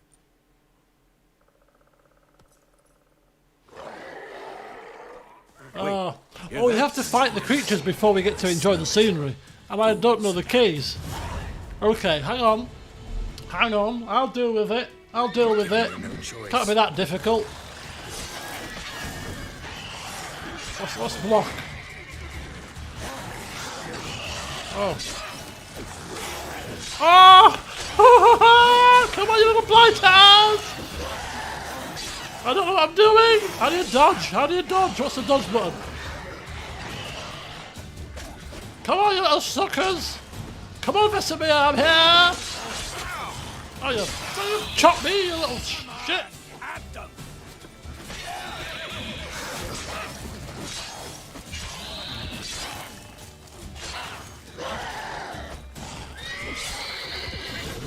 Woo! Of course, when armies pass, necrophages follow. Let's Got a go slight before any scratch more there. show up. Death match? You wanna laugh? Not with a keyboard and mouse, pal. Oh, here we go. Let's be serious here for a second. They've got the backdrop. What's the walk function? How do we walk? This is a good thing about the control pad. You could walk, right? You could just walk around, see the scenery. The dead bodies on spikes. You know.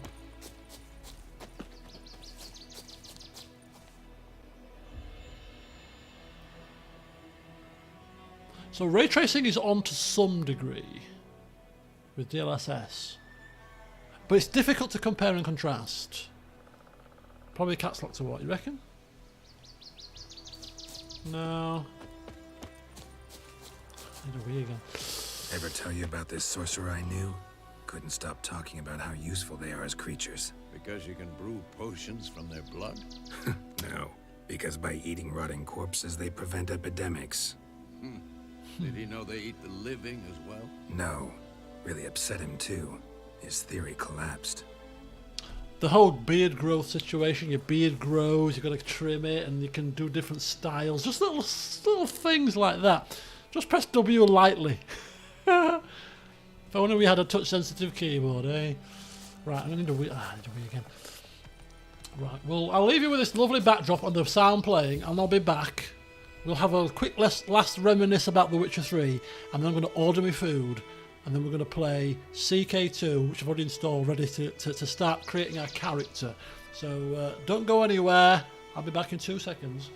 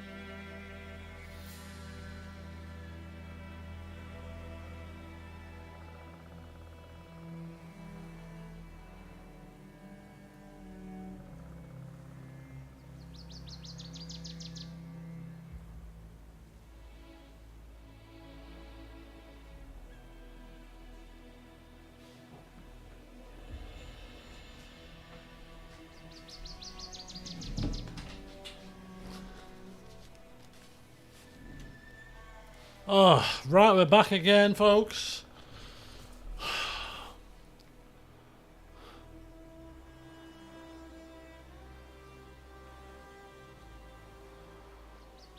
Now, there was a game that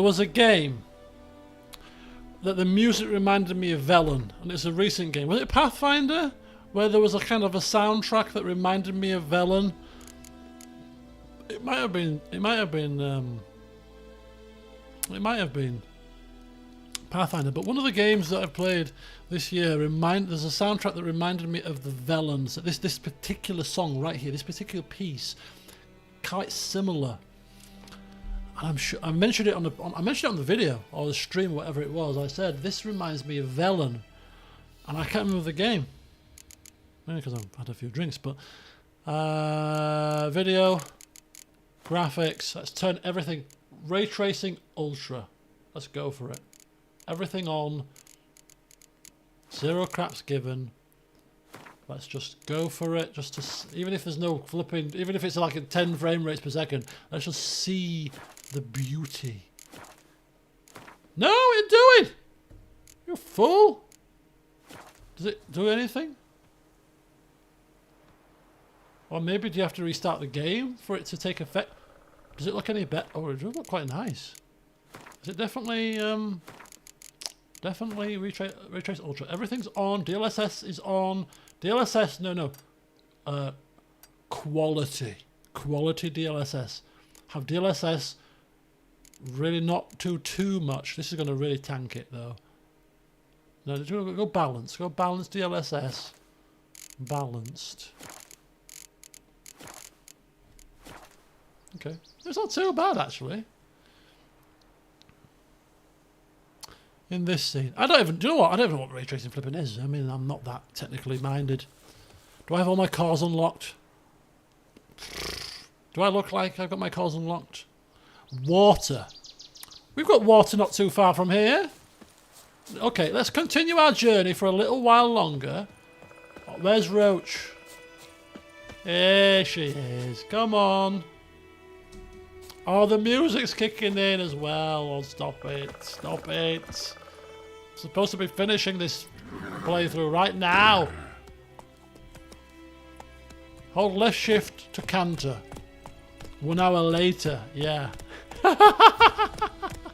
So water's the big difference. Well, there's definitely water on our travels.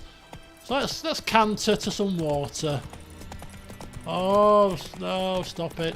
Stop it, game! Stop it with the music.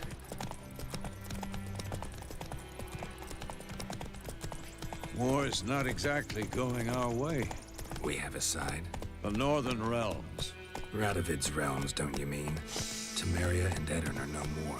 Radovid's pledged to restore the old borders as soon as he wins. Don't worry, Shelley. that. I'm going to order food, and then believe CK2 It's what keeps is us going. next. Music, Hey there. music, music, music. I did turn the music down actually, but let's not turn it down. Let's flip it, max it out, folks. Let's enjoy it. Let's enjoy it for another 2 minutes.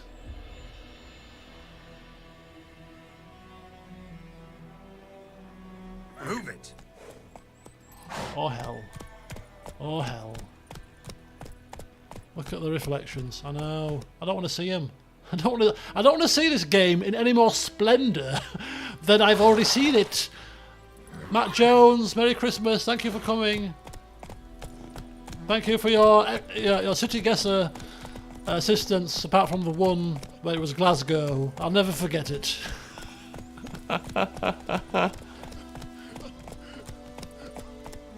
Oh man.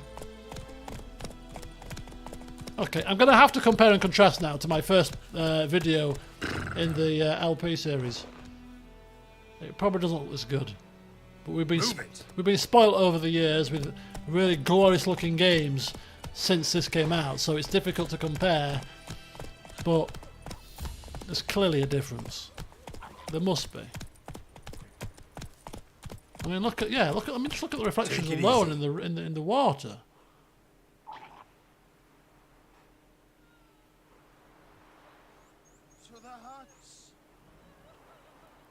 Okay. I'm getting out of this before I end up committing myself to hours and hours. Right, I'm going to order my food, which shouldn't take too long because I'm having Korean fried chicken. We've kind of decided that, so I just have to find a decent one. And then we're going to start creating our CK2 character, which should be done before 11, which is about a normal stream series end time. So, yeah, cheers everybody.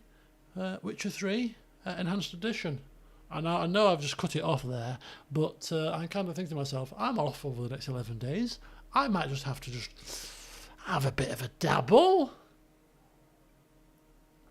But I am installing F1 Manager on Christmas Day as my Christmas treat to myself.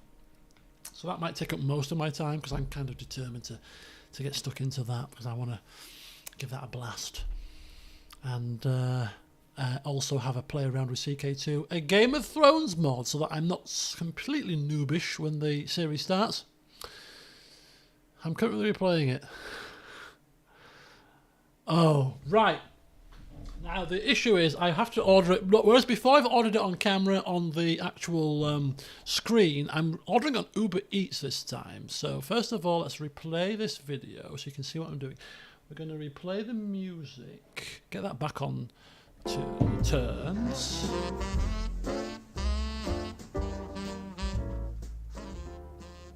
And we'll order some food. So I'll have to read it out to you guys as to what's on the Korean menu. But first of all, I have to find a Korean takeaway, which isn't necessarily straightforward. So bear with me. Are we all happy with Korean fried chicken, by the way? I mean, I've never had it, so I mean, I'm up for it, to be honest with you. Don't tip, because I am tight. Right, I need to figure out what the code is first. Bear with me. Get the code ready. North or South Korea?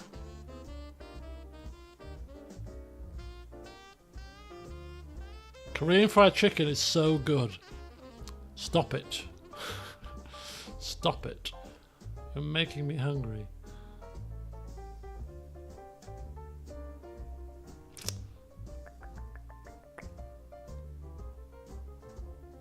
Where's me? Uber Eats. Discount code. There it is. There it is.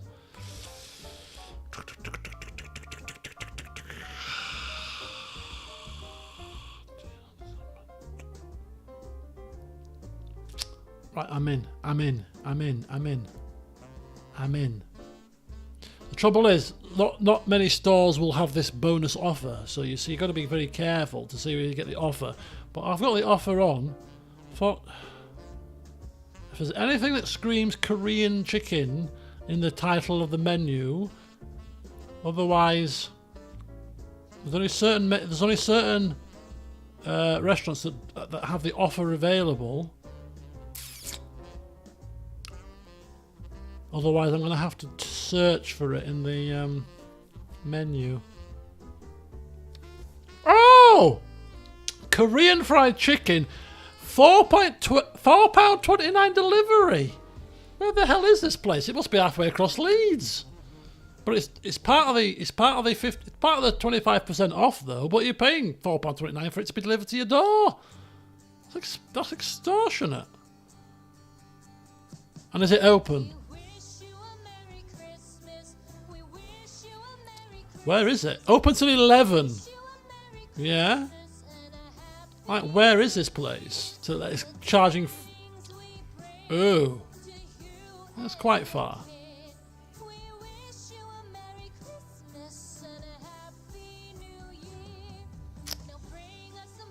I'm not a big knowledgeable person when it comes to Korean chicken, right? So I don't know.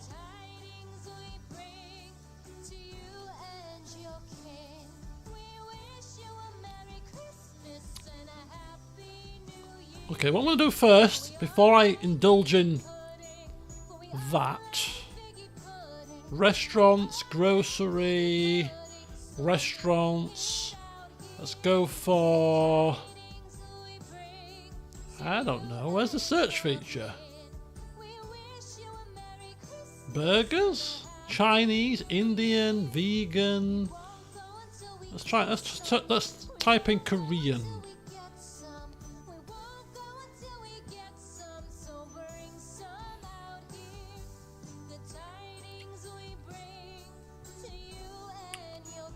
Right, folks, I'm paying £4.29 delivery. So what I'll do is I'll read out the order, the different food things. You can say yay or nay. So, where's the food? Right. So we got K burgers. Crunchy Korean slaw burger, crispy spicy fillet burgers, blah blah blah. The soul burger, sizzler fillet, hot Korean barbecue sauce, mayo salad, halloumi cheese and pineapple. Samjang chicken burger in a gochujang sauce. 2 crunchy chicken fillet marinated in a gochujang sauce, hot Korean mayo, pickled cucumber and onions. That's a samjang chicken burger. The katsu burger. I don't want any wraps. I don't do wraps. Crispy chicken bites. Samjang crispy bites. K barbecue crispy chicken bites. Gochujang crispy chicken bites. Gochujang is extra hot, Nagisa. Are you trying to kill me? Are you trying to do a ghost chili situation here? What else we got? Got family buckets. Clearly not. We got fully loaded poutine fries. Korean crunchy chicken poutine. Isn't poutine like Canadian? Tempura fries.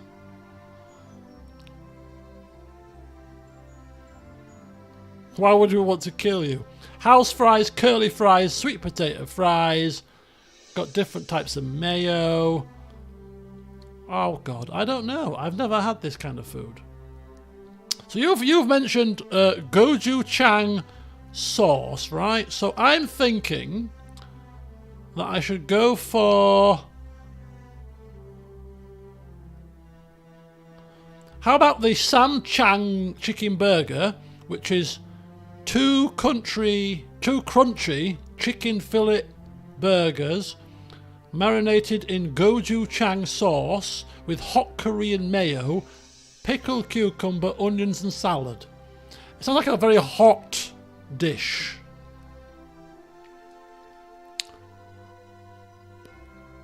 That's got gochujang sauce in it. Should we do that? Get that?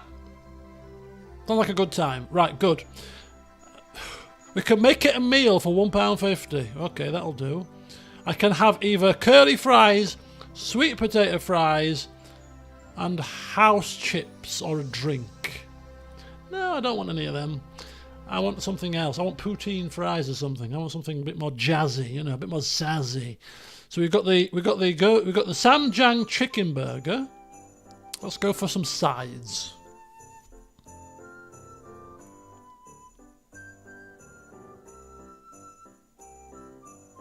I'm getting 25% off, so I can surely indulge myself here.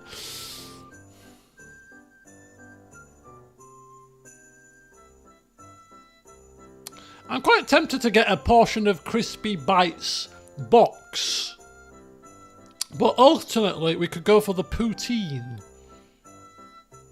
stuff. Right, fully loaded fries. Sounds like the perfect accompaniment to a burger. So we've got Korean crunchy chicken poutine, which is hot chips and crunchy chicken strips loaded up with all your favourite Korean toppings. Canadian poutine meets Korea's favourite flavours. Choose up to 5 sauces. Okay. What a calorific delight. So it's crunchy chicken poutine fries. You've got Korean tempura fries, which is hot chips topped with onion, mixed veggie tempura and Korean crispy chicken, garnished with fresh Korean herbs and sesame seeds. It's got to be the poutine, isn't it? It's got to be. Korea meets Canada. Come on. It's got to be, right? It's got to be poutine crunchy chicken fries, surely. It's got to be. It's got to be. Right, choose up to 5 sauces. I'll have garlic, I'll have Korean barbecue, I'll have mayo, I'll have samjang. There's only... It asks you to choose 5 sauces and there's only 4 sauces on the list. I'll have them all. No vegan, nothing extra. Add to basket. Add cheese. Clearly. What kind of chips could we no cheese on them? Are you having a laugh? Add cheese. Clearly. Add to basket. Right. So, this is our basket, and this is... What the hell has happened here? Bear with me a second, folks. We've got a slight technical issue. I've got a slight technical issue here. Samjang burger. Hello. Thank you.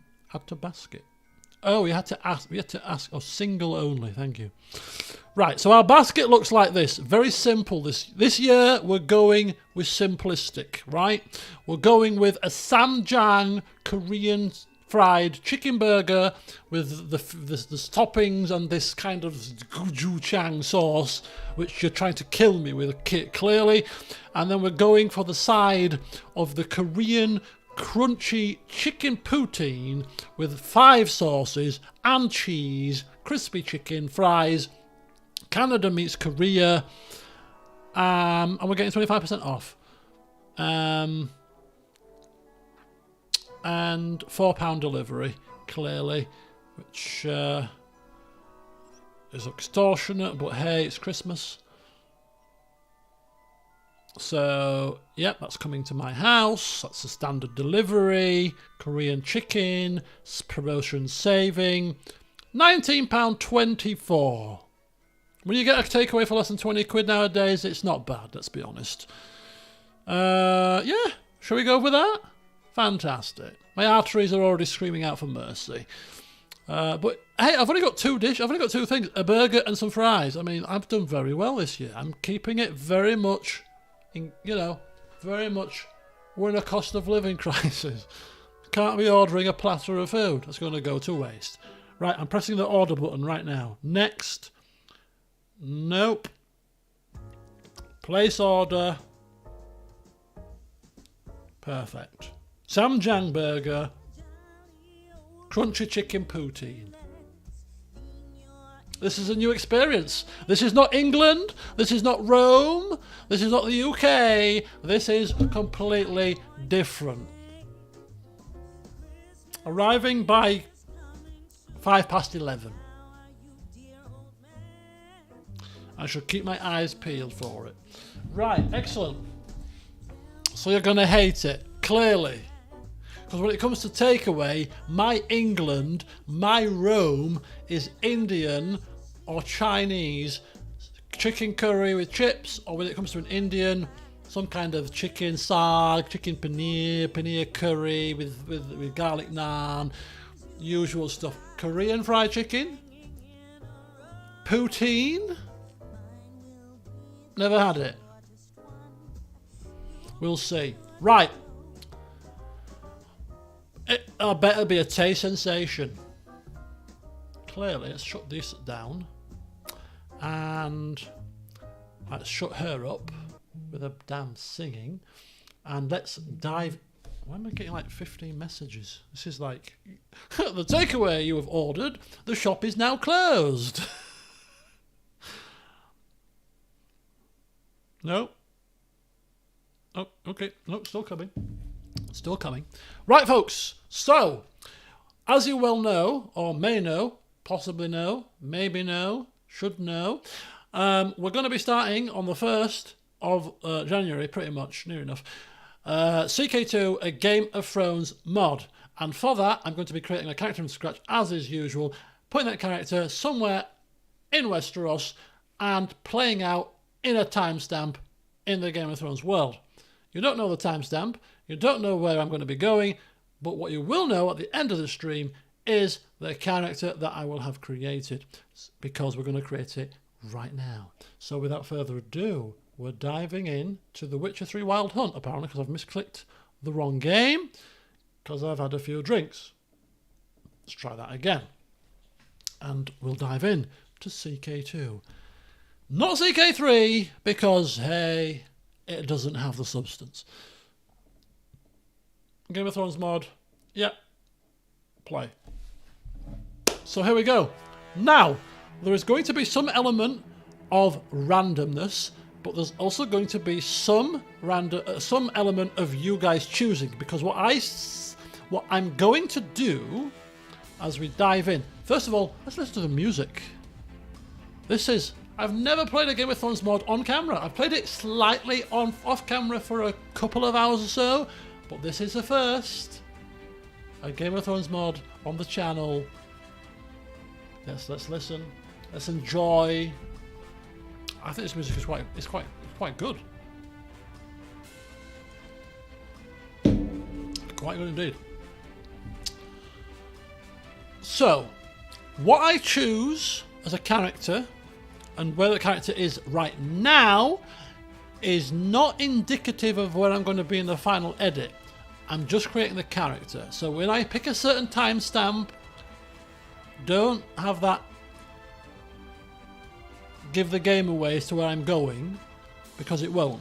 I'm just creating the basics of the character, and I'll have to recreate this character when I play properly. So I'll have to come back to this video to see what choices I made.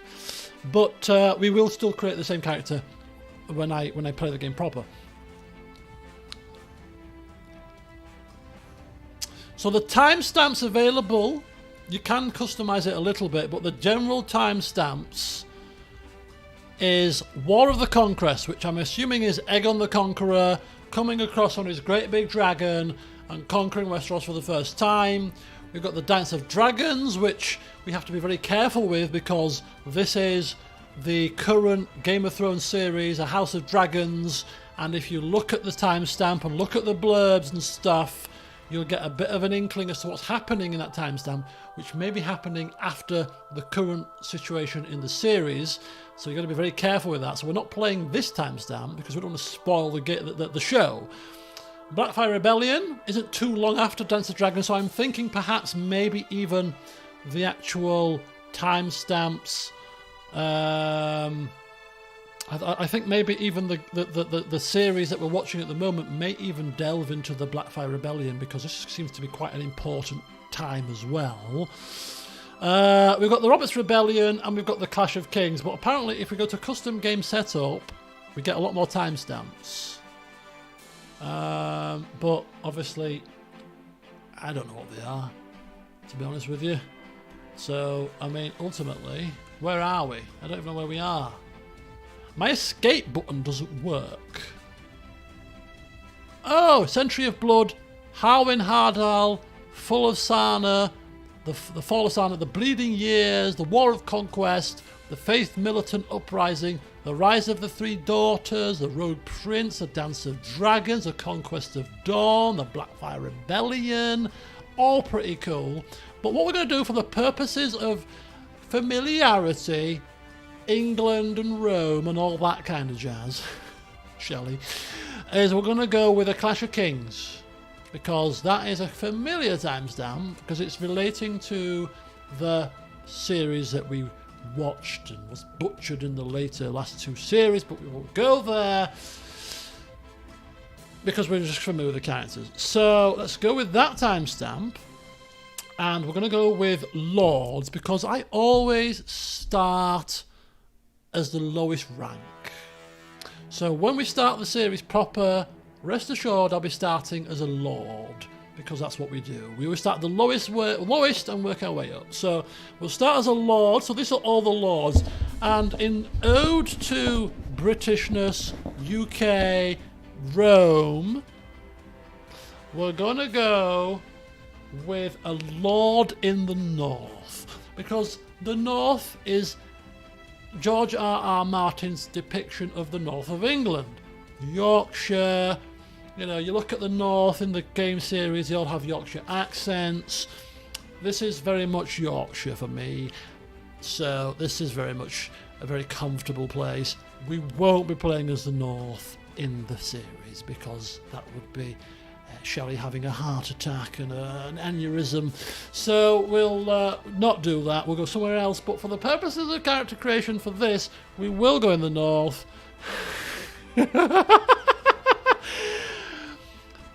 That's it. That part of the series, right, where, was it Tormund Stark, Karstark, or whatever he was called, and he was broad as Yorkshire as you could ever get. There's only one king I've been married to, and that's the King of the North.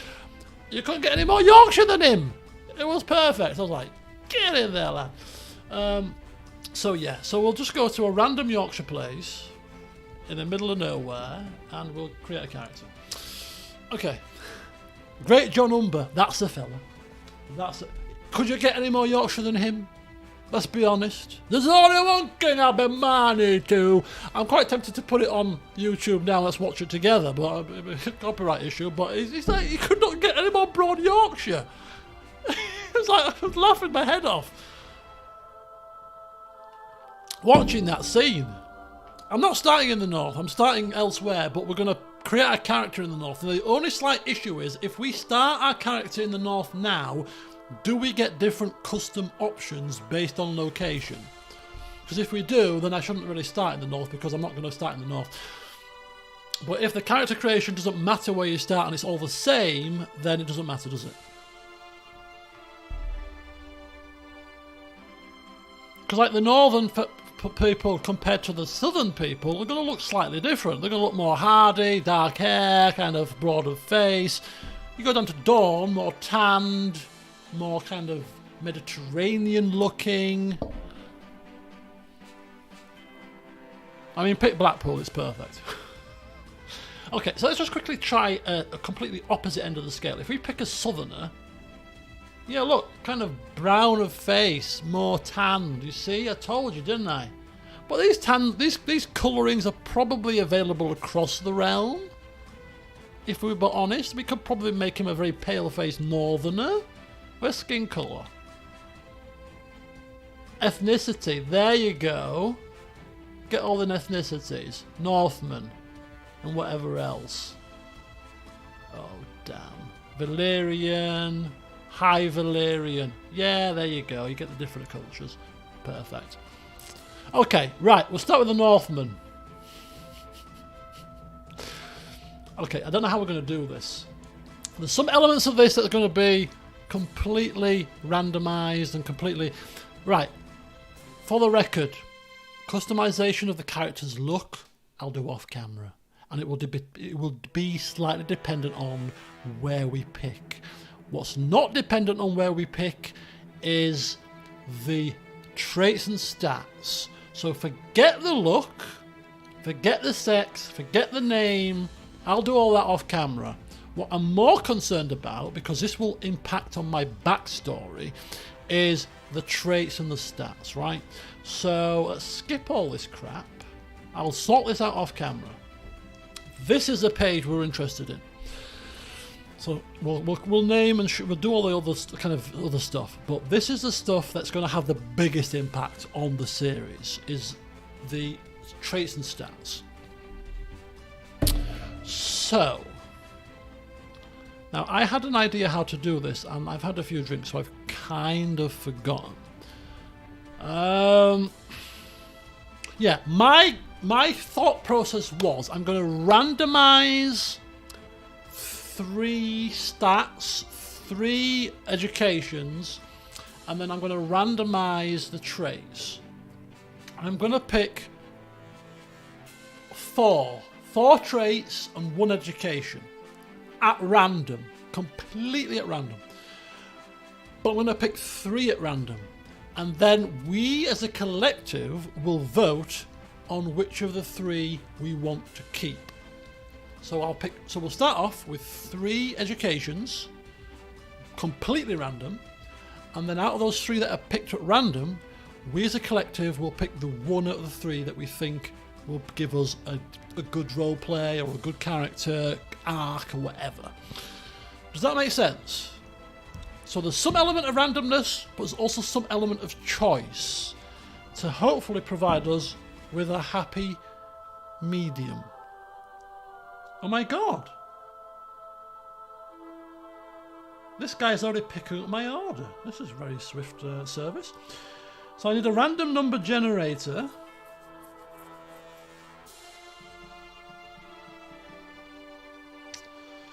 Okay, random number generator has been loaded up. So we need to figure out how many educations we've got. So 1, 2, 3, 4, 5, 6, 7, 8, 9, 10.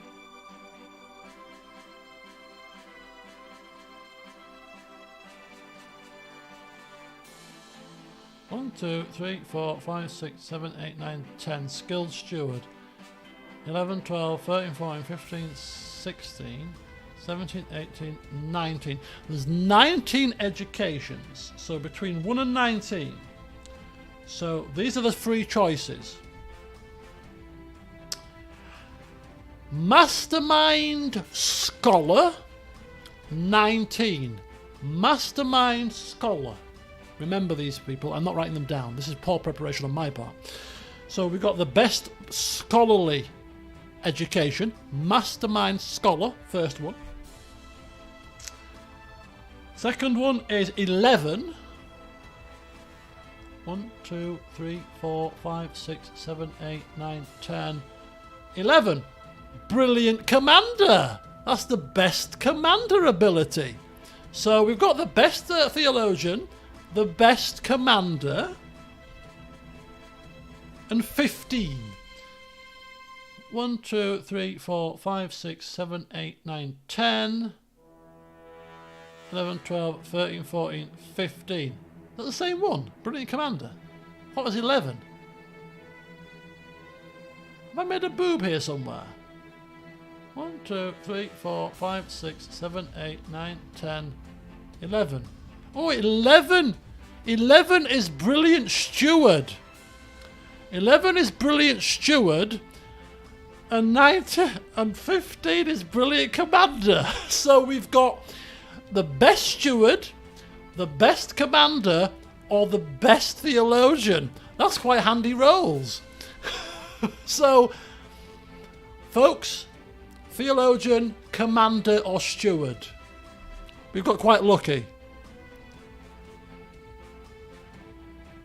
We got lucky with that education trait. Not rigged at all.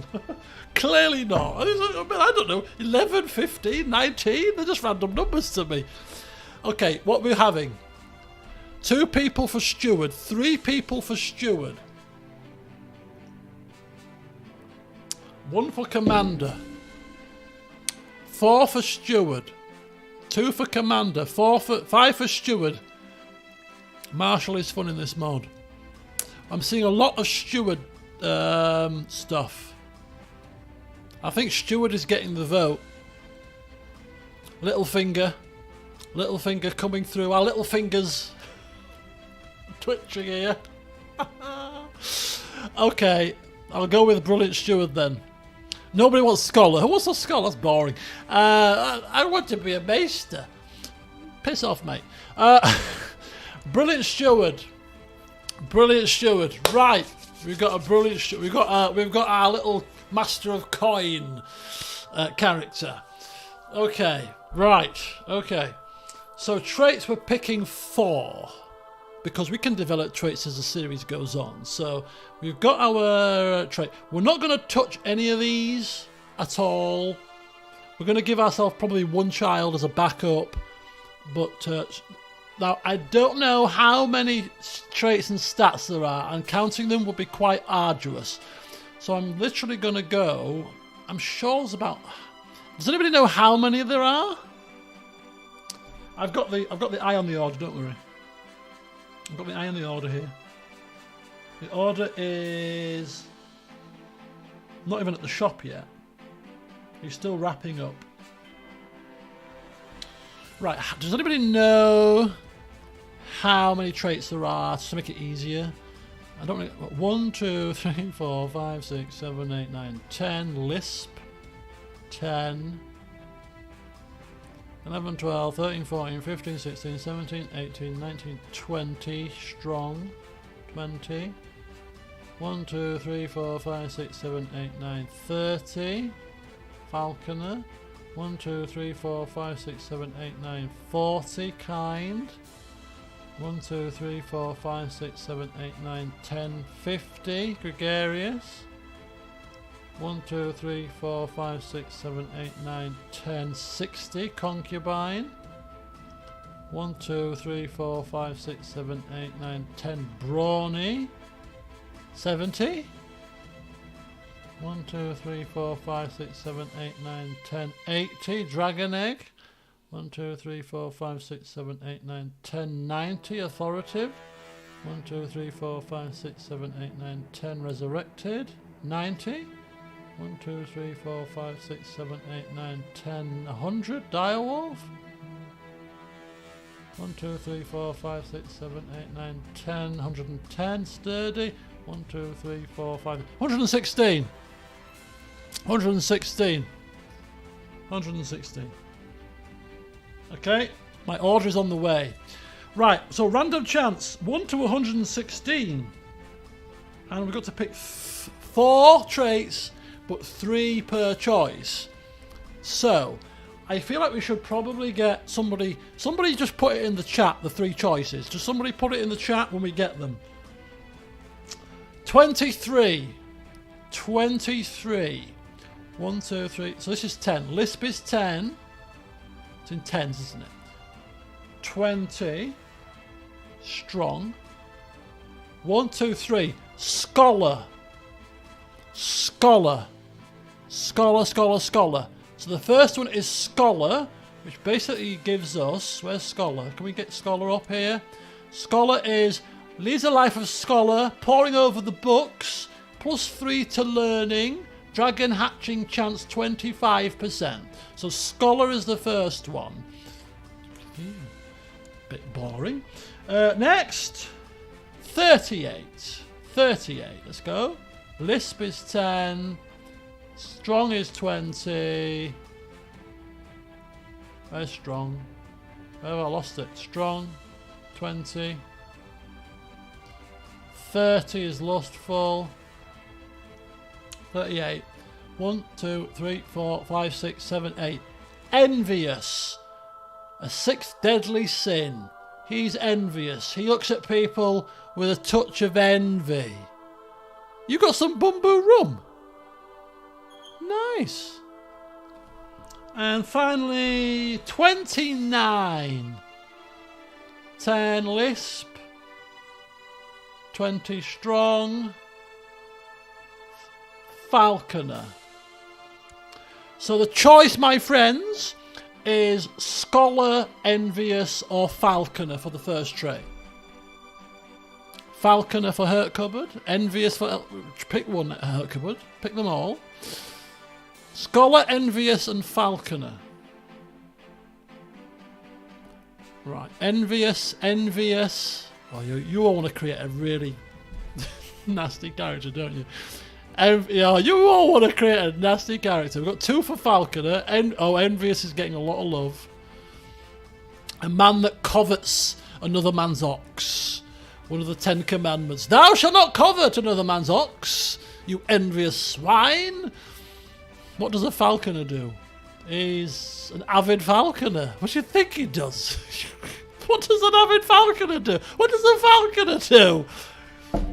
I don't know. He likes falcons. 2 people have asked it with laughing emoji. I think it's a sarcastic comment. He likes Why can't we have a man that likes falcons? Why not? Okay, am I getting a sense of envious here? Anybody totaling up the votes here? 1 for envious, 2 for envious, 3 for envious, 4 for envious. We got Falconer 1, Falconer 2, Falconer. We got 4 for Falconer, envious for Lee, Falconer for Hurt Cupboard. It's quite close. It's quite close between envious and Falconer. I should probably be putting polls up here to be professional. We can start a poll. Look. Ask a question. Falconer or envious? Let's see how this poll thing works. Add an option. Falconer. Add an option. Envious. Right, folks. Ask your community. There's a yes and no in there somewhere. Ignore yes and no. Falconer or envious? Come on. Cast your votes, people. You've got 30 seconds.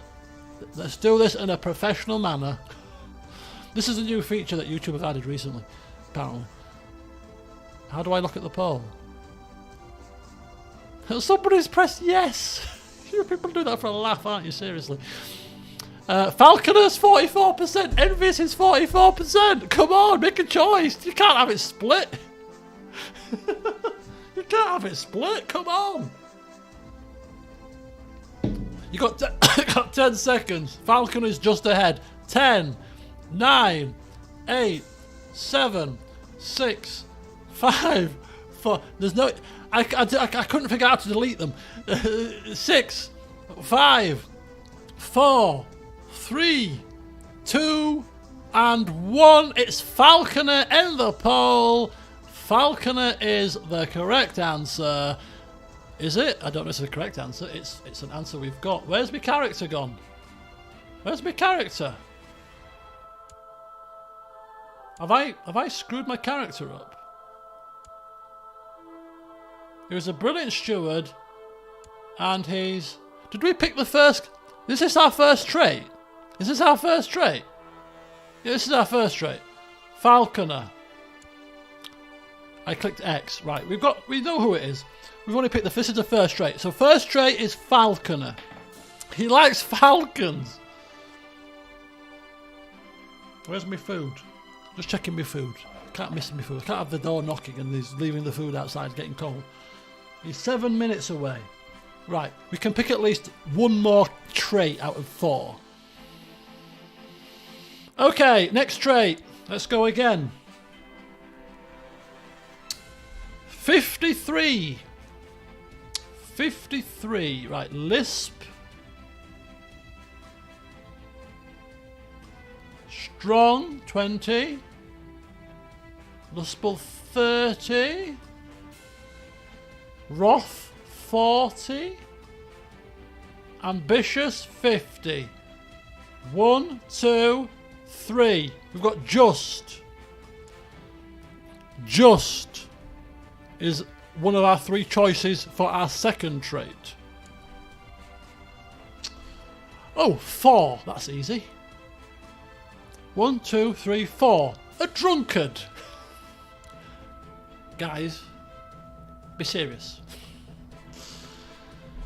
57. Right. Stutter.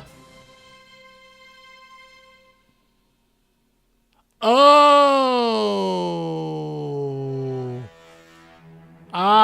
Because we're picking traits, it changes the order because it's taking them out of the selection. Which is how we'll do it. We'll have to do it like that. It's fine. So 53, 57. So stutter is now 10. 10. Weak is now 20. Chaste is now 30. Patient is now 40. Content is 50. 51, 52, 53, 54, 55, 56, 50. Master Seducer! Oh, God. Right, so the next trait. Just, drunkard, or Master Seducer? God. Okay, I'll put a poll up. Start a poll. How do we delete these options? I don't know. Drunk. Add an option. How do we do this? Add an option. Drunk. I don't know how this works. This poll feature. Oh. What's a drunk? Just. How do I delete these? This poll feature's crap. Okay, forget create a poll. I can't work it. What have we got? Get that poll up. Drunkard, Master Seducer, Master Seducer, Master Seducer. Hello?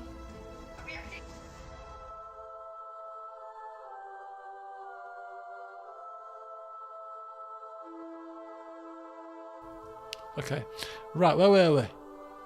Have we got a clear winner here? Because I've lost the poll. The poll's not working. Master Seducer, drunk. Seducer, drunk, seducer, seducer. It's quite close between drunk and seducer, but seducer is just winning. That's now seducer 2 ahead by my reckoning. I'll give you 10 more seconds, folks. Seducer's winning it massively now. 3 ahead. Oh. Okay. What was it? Oh. Seducer wins. So we've got Falconer.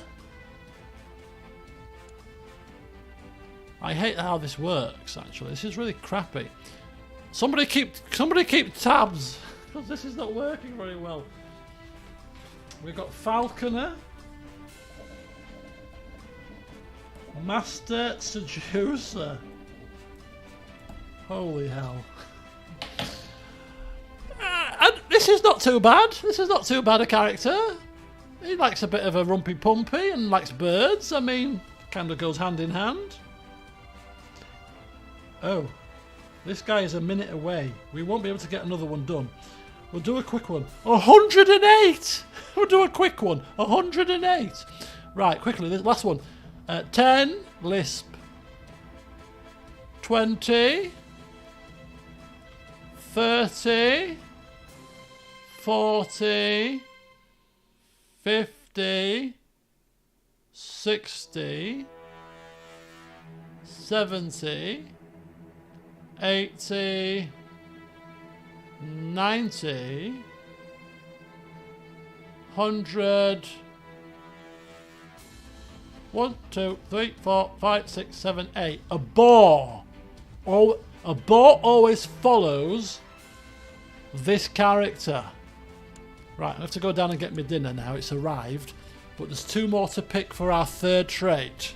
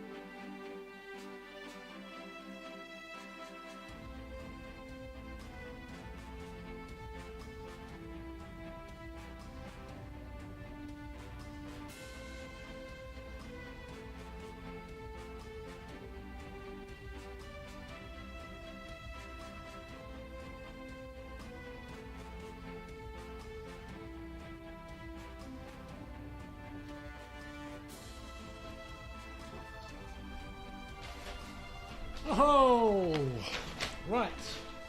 Before we delve into food, where's my headset? Before we delve into food, we have to finish this, even if it goes cold. We've got to finish this. So what we got? We've got a boar. Next up, 63. 63. 63. Come on. Lisp. 10. Strong. 20, Falconer, 30, Kind, 40, 50,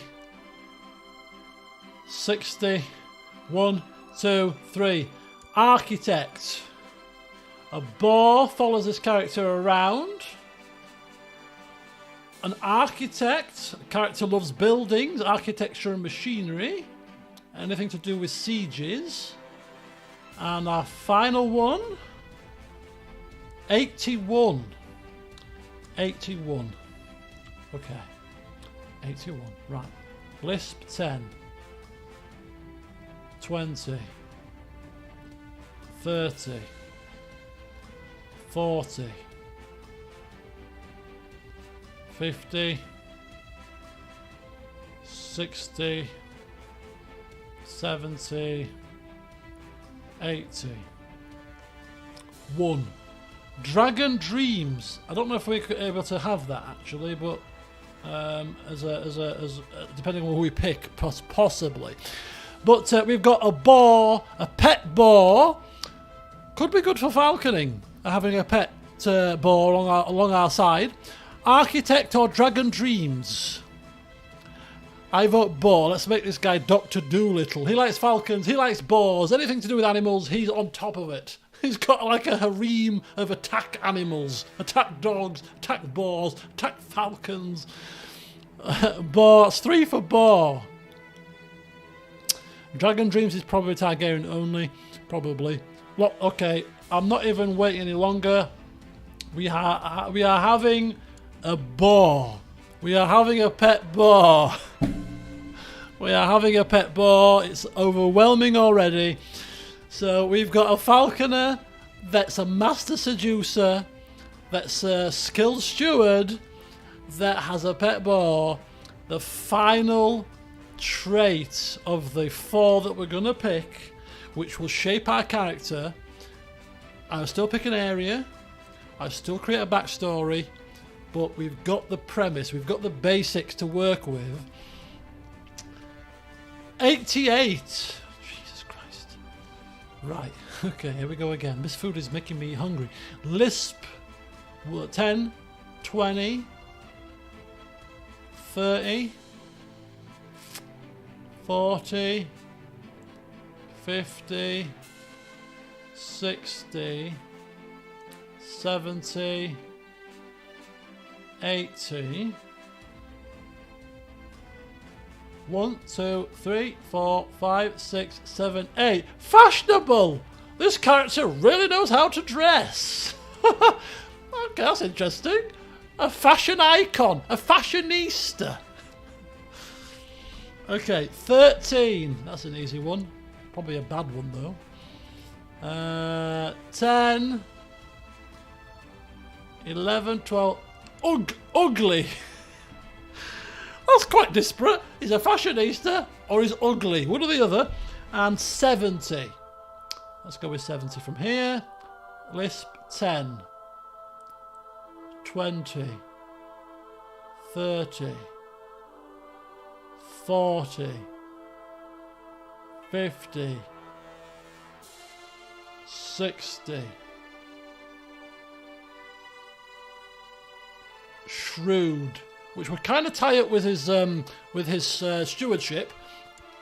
But we've got fashionable, knows how to dress, diplomacy, good spouse opinion, attraction opinion. We've got ugly, which I just deleted. And we've got shrewd, which gives us martial, intrigue, diplomacy, stewardship, and learning, personal combat skill, and dragon hatching success. Fashionable, ugly, or shrewd. The final choice.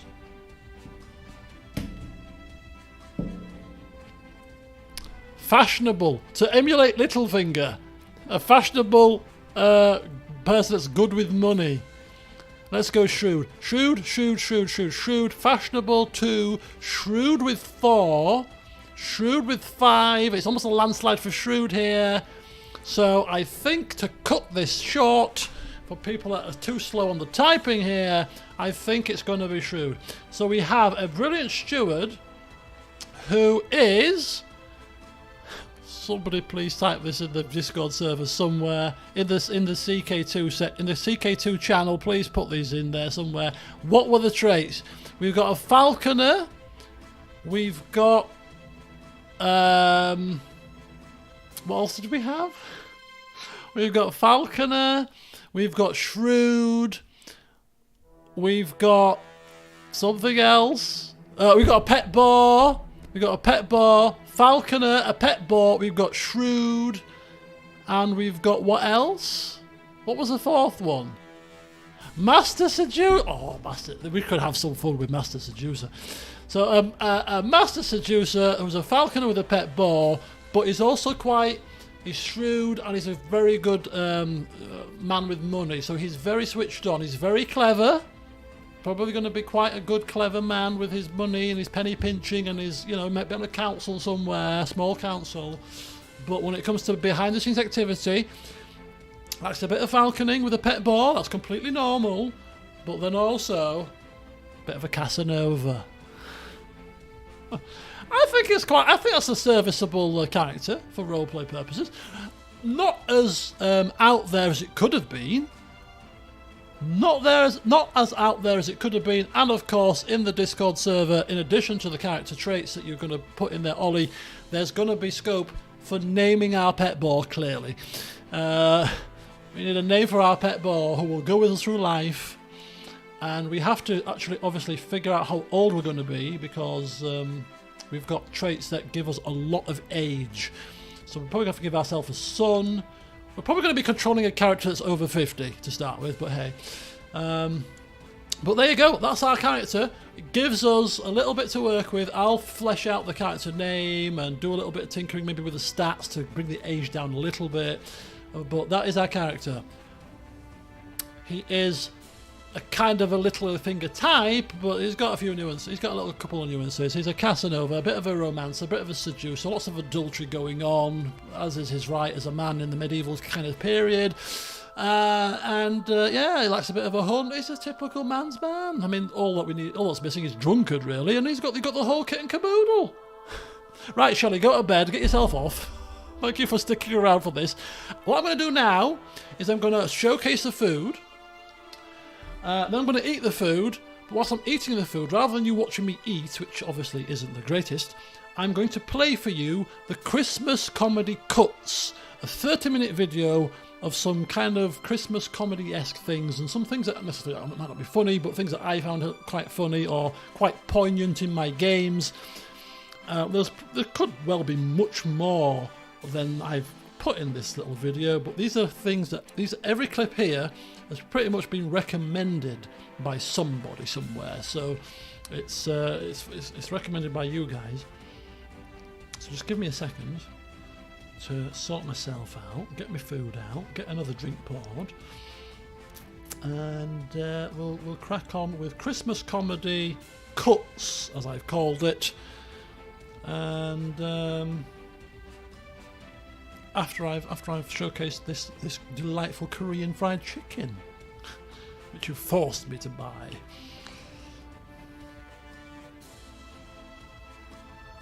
Let's have a look. We'll leave the background on here. It's as good a background as any.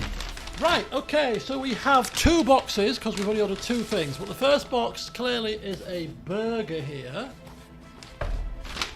Holy flipping cow, I need a fork and something else with this. And it's not very hot because it's obviously come from quite a way away, and I just left it for the past how long, so it could do with a microwave, really. Right, so... Oh, that smells delicious. Oh, Jesus Christ. Let me get a fork, and then I'll show you what this looks like. I'll show you what it looks like. Oh, this is a burger. Look how they've cut this burger up. So we've got this kind of burger with the gochujang chang sauce. They've cut it up into halves. You see that? They've cut it up into halves, put each separate half into a bit of tin foil to make it really easy to eat. You've got the chicken in there. Obviously you can't smell it, but it smells delightful. I can see the sauce in there, I can see the pickled cucumber. Yeah. That is a serviceable burger. I'm quite impressed. And then the poutine fries. You've got the cheese, you've got the sauce, you've got the fries. I mean, in the camera it doesn't look massively appetizing, but it smells delicious. And in the flesh, you've got this lovely sauce. It looks like a bit like a mayonnaise. You've got the cheese on there. You've also got some red sauce, which probably has a bit of a kick to it. Chicken strips in addition to the fries. Ooh. Ooh. Ooh. Oh, this is good. Oh, this is good. I'll be back with a fork. And I'll put the Christmas comedy on, but it's got a kick to it. It's got a kick to it. No, I've got chicken strips with the stuff, but that is delicious. I could be a Korean street food convert here. This is bloody lovely.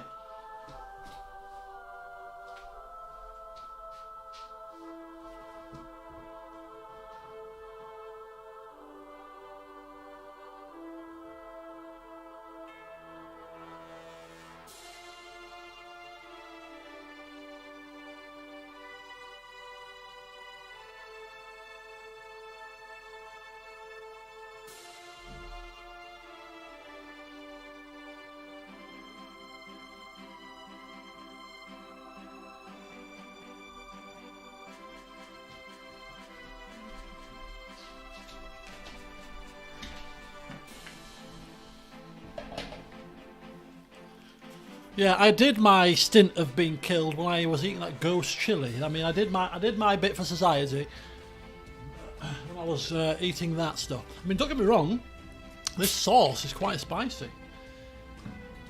This is quite spicy sauce. Right, just a nice little bit of soft drink here. Right, so this chicken poutine fries, although I should have, when I was downstairs, probably got some salt just to put the salt on the fries. But this is let's have a look. This is just the fries without the chicken and a bit of sauce on it.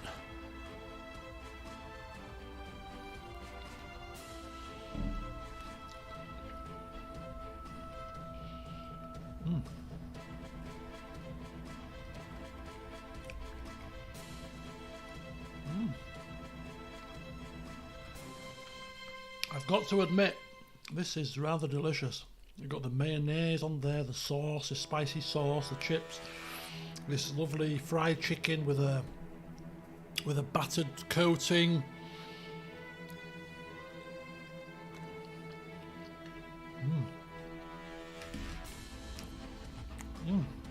This is good. And it's not too much. Every stream I've ordered food, it comes in a big platter, you know, it's far too much. This is just a perfect size. So there's not too much waste, but that is delicious. That is delicious. Right. I'm going to try this burger, and then I'm going to put the Christmas comedy cuts on. It does require a little bit of talking through the comedy cuts as to why I've selected some of them, so... But we'll get there together. Okay, so this is the burger.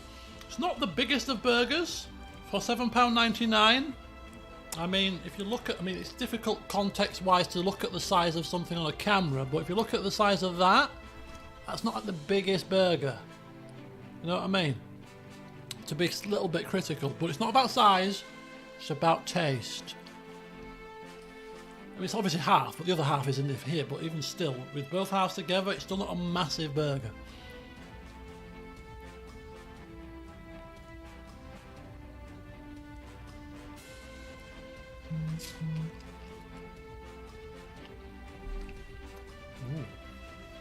But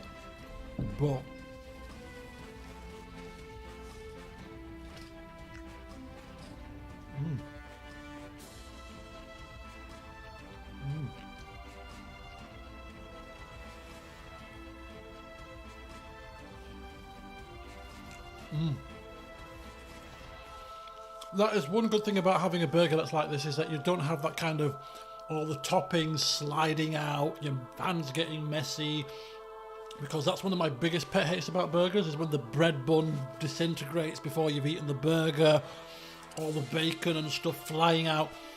It drives me potty, actually, in fact, to the point where I really just like could leave the burger alone. But you don't have that with this. Now, obviously, it's not quite Korean style. This is obviously, you know, this is... But if I was to put something in here that's going to enhance it to my tastes, all it's missing is a slice of cheese. Put a slice of cheese in that, and you've got heaven on earth, to be quite honest with you. It's delicious. Nice kick with the sauce, the pickled cucumber gives it that acidic edge. The chicken is very succulent and soft. It's lovely, and there's some onion in there, fried onion. Just all that's missing from me personally is a slice of cheese to turn it into a bit of a cheeseburgery type thing. And I have cheese slices downstairs, and I'm tempted to go down and put a cheese slice in it, but I won't. I'll eat it as it's intended. But for me to lift it up, a cheese slice in there would be delicious. To review this meal out of 10, I feel like what's his face on YouTube? I watch him. I've watched him a fair few times now. Rate My Takeaway. That guy, Danny. Rate My Takeaway. I mean, as far as takeaways go, meals. I mean, are we rating this in the quality of a takeaway, or are we rating this in the quality of a meal? Because obviously non-takeaway meals far surpass any takeaways. But if we're rating this in terms of a takeaway supper, compared to some of the crap you get out there, I mean, it's spicy, it's got a nice kick to it, it's got some good flavours. It's not massively over-facing. The burger's just the right size. It's not dripping out. The food is relatively hot, to say it's come from about 5-6 miles away. The fries are quite crispy. I'd have to give it an 8. I'd have to give it a solid 8. Put a cheese slice in that burger. I'll bump it up to a 9 possibly. But I think a solid 8. I think there's enough flavours in here and enough. It's not dry. And I like spicy food, so it's got a nice little spice to it.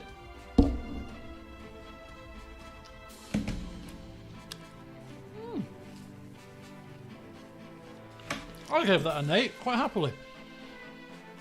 That's a new experience. It could be the drink, of course. I've drunk a fair bit, so anything tastes delicious when you're pissed. Yeah, you get some takeaways. They're dry, they're tasteless, they're cold. You know, they're soggy. You eat it, you think to yourself, I didn't enjoy that. But this is full of flavour. Really is full of flavour. Really is. Right. So whilst I continue on with my food, we're going to now exit the game. We've got our character. Hopefully in the Discord server we have as much as I need to know to be able to recreate that character properly when the stream starts. But what we're going to do now is we're going to engage in some Christmas comedy cuts. Now these videos, these clips have been picked by yourselves, and I haven't put them in the comedy clips because they're either too long and they would drag out the comedy clips for far too long because some of the clips are longer than others, or because I think that they, perhaps, as I say, not funny enough, but there's little nuances to some of them. And some of the clips I've picked myself because I liked the period in the game, or I thought that my ad-libbing was quite funny in terms of some of them, and some of them that you've recommended as well.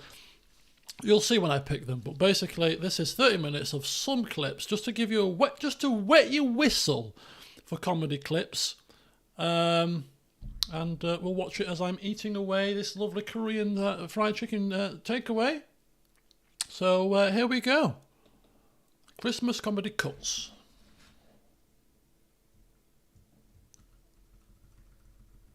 Let's put my volume up. Quite loud here, bear with me.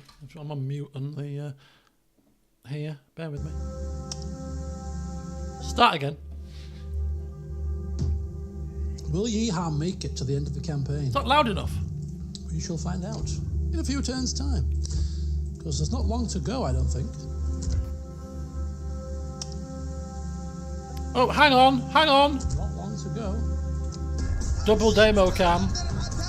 To be honest with you, Let's start it again. I've cocked up the things here.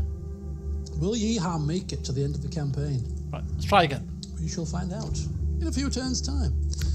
Because there's not long to go, I don't think.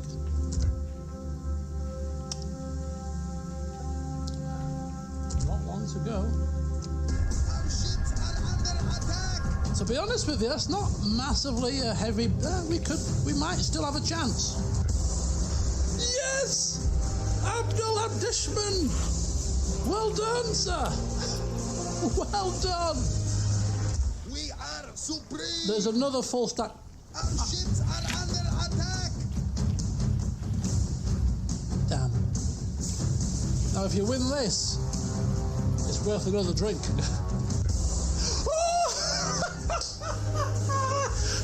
You can't believe it! I should pour myself a drink. Really, I should. I was saying it as if it was not going to happen. Admiral Abdishman, how on earth have you done that? How have you done that? I think I should get another drink. It's only 10:15. Oh my God! How has he done that? The sea is yours, great lord. Adopt this admiral into the royal family. Holy cow! Raptors must report for duty. You will join us to rebuild paradise. Oh dear. Oh, they've come for us. What the fuck? Raptors must report for duty. You will join us to rebuild paradise. It's a tank, you idiot. You will join us to rebuild paradise. There you go. Talk about being a fool. Must report. He brought it on himself. You will join us to rebuild paradise. No. Deal with the trap, Elquist. This is not possible.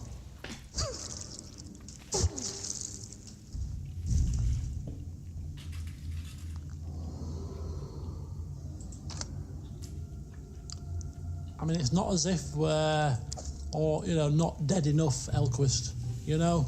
A trivial Not matter. as if we're not, close enough to death's door already. Without you piling on the flipping agony. Sort it out, Sonny Jim. I shall speak with Map info for map info. Demanding. How about we pay for your map information? We don't usually pay for things, but hey, let's try that. Would you consider? I am that interested in you flipping maps. Until next time. God damn, what they're made of, gold leaf? Good grief. Right, stick them up your toga. Okay, what I'm gonna do is I'm going straight into the hot curry. Get it out of the way, get the fear out of the way. So we're taking a nice big helping of chicken from the Naga curry with the sauce on, okay? Putting it on the plate. I'm gonna have it with a nice bit of puri and dip it into my yogurt and just completely and utterly dispel the myth that this chili is supposed to be ragingly hot. So I've got a nice big helping here, okay, on the bread, and we've got it dipped into the chutney, the yogurt chutney here. I'm gonna eat it.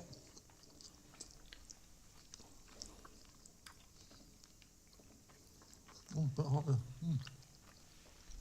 It's a bit spicy. It is a bit spicy, but it's not. Oh yes, a bit hot, yeah. It's a bit hot, yeah.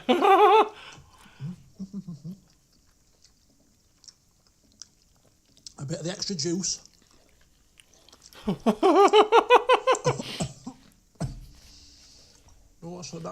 quite hot. That's quite hot. This is quite hot as well. It's not so hot. Okay, it's a bit spicy. I don't think I'm going to be able to eat all of that because it is rather spicy. But oh, Jesus. That is quite spicy, isn't it?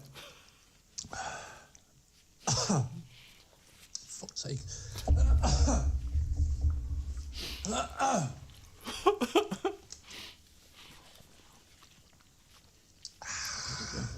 This will be the bronze shield guy. Dragner? A young dwarf in worn-out clothes shows you a scroll of fine paper with an expensive seal. He speaks ceremoniously, like a herald. Greetings, my name is Dragner Wardosh. No, that's not his name at all. My name is Dragon Waradash. Even I can pronounce my own name, you know. I come to you, your grace, with a request, or to be precise, to receive compensation. It's a strange accent you've got, Dragon. Where are you from? I don't know. I'm from a variety of different places.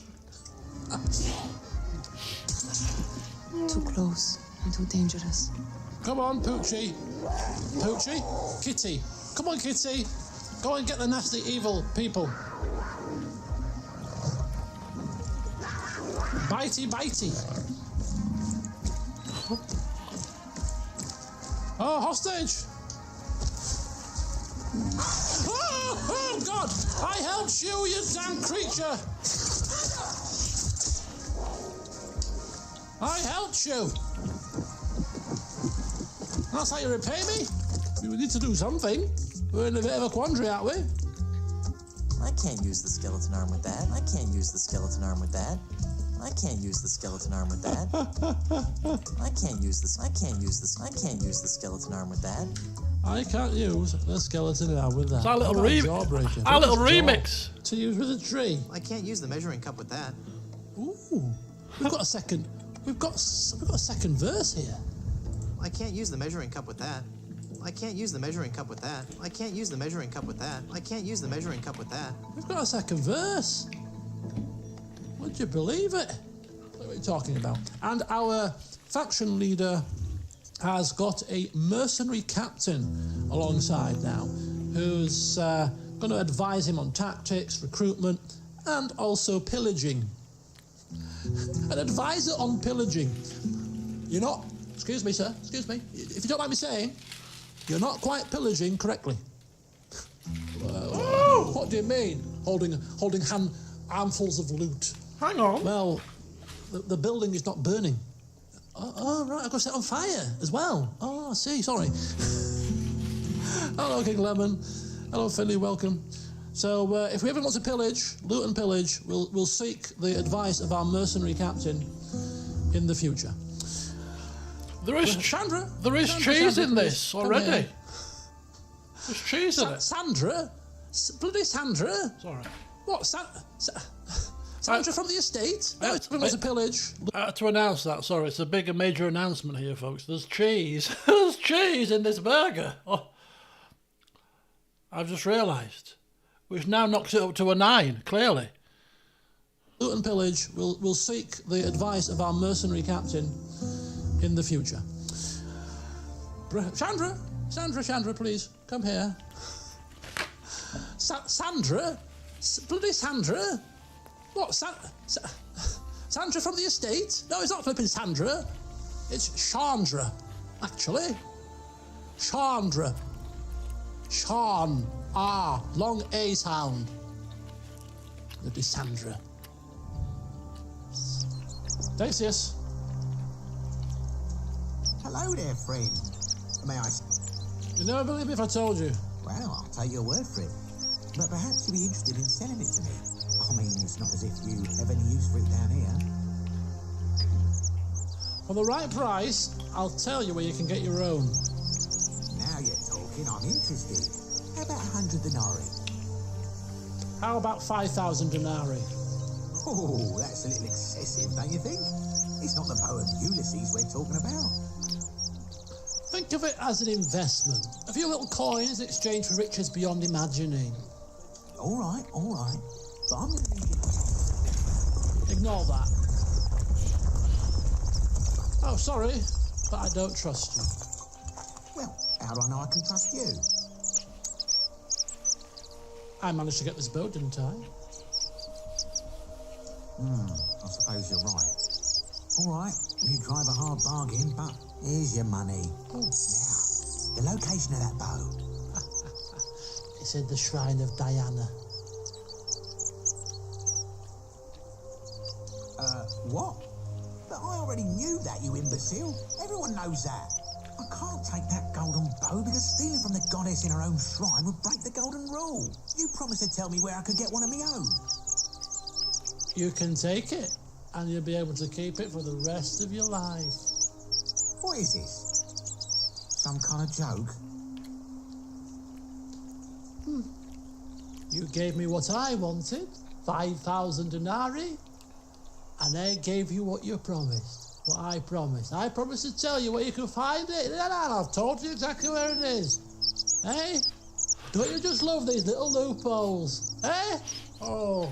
I don't believe this is happening. I do love a good loophole. Don't even talk to me. You stupid ass. Oh, that's brilliant. That is fantastic. 5,000 denaries. Oh, that'll keep me going for a few cycles. Oh, that's good. What the flipping hell? Hey, is that Bokken? Hey, it's Bokken. Oh, I thought he was going to tell us about the elixir. Bokken, you got to stop attending my place, Bokken. I keep thinking you're bringing me an elixir of eternal use. What are you bringing me today? This poxy ring? Oh, please don't be ungrateful. You're a ring. Oh, God. Yeah, you could look. He's searching through his bag and fumbling for some time. Bloody Elquist on the edge of his seat. Is he going to pull out this elixir? And bing! A ring, Your Grace. A ring? Where's this elixir?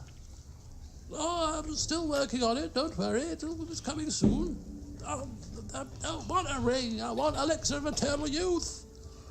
I don't want a single wrinkle to mark my handsome face. Today we drink in the worst fucking cantina in Yara. Or is it Colombia? Kirat, Chechnya. I think that's Juan Cortez, folks. Leave the bottle. Let's work for you. I like the look of this guy. Guapo, you listen. Rule 16. The guerriero's revolution never ends. Always another war, another cantina, another ugly bartender. Juan Cortez? What do you think gave it away, Wapo? Huh? The hat. What? He's got a pet crocodile! In a fucking zoo, abuelo. To find you. See, I learned long ago never to doubt her. You will too. Hey, I know you. Don't think so. Yeah, I know you. It's like I'm looking at a mirror, Wapo. What are you talking about? Those eyes, Guerrilla. You got a taste. You convince yourself you're a hero, but you wake up a junkie, just like Juan Cortez. This is a fucking waste of time. Can you whistle? What? Nah, you can't whistle. Coño!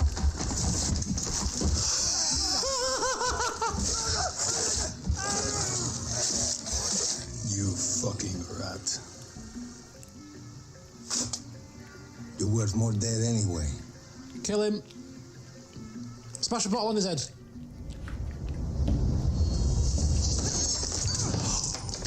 Nice. What the fuck? See, Guapo is in love with you, Oh!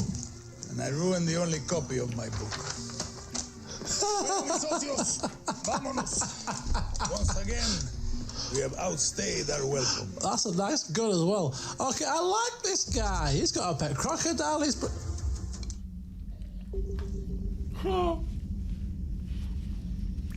This is one of many technical issues.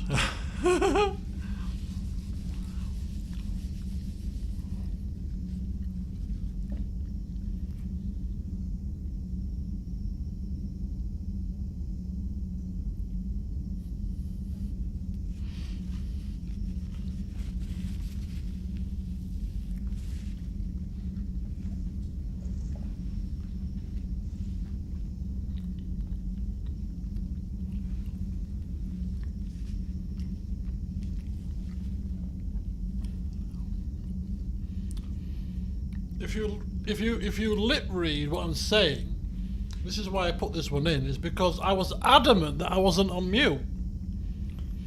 And I said to it, I said there, you could lip read. I said, I'm not falling for it, Nagisa. I'm not on mute. I'm not falling for it. Because I was convinced.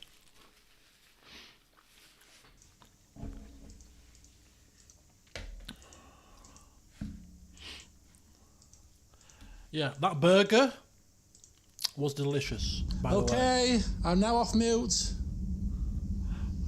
Okay, listen. Listen. Listen. In my defence. What I was saying when I started the session here, I said, hello, everybody, welcome. I've double-checked, and I've triple-checked, and I'm not on mute. So I'm completely happy that this is going to be a completely technical marvel. No glitches here today. And then Nagisa said, you're muted. So I was saying, I don't believe you, Nagisa. I'm checking my levels and it's all working fine. You're lying to me. I have completely checked everything. And then somebody else said, no, you're muted. And then I realised, I'm not muted. I've just not set my channels up because I did an LP recording of Far Cry earlier and it was a different channel setup, a 2-channel sound setup, whereas the stream you've got to use all the channels.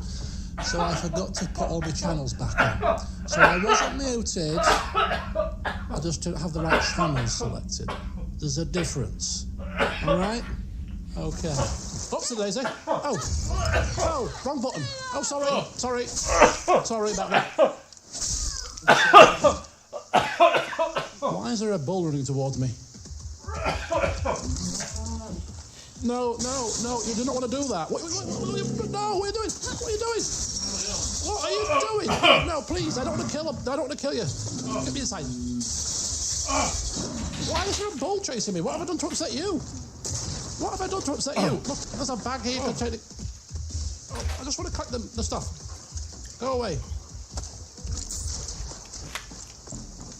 What the hell's going on? Right, I need to get my bearings. Good grief. Okay. When did the soldiers start training bulls? They're still coming? Okay, right, you have had it, mister. I give you a chance to... Okay. It's lucky it did that, because I was going to kill it. It must have realised. Sorry, folks. It's still coming? Went down the wrong hole. Bit of spice. No, I think it's calmed down now. It's calmed down. Yeah. Looking for you, I don't like steak. Nothing else we can do right now. I don't think, other than carry on. Oh, somebody's died. Oh, God's sake, man! Flipping why? Frank? Oh, I'm angry now, I'm telling you. I'm telling you now. Segovax, it's a good job you're dying soon, because your son, this wouldn't have happened. He'd have dealt with the problem straight away. You've always converted people to Christianity. You should have worried about your defences, pal, and taken these lands when you had the chance. Oh no, we don't want to capture the south of France. We don't want to capture those settlements because it means I'm going to convert them, and I'm not converting quick enough. So what you're going to do is hold off expansion until I've converted as many. Oh yeah, good old selfish you. Yeah, I mean, these could have been ours before the Vandals chomped through. Yeah. Oh dear. But now, oh no, well, we're at peace. We're at peace. We're a peaceful people, apart from if you're pagan. Settlement besieged, ×2. Vertigala, Augustus to Rome. We've got a plague in here, we've got a civil revolt here. What more do you need to happen? You need lands. Right. I'm a mum, obviously didn't realise. Bit of a rant. Oh, Ambrister. Oh, I've muted the wrong person. I've muted Ambrister. I'm so sorry, I clicked on the wrong button. Trying to hide this spam bot I've hit. Oh dear. Sorry, Ambrister, sorry about that. Oh, dearie me. Are you back with us? Oh, he's back. Sorry about that.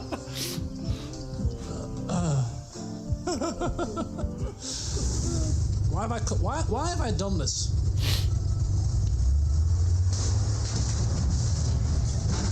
I have picked... How do we exit? We have picked the worst vehicle possible for the task. Let's get in this thing. How do I get in? Get in.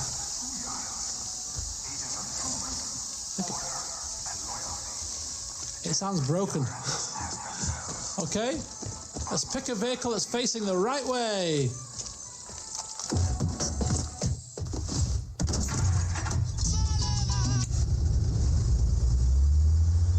Let's have a look at the controls here. Handbrake, sidearm, throwable, follow road, horn. Okay, perfect. Let's go.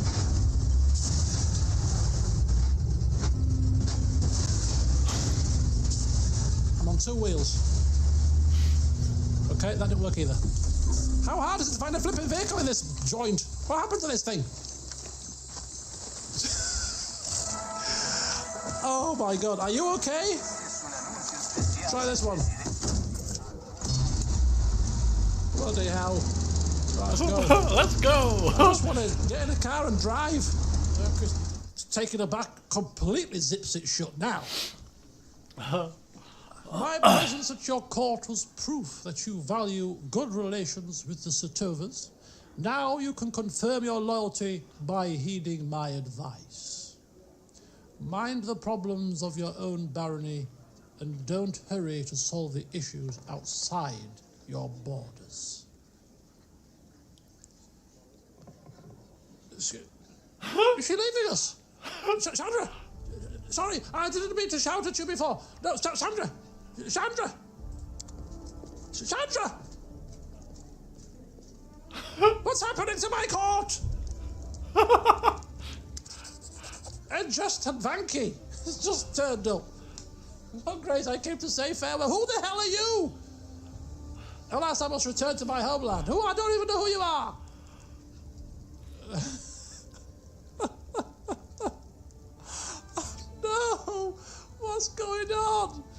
They're going to have to build siege equipment. They won't siege it down Thank straight God! away. Spoiler alert, thank God she came back! They'll talk about how they're going to divvy up the spoils and all that kind of nonsense. By the time they've done that, we'll be ready to pounce on them pretty swiftly.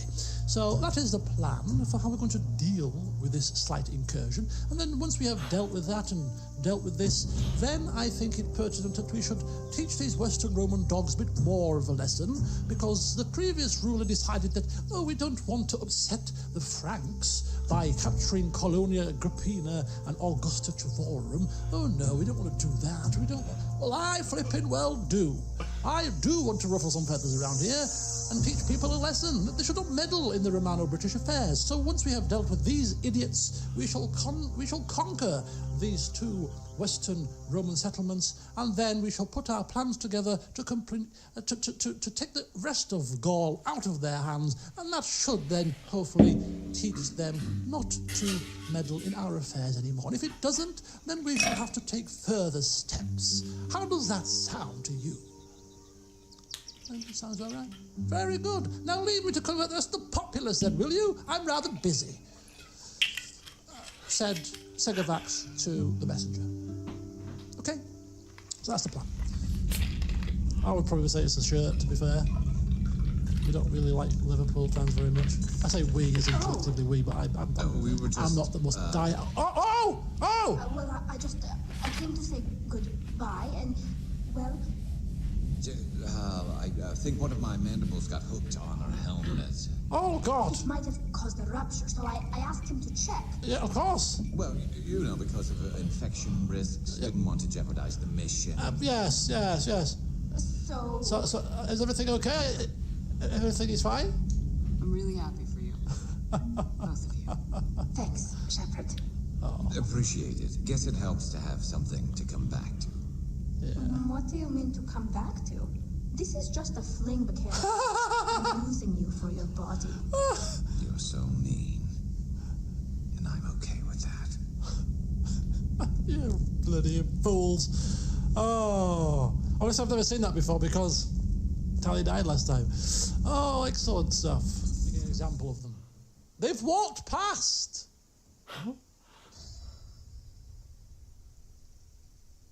They surrendered, and we heroically massacred the wounded. Oh, this is the last one, right?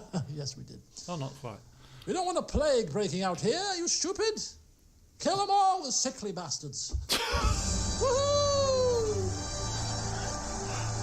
You are triumphant! The withdrawal of the Roman Empire from Britannia may have been unfortunate, but a setback can often be the spur to later greatness. Rome has been reborn in your efforts and in your victory!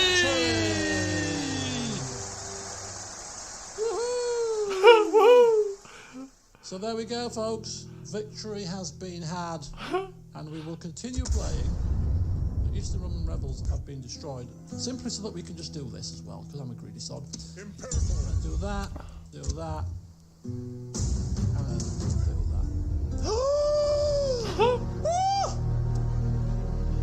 How did you lose, you stupid man? Disengage! Break off the siege! Well, that's solid the ending, hasn't it? Oh my God! I'm glad to see the back of this. I'm telling you now. Oh my God! Right on the ticking of the turning over of the time. Look at that. Somebody just waltzes on in. Stefano Mosconi, who's he? The man before you reeks of vanity.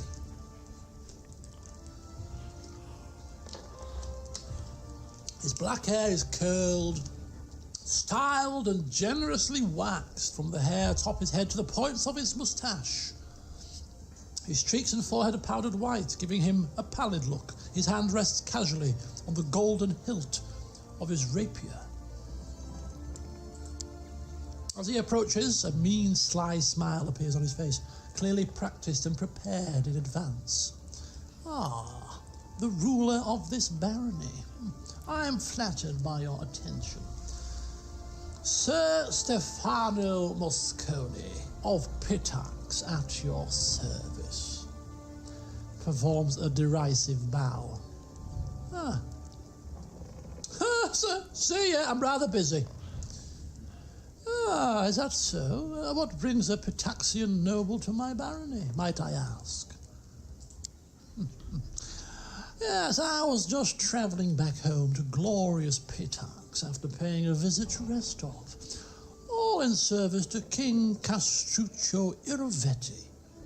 I thought I might take a day to visit the capital of Pitax's bald new neighbour.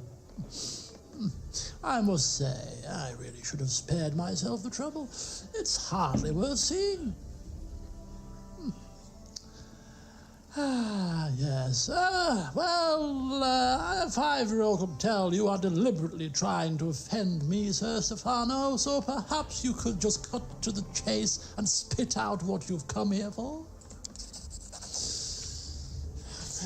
Well, you know, the initial goal of my visit was to take measure of your so-called barony, to see if you had anything of value to offer Pitax. And do you know what I found? Nothing. You have absolutely nothing to offer. Military, weak. Culture, weak. Economy. Well, you best pray to all the gods that my King Iravetti doesn't declare war on you. On the other hand, maybe you should pray he conquers you. This mess of a barony could use the rule of a proper king. Right. Sir Stefano, please do be frank with me. Have you ever had the pleasure of being acquainted with the hooves of a jackass? Other than your own feet, I mean.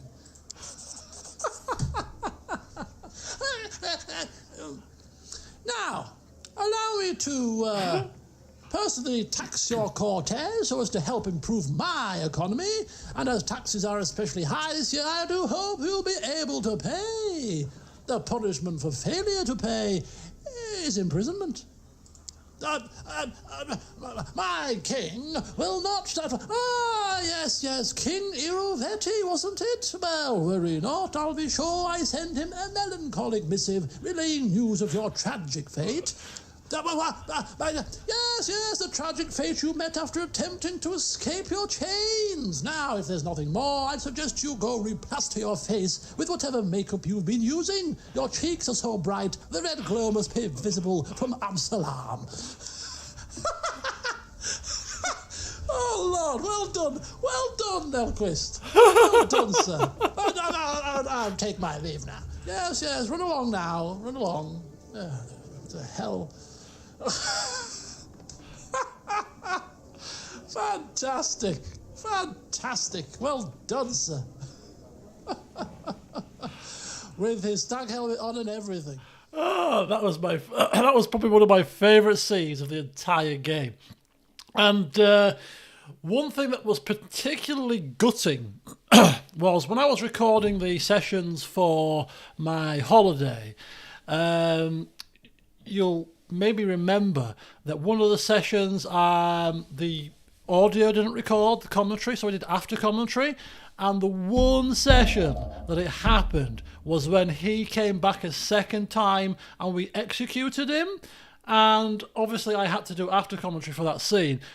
But the live commentary that I did for that, I mean, obviously, laughing at yourself is one thing, but I thought that when I portrayed that scene in person live, and the actual cackling and glee when I actually physically realised that we had an option to kill him after all the stuff that he'd done to us, this scene here, the scene in the tournament, I was beside myself with joy.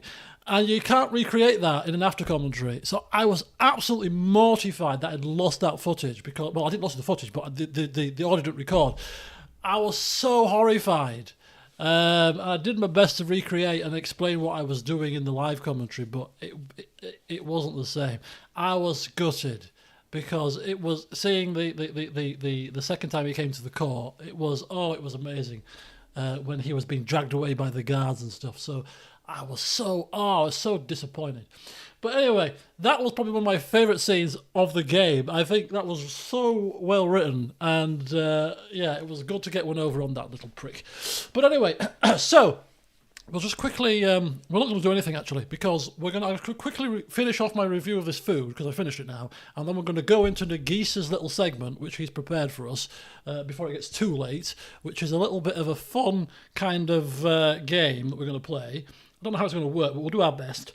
But yeah, the food was delicious, apart from the fact it almost killed me. It wasn't too heavy. A lot of takeaways that I have can be quite heavy on the streams, but that was just a burger that wasn't too big, but was full of flavour. It had cheese in it, which I didn't realise. It had the chicken, it had the onions, the pickled cucumber, the sauce, full of flavour, just the right size for one person, and the poutine chips. I haven't finished those because I started to choke to death on the spice, but they were delicious as well.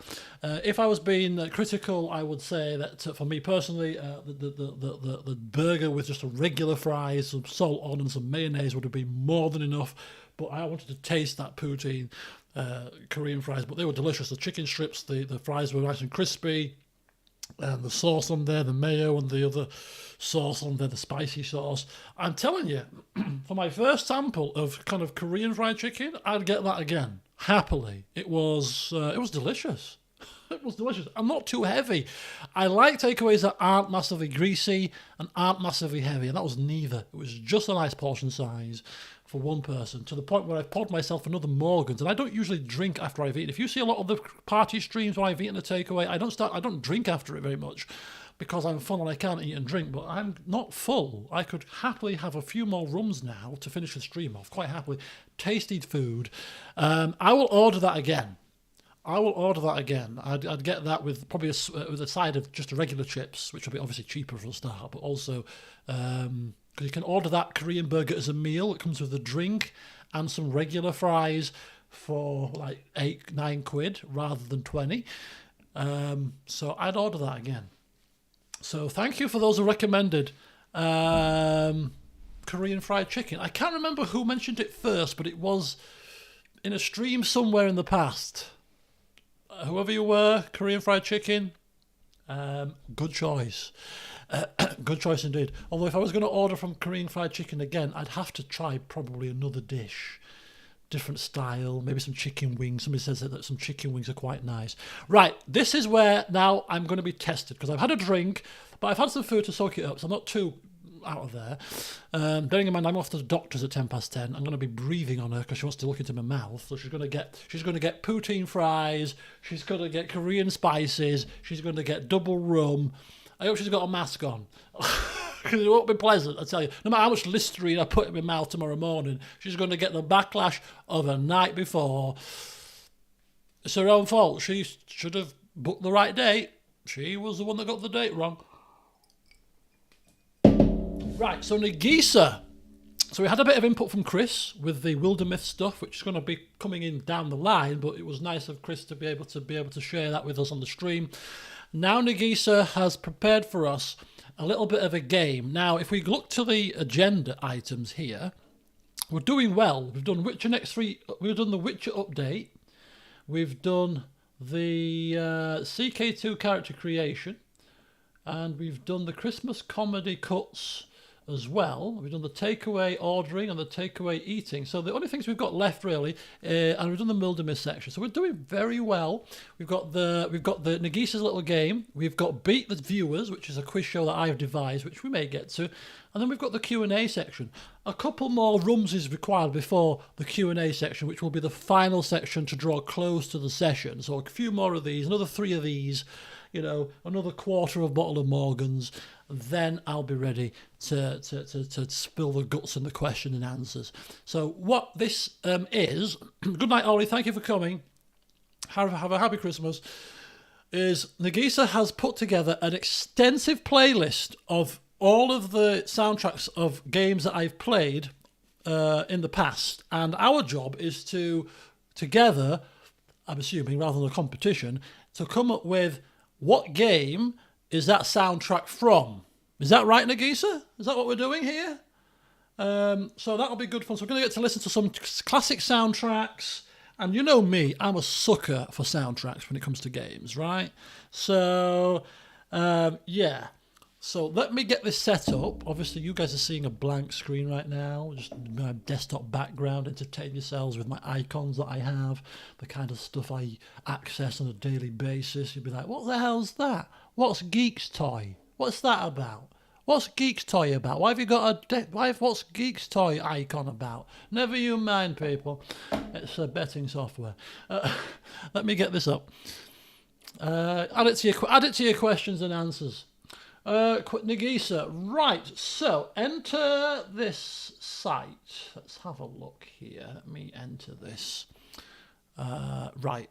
Here we go. And then we've got to put in the YouTube playlist address. Like that. Okay, give me a second. This is all live time. I can't see the chat now either. So we've got Christmas Party Mix. It will take about 30 seconds to load. Once it's loaded, it will start playing automatically, so pause it. Right, so we're going to pause it in a minute. Volume levels looking good. Yep, looking good. Looking good. So we got the Sims, right, excellent. We've got the soundtrack on. Let's just minimize that for a second. Temporarily pin the tab in your browser to hide the name of the song that's currently playing. How do we do that? How do we pin it? Temporarily pin. The option to pin comes up if you right click it. How do we pin? I'm using what's it called? Google Chrome. Is there a pin option in Google Chrome, folks? Is there a pin option? Right click the tab itself. How do we pin that? Pin. Oh!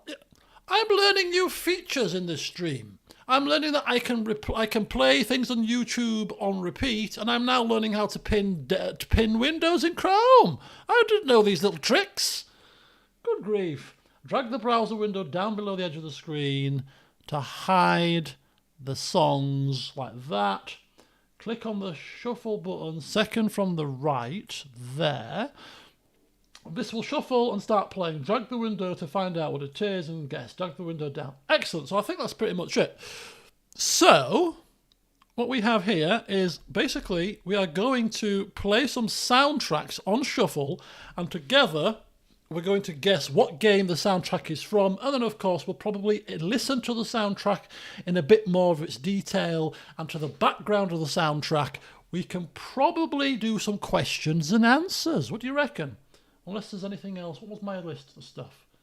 Beat the viewers, yeah. No, well, that's what we'll do. We'll do some question and answers whilst playing the game to knock two birds with one stone. So once we guess the soundtrack, we'll keep the soundtrack going if we like the soundtrack, and then to the background of that soundtrack, I'll give you a chance to ask some questions, and I'll answer some questions. But first of all, quick wee, and then we'll be back. And we haven't looked forward to 2023, but we'll do that after this.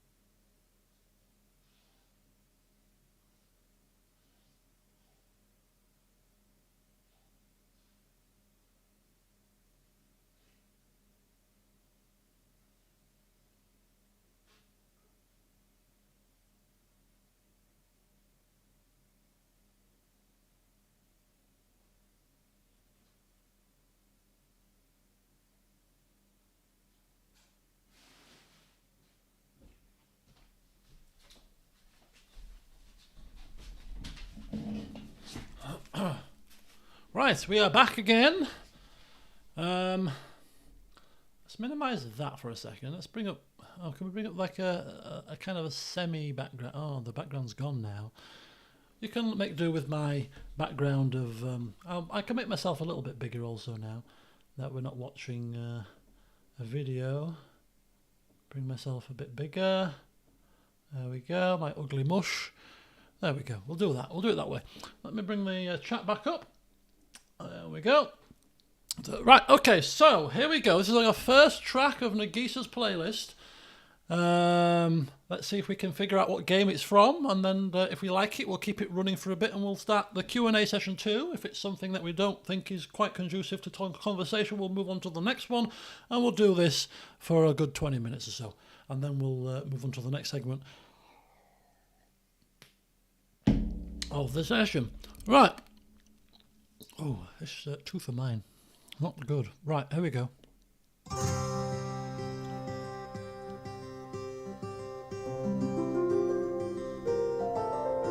Let me know what the volume levels are like. It might be a bit loud.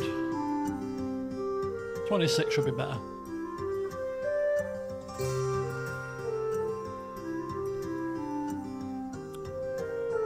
Is this a Sims? You can't guess, Nagisa. You compiled it. You can't guess. This is Sims. This is Sims? What Sims? Sims 2? Sims 3? Oh yeah, you can get the Sims vibe now.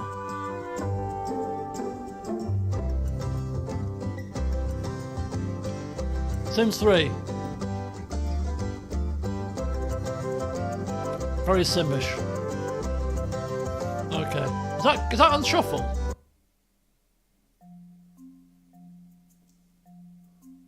Sims. This is definitely Sims. There's 3,000 tracks. How have you managed to get 3,000 tracks into this? Jesus Christ. This is definitely Sims. Okay. So how do you look at it? Where does it tell you the song? This is the Sims 3 soundtrack.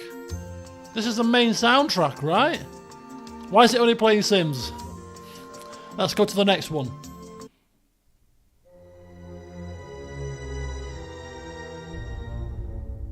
The hell is this? So do I have to press the shuffle every time or press the shuffle once? This is definitely not The Sims. What the hell is this? Like a horror game. What was that game that we played where I was that little girl? What was that little girl? Where I played that little girl? That was quite a horror-ish type of game, wasn't it?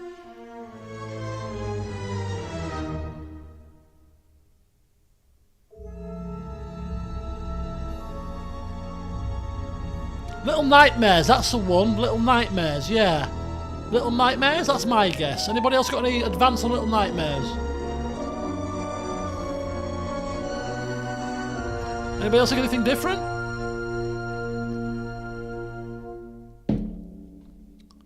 Quickly before we lose it. Star Wars, Knights of the Old Republic, Valley of the Dark Lords. Really? Star Wars Knights of the Old Republic 2, apparently. Bloody hell. Don't recall that one playing. But then when you see the game title, you think to yourself, actually, yes, I can picture that being a kind of Star Wars and Knights of the Old Republic kind of theme. I can actually picture it. Okay. Beat Cop. I've got to play that. Play that. Even though we know what it is, I love that game. Why is it not playing? Is that a clue as to what's next? Is this little icon? Maybe I have to drag it up even lower. What's happening? Or maybe that's just the icon. Okay, next. Stardew Valley! It's got to be! The little chip tune.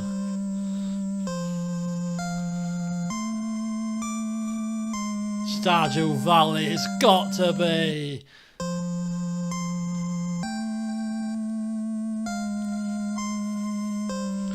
Nice. Oh, it's Undertale! It's Undertale!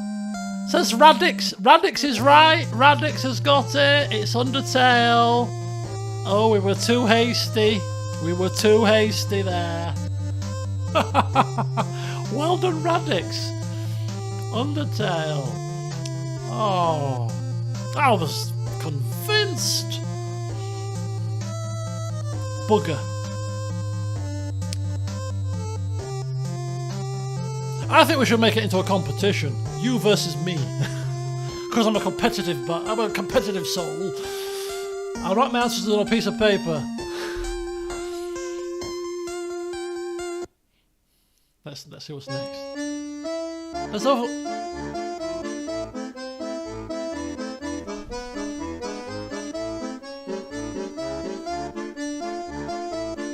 What the hell is this? I'm not looking at the chat. Wait a minute. I'm not looking.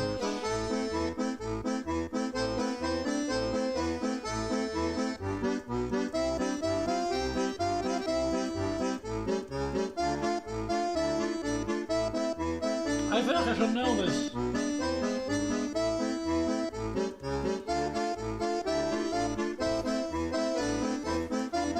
Monkey Island.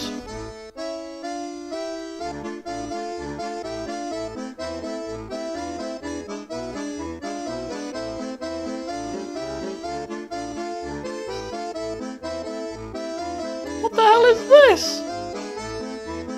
Monkey Island. Day of the Tentacle. I ain't got a clue. I can't even guess.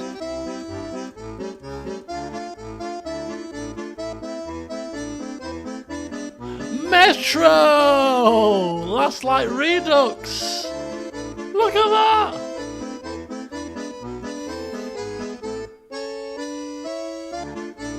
And then when you see the title, you think to yourself, oh yeah, I remember this, or I can picture this. Yes, maybe when we were watching that show, kind of Russian vibe. Shelley be gutted he's not here for this, because that was a game that Shelley recommended to me many times. And as per usual, took me time to get there, but got there in the end. Cool beans. Cool beans. There could be many copyright issues with this soundtrack, but hey, screw it. It's time for the don't give a crap section. Come bring on your copyright issues. Crusader Kings? No, it's not CK2. It's not Crusader Kings.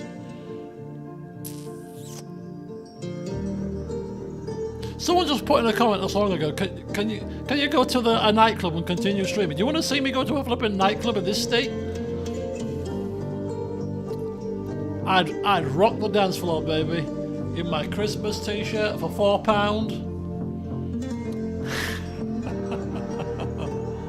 Oh, there could be some copyright issues. There are some Far Cry 6 radio songs. Oh dear. This is not Red Dead. No, it's not Red Dead. I would recognise this as Red Dead. I love Red Dead, right? This is not Red Dead. But I can't offer an alternative solution. What is it? Last of Us? I could see Last of Us. We're crap at this. Where's Ollie, our scorekeeper? We better quickly see it before it changes. It's The Last of Us Part 2. It's The Last of Us. Well done, Last of Us people. Hurt Cupboard, well done. We saw this, did we? Did we see this? Did we see?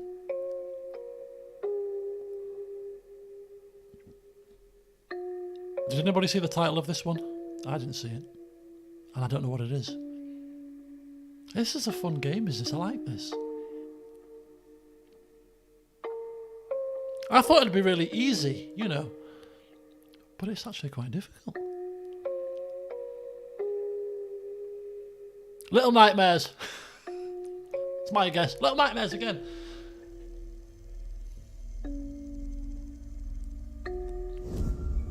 This is definitely not Outer Wilds.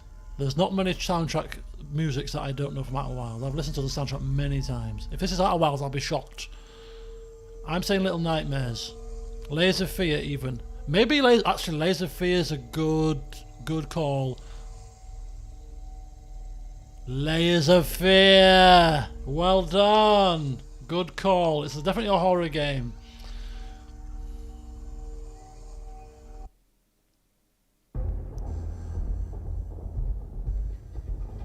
Have I got any right yet? Apart from The Sims? I don't remember. This sounds very kind of military based.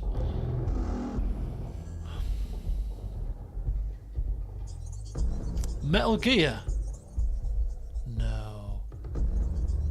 You know what? Metal Gear 2015.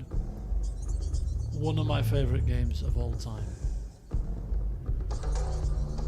I know it wasn't finished properly because of the whole Hideo Kojima situation with Konami and whatever else, but it really was a fantastic game. Oh, I recognise this! It's almost like a Deus Ex type of thing. Oh, it's Fallout 4! It's Fallout 4!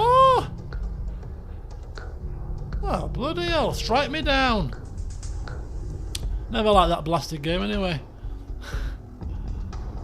Never liked it. Am I going to get any right?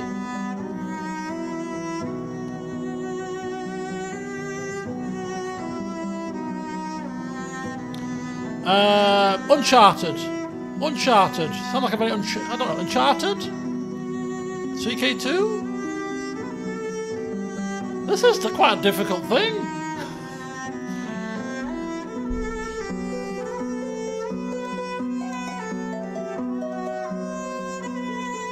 You reckon it's Metro? Rome 2? Two people have said Rome 2 now. Kind of think it might be Rome 2. Maybe like a different culture, different faction that we've never played. It's Sims 3! It's bloody Sims 3! I've never heard that on the Sims 3. I think I was closest with Last of Us. Not Last of Us, Uncharted. Kind of that desert kind of treasure hunting vibe. Never heard that before.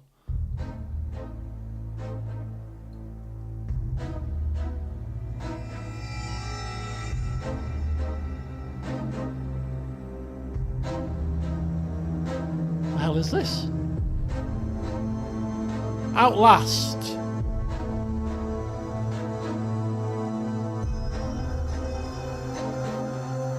Gotta be Outlast. Do we reckon? Alan Wake? Well, it's got to be one of the horror games. I'm not sure, but I'll go with Outlast. I'll go with the majority. I think we'll go with Outlast for this one. It's bloody Metro! We're crap at this! And I thought I was good at soundtrack. I mean, obviously when I hear a good soundtrack, I know it. But I mean, some of these, I've never heard of them.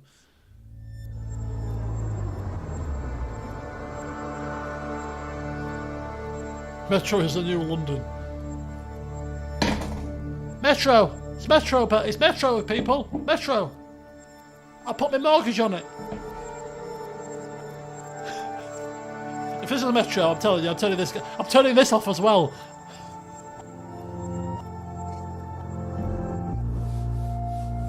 No, hang on.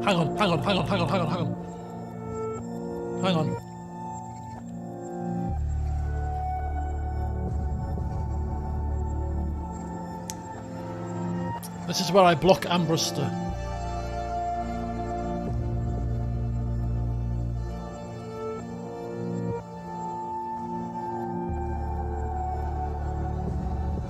Tell me why!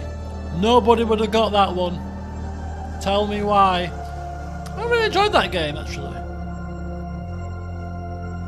I really enjoyed that game.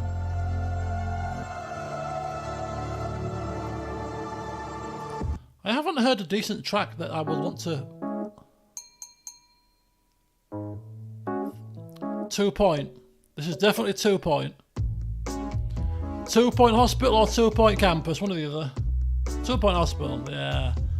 That was a straightforward one. I got one right! Woohoo! I got one right!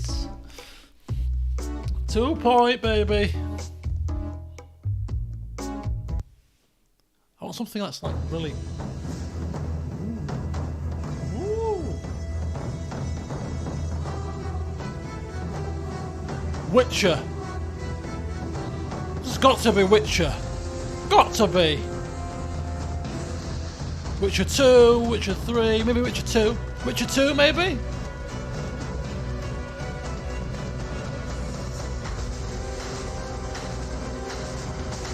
I never played Witcher 1 on the channel. It's definitely Witcher though, it's got to be. Oh, you've included it because of the tavern song? Oh, my favourite tavern song.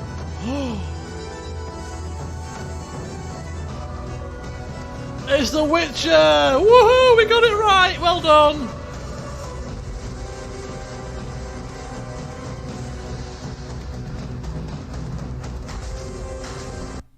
Well done.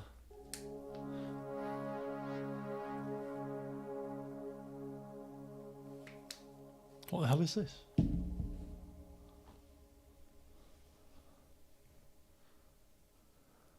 Mass Effect. Is that all we've got? That was a little short. Ooh. Ooh, hang on. Quite haunting.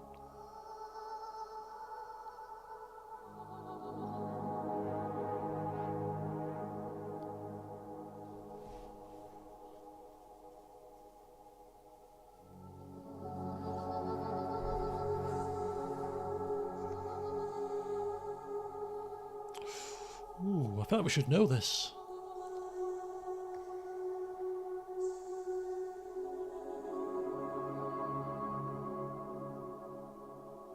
What's that one that was with the person that had the powers? That PlayStation port. Quantum game. Oh, it's Deus Ex Mankind Divided. Oh, I'm gutted. Mind you, this was the first one. I really, really liked the second one. And the apartment theme in that. Oh, that was fantastic. Oh, hang on.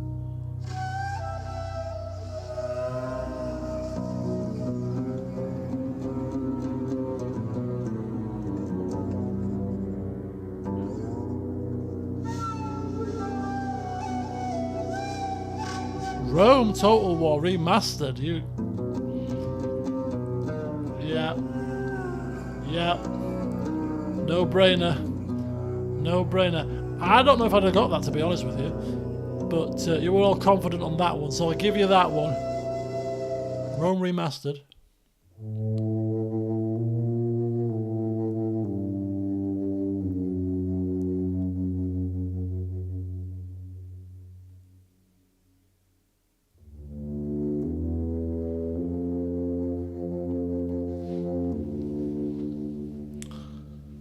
What is this? Attila?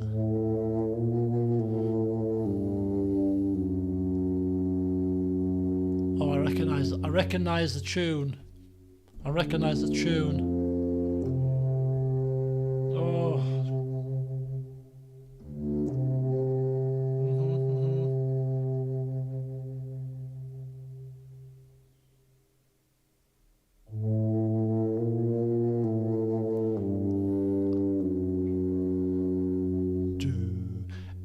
I recognise the tune!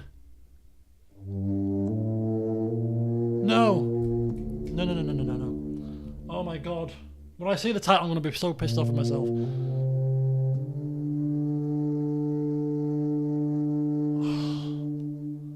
Come on, think.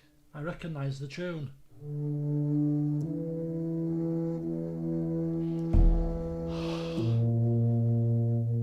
Outer Wilds. Outer Worlds! Oh, how do you go back? Outer Worlds, yes, Outer Worlds, that's the one. Yes, you're right. Yeah. Because this played... A different version of this played. I just couldn't get the flipping name of the game. It was tipping my tongue.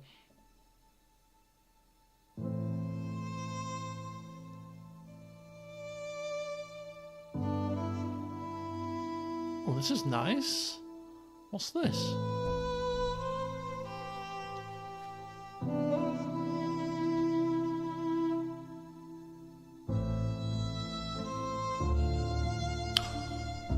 I recognise this. E-shade.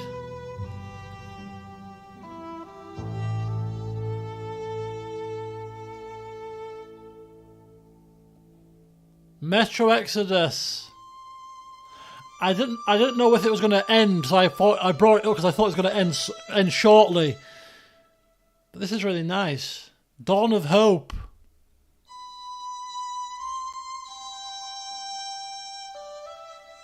Okay, this is quite nice. Ask a question. Question and answer.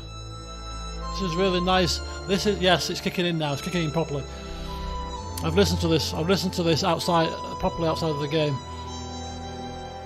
So, if any questions? The first question of the question and answer section, whilst listening to this fantastic music. This is really nice music. Metro Exodus also is one of my favourite games. I thought that was a fantastic game, and I'm yet to still play it properly in the kind of ray tracing enhanced version, but it's definitely on there. How do you feel about turning 40? Right, okay. You know what? I hate it. I absolutely hate being my age.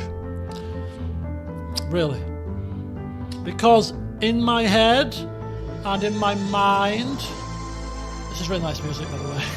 In my head and in my mind and in my physical fitness, I am still like a late 20s, early 30-year-old. You know, I'm still full of energy for the most part. Play football to a decent standard. Look after myself in my head, and I'm playing computer games. You know, I'm a carefree young person. But then when you, and it's really bad to say this, but there's a lot of stigma when you're trying to date, or I'm not a big person into dating, but you know, hooking up with people. There's a stigma about being over a certain age, which makes it more difficult, I think, to meet people. And you know, being 40 and single, or 39 and single, is quite an interesting conundrum to be in when it comes to that kind of thing. I can get away because I look younger, but then I don't like to lie, so I would never lie about my age really. But yeah, because I've got thinking about stuff this year more than anything, and think to myself, I've been single for a long time, and yes, I've been carefree and all this kind of jazz, but you get to a certain age, maybe this is now becoming, because I'm becoming 40, but you think to yourself, can you be single forever? And you can be, but at a certain point, maybe perhaps people start to come to terms, or come to the kind of conclusion that, you know what, maybe the single life is run its course, and maybe it's now time to hook up with somebody, have a relationship, and experience that kind of thing. And I kind of think, I've never mentioned this to anybody actually, funny enough, but I think I'm getting to that stage now. I've had my fun, but I think next year, 2023, I'm going to probably start looking at trying to find someone to form a relationship with. I don't know. I've just been a lot of thinking since I came back off my holiday. And but yeah, in terms of how do I feel about being 40, yeah, not particularly stoked really. But I suppose you're as young as you feel, and I feel fit, healthy, and I think I'm in pretty decent shape for my age. So it's not the end of the world. You know, my mother's coming to bed right now. There's a lot of crashing and banging going on. In a hypothetical situation where you had to find a place on a cruise ship to have a fling, where would it be? Let's go to a different, more upbeat track for that answer, shall we? Well, it's on camera. I'll come in later. Alright. Ooh. It sounds like a Life is strange. Life is strange. Life is strange. Thank you. That's it. Copyright. Oh. Oh. Oh.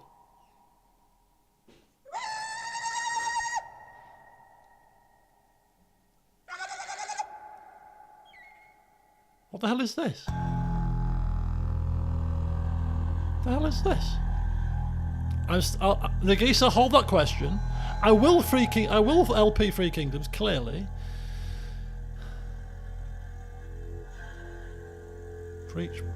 Finding a partner is hard to get older. Yes, exactly. If I never started LPing, how do you think your life would have changed? I'd have played less games than I do now, to be honest with you, because I can't play games on my own. And I was getting to that stage before LPing, to be fair. So I think if I never found LPing, it'd have been rather interesting because I wouldn't have been playing as many games. So I would have filled that void with other stuff. So I mean, what those other things would have been, I don't know. But I spend probably Red Dead? No? Shogun? Red Dead?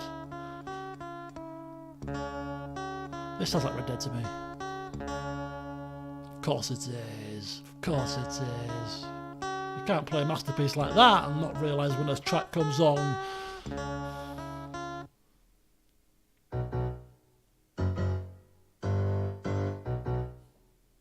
Boom, boom, boom, boom, boom.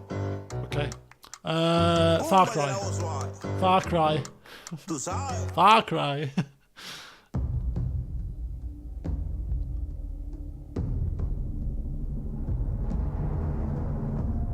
Will I ever go on a cruise through Asia, Japan and Korea? Never say never, and it's one of the areas of the world that I've never been to at the moment, so I think I do at some point want to go and experience that, but it's not on the immediate horizon. You saw the title. What was it? Oh, Game of Thrones. We'd never have got that, would we? Let's be honest.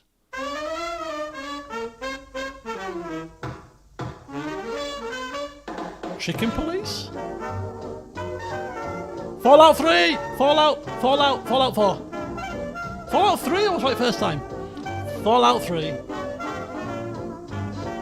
Oh, wow, this is cool. Oh, I love Fallout 3. Copyright? Copyright? It's too late. Copyright. Sorry, Danish people. Thanks to Nagisa.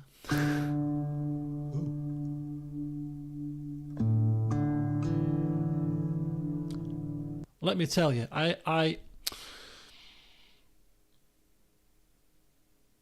when I played Fallout 4 on the PC briefly, there was a mod, and I can't remember the name of the mod, but it installed a new radio station that played like 100 different pieces of music from the same time period that the music's taken from, sort of 50s, 60s music. And it was fantastic. Some of the songs on that radio station were fantastic. And I can't remember the name of the mod, but it was brilliant. And there were so many songs that I found on that radio station, that mod, that I actually downloaded after the event. But they all fit the game so well because it was the same kind of vibe, the same kind of music. It was really good. What's this? This sounds like a Red Dead kind of song as well. This has got to be Red Dead, right? Guitar or Last of Us, one or the other. Last of Us or Red Dead kind of feel here. Any advances? But it's okay. Anyway, Nagisa, you asked about hypothetically. What did you say? Hypothetically on a cruise ship. What did you say? In a hypothetical situation where you had to find a place on a cruise ship to have a fling, where would it be? Okay, this is Last of Us, clearly. Quite nice music. How long have we got left? 5 minutes. Quite a nice little subtle beat to have a conversation to. Hello, RMP. I thank you so much and welcome.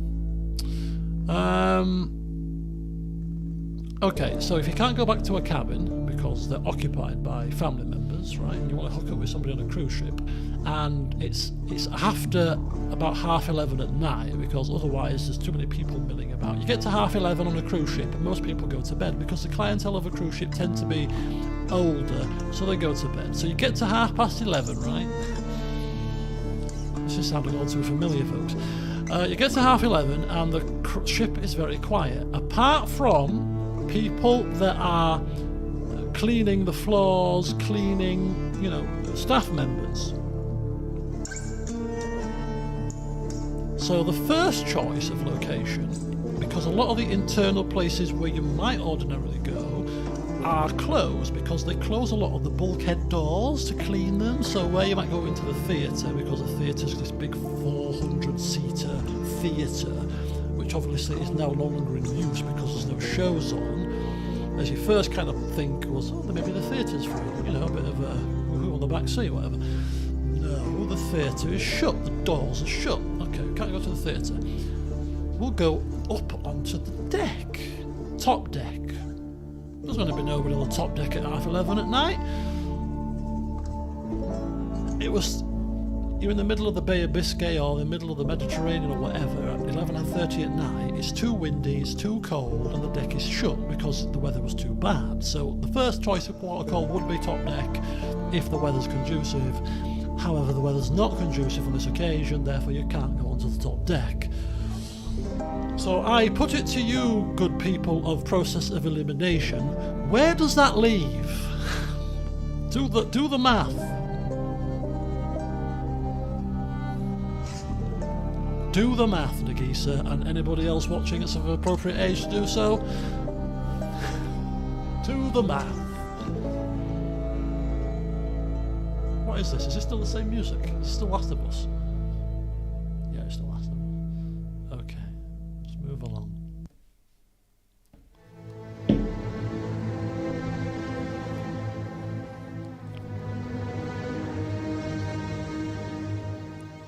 I've essentially spilt the beans and told you that it's not the top deck, you can't go to a cabin. The other main areas of the ship are locked down because of bulkhead doors being closed and people are cleaning. So if you want some privacy, where does that leave? Engine. Where? What? This is like Little Nightmares.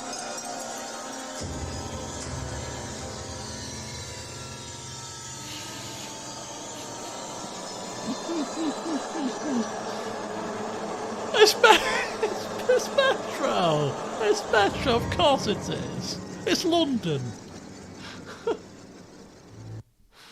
Okay.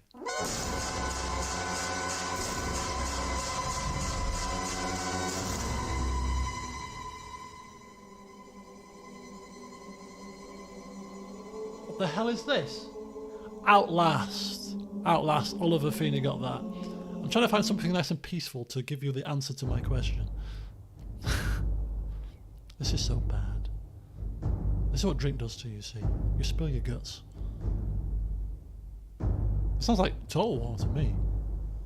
Or Skyrim, possibly. Skyrim? You reckon? Okay. We'll finish this conversation to Skyrim. So yes, it only leaves basically the public restrooms. Of course it does. Come on, let's be honest.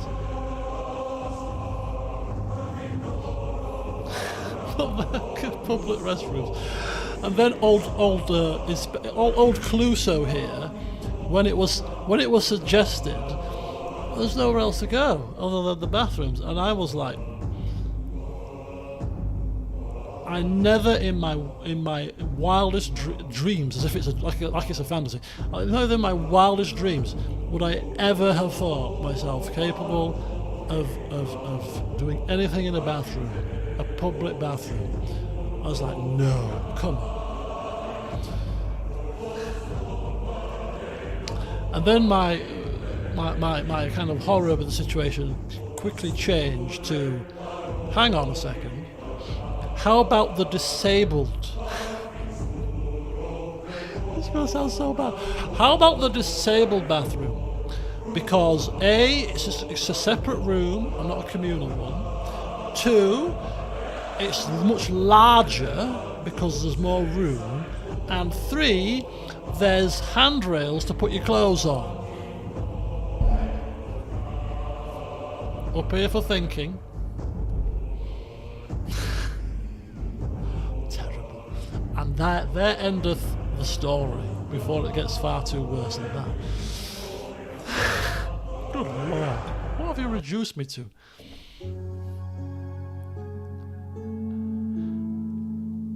We were in the middle. Yeah, we were in the middle of the Mediterranean. I hope your mum watches. How nasty. Look, we all do it. We're human beings, for God's sake. I'm not a prude. I'm not a prude. I'm just private on occasion, but I'm not a prude.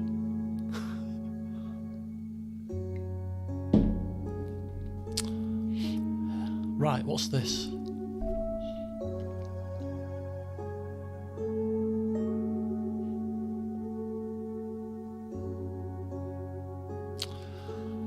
Ooh, what's this?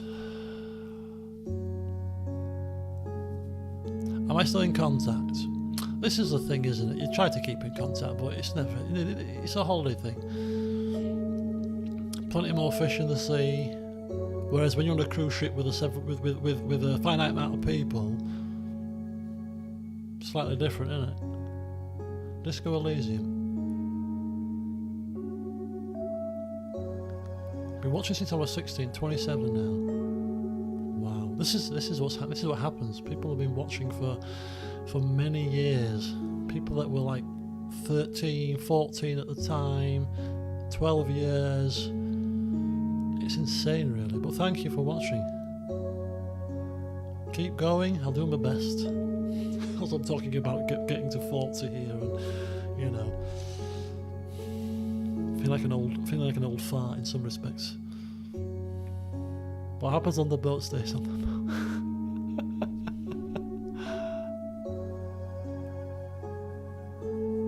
What is this? I don't recognise this one. Wolf Among Us. Okay, that's. Wasn't there supposed to be a sequence to this? A sequence? A sequel to this one? Right. Oh. Undertale. I saw the title. Saw the title.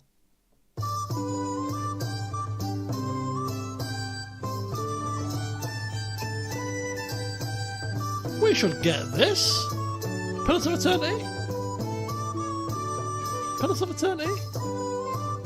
Mount and Blade. Maybe Witcher. Maybe Witcher.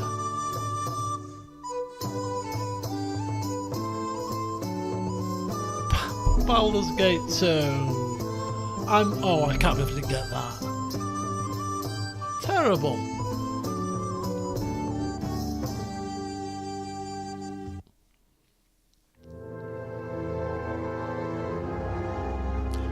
Another horror game.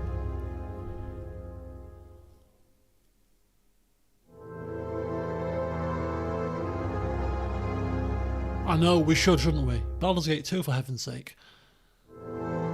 Only one of the greatest RPGs of all time. Star Wars.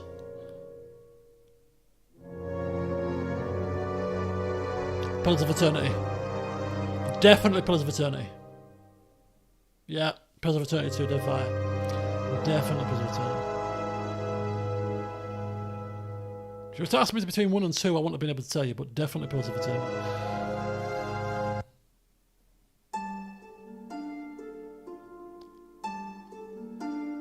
E-Shade! E-Shade! Right, next question. This is a perfect soundtrack to answer some questions to. Oh, I used to love E-Shade. I still have fond memories of E-Shade. I don't even need to look at the answer. I know it's E-Shade. Any questions? If Medieval 2 Total War was announced, would it be bumped to the top of your list? I'm assuming you mean Medieval 3. Yes, Medieval 3. Yes. It would clearly be bumped above Three Kingdoms. And it would be played upon release. 100%.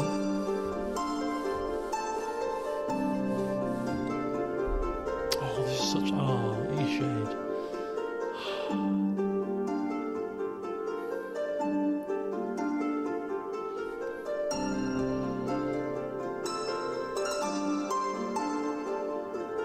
Oh, it's fantastic. It's fantastic.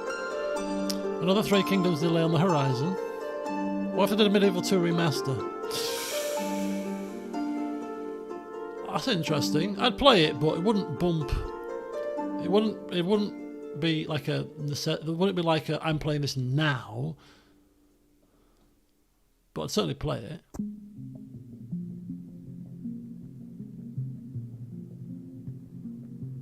What's the most? That's an interesting question, RMP. Actually, what's the most immersed you felt in a game? Brian. Oh, thank you so much. Thank you very much, Brian. I certainly hope so. I mean, I can't grumble too much. This is Mass Effect, by the way. Oh, it's Deus Ex. Mankind Divided 2. Stand corrected. Crazy Canuck had the same idea as me, though. Yes, I hope it's... yeah. In the grand scheme of things, I can't grumble too much. I mean, obviously, apart from health concerns, but, I mean, ultimately, it wasn't the most horrendous of years.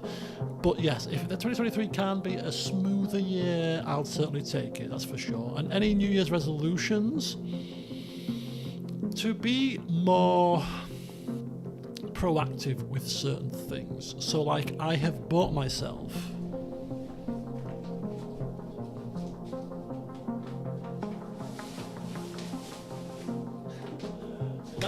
let's see how long this lasts. I have bought myself for a whole £4 a 2023 A4 day to a page diary, because I want to note down my thoughts, note down my actions, do some planning, and basically I want to try and ensure that 2023 is a year that I don't waste too much time bumbling along kind of in a place of comfort, in a rut, if you will.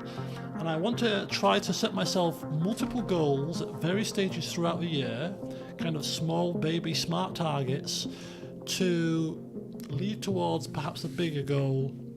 Now, I don't know what that goal is at the moment, but there's many elements of your life. You've got your kind of relationships, your romance, you've got your job, you've got your finances, you've got your health, a whole different plethora of different elements of your life, and you can work towards various goals in each of those elements. And what I want to do in 2023 is Obradin, make sure that I'm kind of working towards something all of the time, whether I'm working towards health goals, whether I'm working towards financial goals, whether I'm working towards work goals, whatever, romance goals, whatever I'm doing, at any one time I'm going to check back in this diary and make sure that I'm doing something proactive to work towards some kind of goal which is going to enhance my life, if that makes sense. So there you go, that's my plan. Whether it actually comes into fruition, we'll see. But yeah, big A4 day to a page diary, I thought was a good place to start to kind of crystallise some stuff. And that was Obradin. You're quite correct.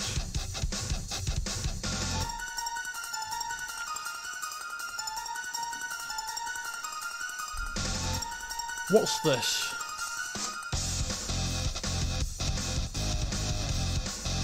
Quite upbeat is what it is. You know, quite upbeat. Undertale? Nah.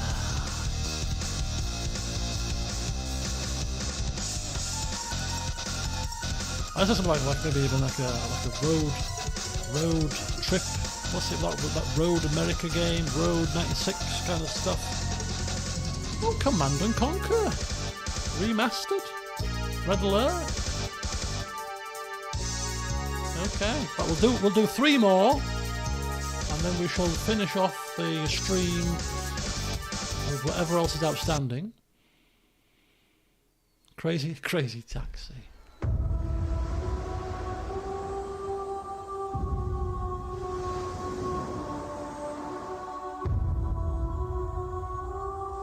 Is this not Witcher? This is Witcher, right? We just heard it. Oh, it's Pillars of Eternity Deadfire. All 32 seconds of it. I thought it was like the start of The Witcher. Silly me.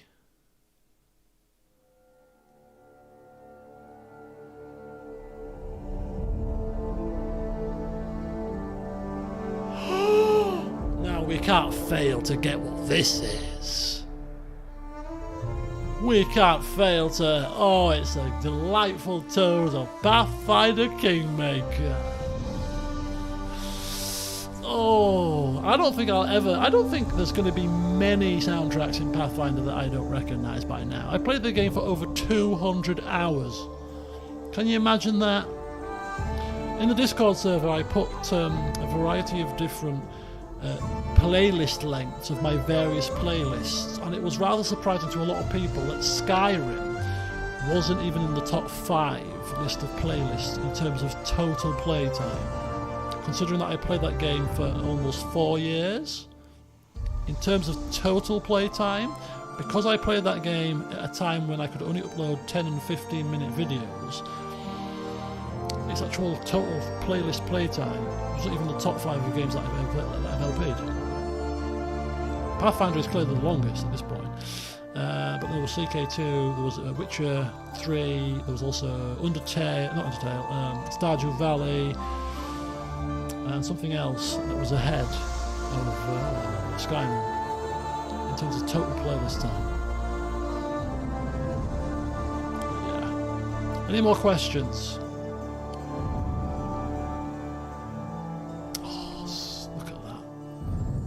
The fact that I literally, my eyes lit up like Christmas trees when I heard a song from Pathfinder should tell you actually how fondly I think of this game. I don't tend to do too much thinking about a game until I finished it, and then I look back on the game and think to myself, right, music, gameplay, RP ability, what do I think of that game? Now, the game isn't finished yet, so I don't like to tend to kind of review games and stuff until I've properly finished, and maybe even put it aside for 3 months and then look back on it properly from a position of distance to really get myself into kind of how did I really think about that now that the dust has settled. But even though I'm still playing it, I'm like, you know what, it's fantastically good. Anyway, RMP asked a really interesting question, and I haven't forgotten it, and it was, what is the most immersed I've been in a game? Which is a really interesting question. Because I'm a role player, so I immerse myself in a lot of games, even games that aren't RP necessarily friendly. I tend to still try to find some way to immerse myself.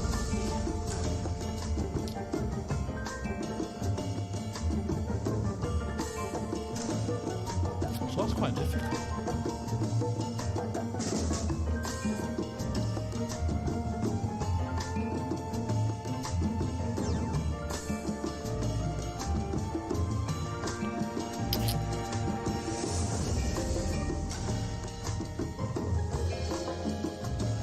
I suppose if you were looking at being immersed completely, you'd have to say it would be one of the games where I had a interactive roleplay feature, because that brought the campaigns to life quite significantly, because players were playing as characters in the game, and therefore characters were interacting with each other, and therefore it had an impact on the campaign. So in terms of total immersion, the combined effect of a roleplay with people and viewers involved with actually playing the game itself will probably be the ultimate immersion factor.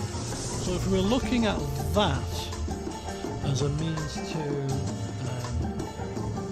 being immersed in the game, I suppose I would have to say that the most immersed that I've been in a series is probably the Rome Total War short campaign that I did in the old forums, which was a complete and utter roleplay of the series from start to finish. It was a short campaign. People, for the first time, it was a different style of roleplay, where people had officers and badges of office rather than being characters on the map, but nonetheless, the combined immersion of the roleplay from the start to finish of that campaign with what was going on in the campaign there, I think will probably be my answer. Followed probably by my very first Medieval 2 campaign, which was my very first roleplay, because so many characters from that were roleplayed. Even 12 years later, I still remember them like they were famous characters of history. You know, your Simon Maitlands, your Nicholas Watkin, your Elfgar the Honest, your Mitchell, the person who killed the Pope. You know, your Nicholas Horston, Defender of Dijon, you know, King Ambrose, the flipping godlike King of England, you know, the people that got killed by flaming rocks of fire, Simon of Albrighton, you know, all these names roll off the tongue 12 years later without missing a beat.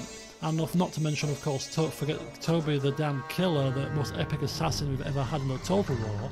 These names roll off the tongue 12 years later without even almost thinking about them, because of the fact that they were role-played by people in the old, very first forums, way back when, in 2010. That people brought them to life, give them characters, and it played out on the campaign map. Even to the point of when the roleplay had finished, somebody came in and took over as King of England. I can't remember the name of the king at the time, but there was Jacob, and then there was even the last king who went to Jerusalem and died in the battle, the final battle with Jerusalem. He died in a cavalry charge, right as we were getting our victory condition. Yeah, the whole campaign from start to finish really was very immersive and very well role played, and hence why it was so memorable. So it's a close call between that and the Rome, I suppose, Total War series, as to immersion. But there you go. Lawrence, he died in the ocean while evacuating from the Holy Land. He drew us into a war with the Milanese, if you remember. That's what I mean. These things that happened in that campaign, we can still remember them 12 years later. You know? So you're talking about immersion. I suppose that's a testament to itself, that you can remember so many poignant moments. Yeah. Which is almost kind of sad, really, in some respects, if you look at it like the fact that that was a LP and a series that was done 12 years ago, and 12 years later, as much as I have as many games and different games that I've LP'd, have any quite matched Medieval 2 Total War.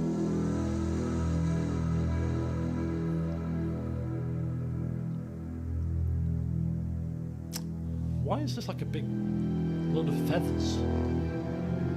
Oh, it's Metro. Right, we'll have a couple more.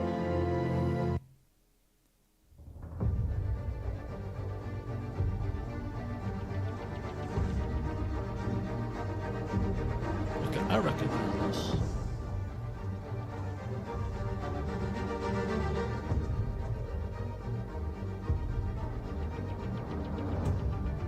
This almost sounds like Batman.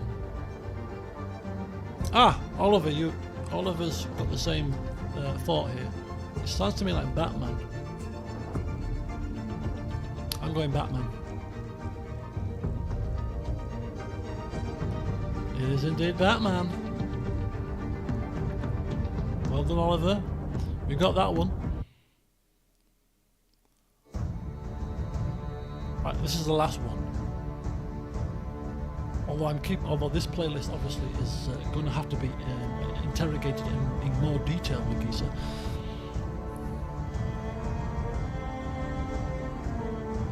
Oh, CK2. What a way to end! Because we're going back into CK2 shortly. Not obviously the base game, but nonetheless. CK2. What a fantastic game. What I'll do is I'll go through the playlist and I'll pick one song from the playlist that jumps out to me that I want to hear to sign this section off. But keep the questions coming. We'll do a bit more Q&A to finish off. What else was on my list? Oh, there was a Beat the Viewers quiz show. We'll have to leave that for now. Leave that for another time. And a forward look to 2023, which we could do closer to New Year's. We'll do New Year's 2023 forward look. I'll be doing a stream before New Year's Day. Has anybody ever recognised me in real life from LP? That's an interesting question. Basically, the closest I think I've come, now people may have recognised me but not wanted to approach me, and I could have swore blind in 2015. I was on a cruise ship that was sailing out of Southampton, and I could swear blind that somebody, a young person, maybe a young teenager or whatever, was kind of pointing to me and talking to somebody. Now, whether it was a coincidence, but I kind of thought to myself, I wonder if they recognise me from something. And the first thing that sprung to mind is maybe they've seen me on YouTube, because back in 2015 I was a little bit more views and stuff, because YouTube hadn't become quite the thing it has now. But basically, when I was streaming one evening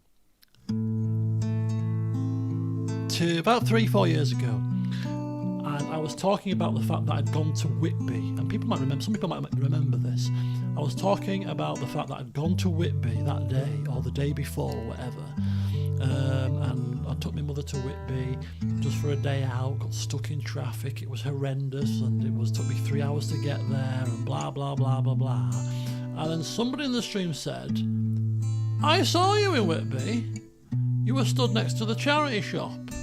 And I was like, yes, I was stood next to a charity shop, because my mum likes charity shops, and she was trying to go into a charity shop, but it was closed. It was like, yeah, I saw you near a charity shop, and you were much taller than I thought you were, and you were wearing this, and I couldn't approach you in case it wasn't you, or I would have felt embarrassed.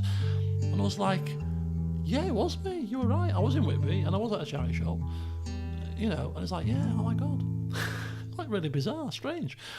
But the person didn't approach me at the time. It obviously was in the stream that he mentioned this that he'd seen me in Whitby like the day before or whatever. So that's probably the closest I've come to being recognised that I'm aware of outside. Do I go to Leeds games? No, I've been to 3 Leeds matches in my time. I'm not a live kind of sports person. I kind of like to watch from the comfort of my own home rather than being crammed into a stadium or whatever else. But yeah. Have you said that you'll start CK3 proper? At some point I'll start CK3 when they add a few more things to it and a few more features. I think I will do, yeah. I just think it feels a bit hollow right now compared to a fully fleshed CK2.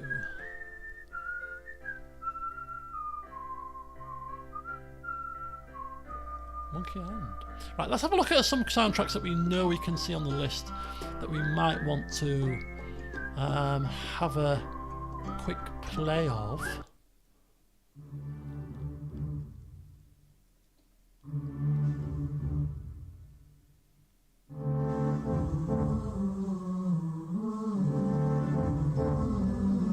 I never play this on camera, clearly. I play this off camera. But Divinity Original Sin, the first game, was fantastic.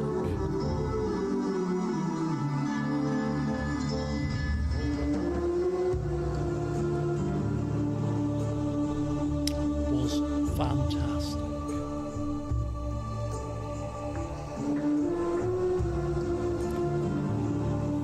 Wow, look at this extensive list for sure.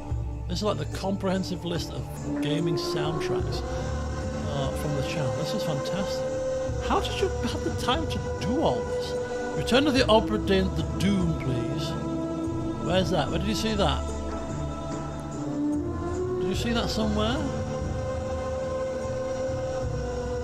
This has now become a request show. Where was that? Did you see that, or was that just something that you want me to find? Can we sort these in alphabetical order?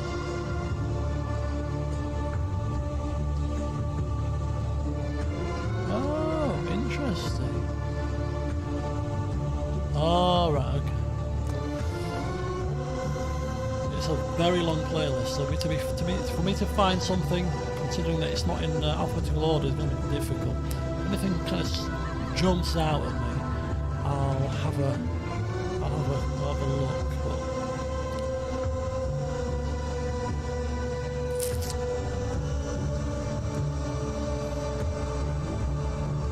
But do you know what we're going to finish on? We're going to finish at this stream. It's 1 o'clock now, so I'm going to finish it with a few more questions. Any last burning questions, and then I'm going to have to go, because I have to go to the doctors at 10 past 10 in the morning. So, does Control plus F work? What does Control F work? Oh, that's a find, isn't it? So, Obra... Oh, it does work. Oh, it does go down the playlist. Oh! There you go, Mr. Pete. Thank you, Nagisa.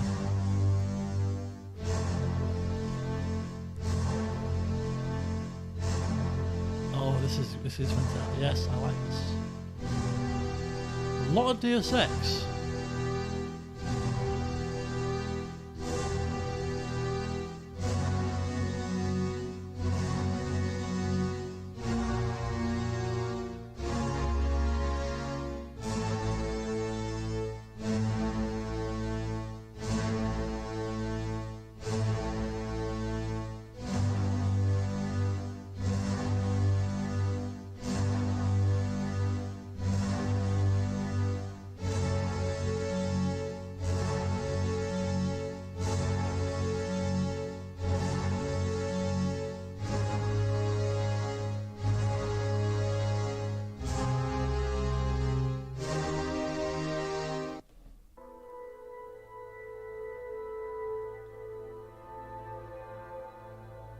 Okay, this is it. This, the apartment music from Deus Ex Mankind Divided. I flipping love this music. I got this. There's an hour soundtrack of this on a loop on YouTube, and this is just so flipping good. I have to turn it up. I'm sorry.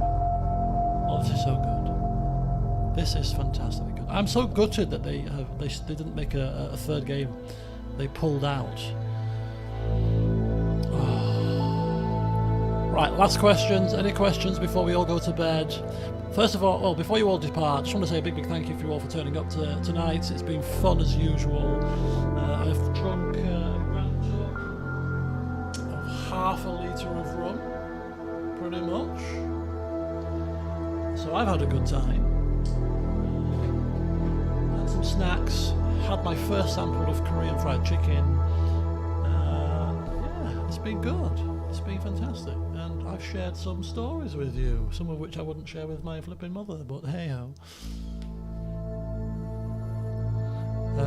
So the next stream will be between Christmas and New Year, where we'll try to finish up Pathfinder. Oh, I just love this music. I don't know what it is, but it's just so good.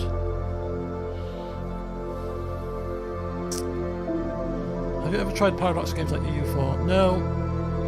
I'm very particular in my history games.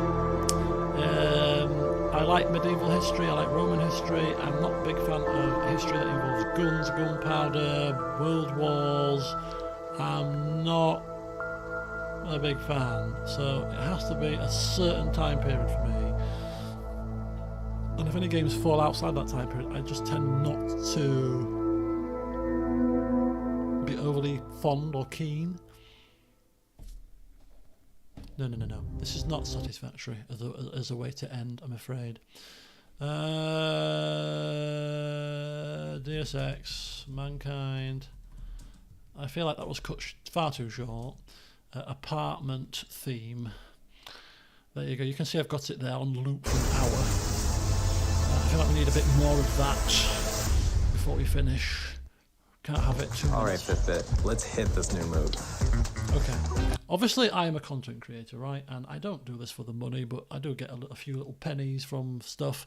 But, I mean, even as a content creator, it drives me flipping potty, the amount of adverts that they have put on videos on YouTube nowadays. And it's not just adverts, it's ones that you can't even flipping skip sometimes. You sat there for 30 seconds, you're forced to watch this goddamn advert. And because I don't use adblock, and I refuse to use adblock when I'm watching other people's content because I want to have my view go towards their pennies, it's just annoying as hell. Even on your own videos, you should at least be excluded from adverts on your own damn videos, you know. So while I'm doing my Christmas comedy clips, I have to sit through, when I click on a new video to clip the clip, I have to sit through adverts every... Oh my God, I could punch the screen, honestly. Anyway, I digress slightly. Let's listen to this one last time. Because this is probably one of my favourite games also. You know, I mentioned about E-Shade and I mentioned about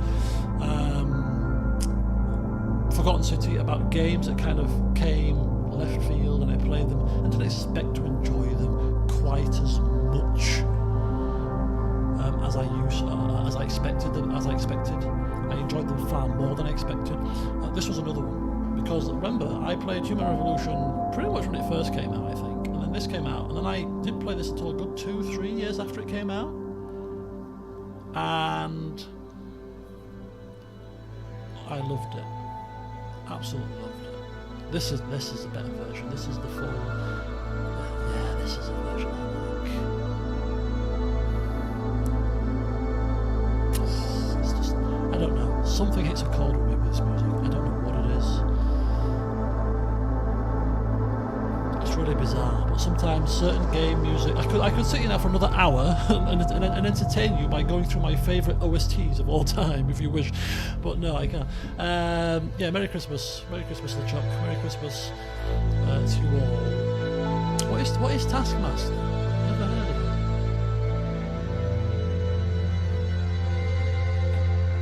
Am I missing out?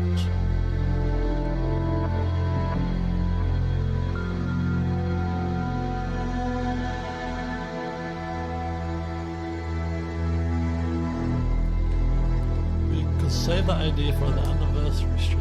What, Taskmaster?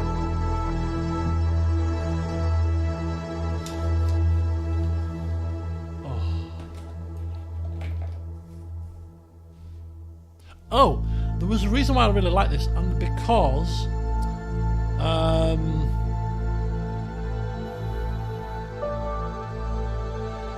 okay, now you've all this is where we're going to finish this. You've all heard. Listen to this. This is your task before we sign off. Is this grey hair or my face is marked? It's grey hair. Look, can you see that? All that there. That's turning 40 for you, okay? Grey hairs, a beard. I don't like it. Listen to this music and listen to the sound and the key and the chords and the notes. And there's a reason why this strikes a chord with me. Listen to it, and then I'm going to compare it to another piece of music to see how similar it is. Listen.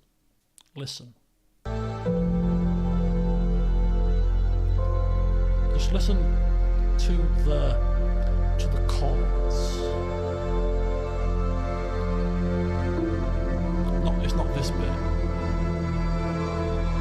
I'll tell you which bit to listen to get the sound. And when I play the next clip, it will definitely be a copyright issue.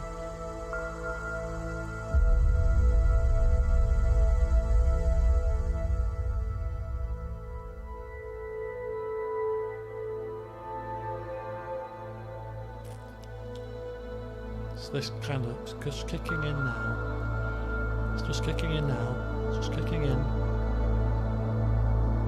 It's kind of this bit. Keep going, keep going.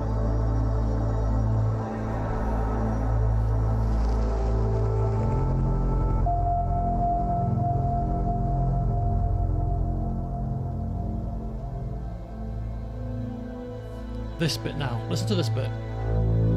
It's the chord, the background, backing chord.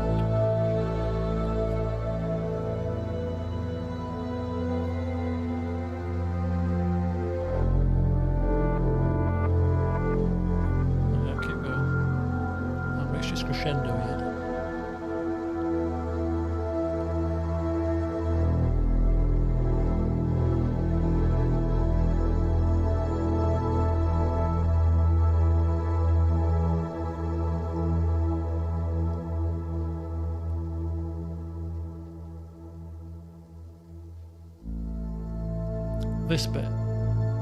This bit particularly.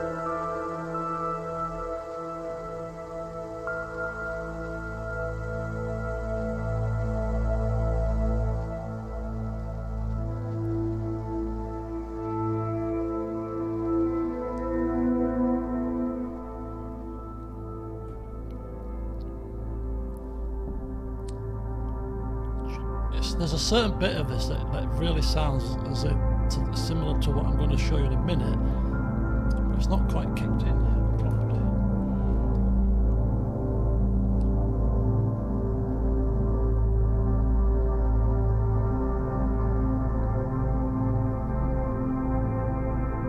Soundtracks are so powerful. For me, they make a game massively. A game with crap music.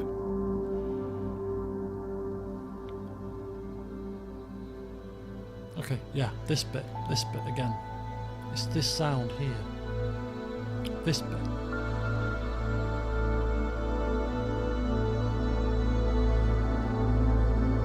This bit.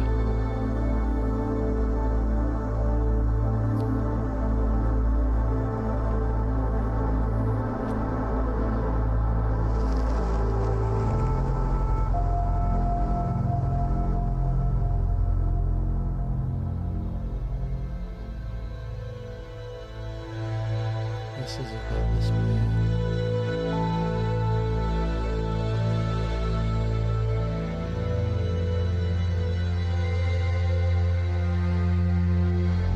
Okay, we got that bit now.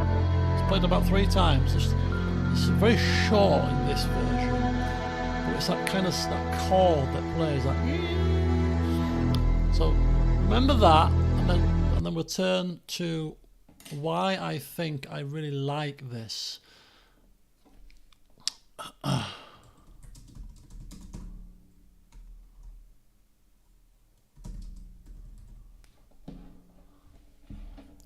It's the music from this scene in Harry Potter. There's the same kind of chord that plays. See?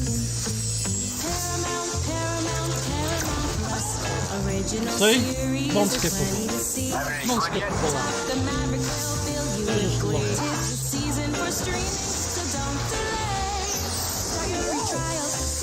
Paramount Plus, a mountain of blockbuster entertainment.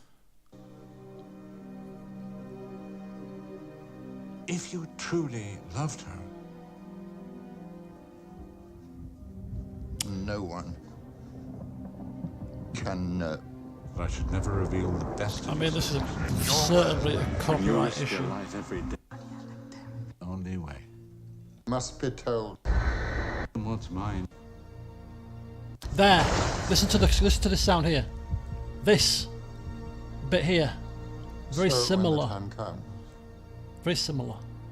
The boy must die. But spoiler warnings. If you've not seen Harry Potter at this point, it's your own spoilers. I mean, for God's sake. It fills me off for donkeys. Yes. This bit here. Yes.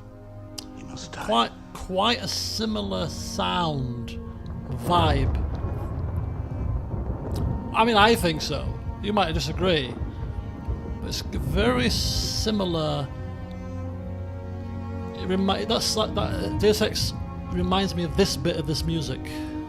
You've kept him alive so that he can die at the proper moment. This is fantastic music as well. You've been raising him like a pig for slaughter. Don't tell me now that you've grown to care for the boy.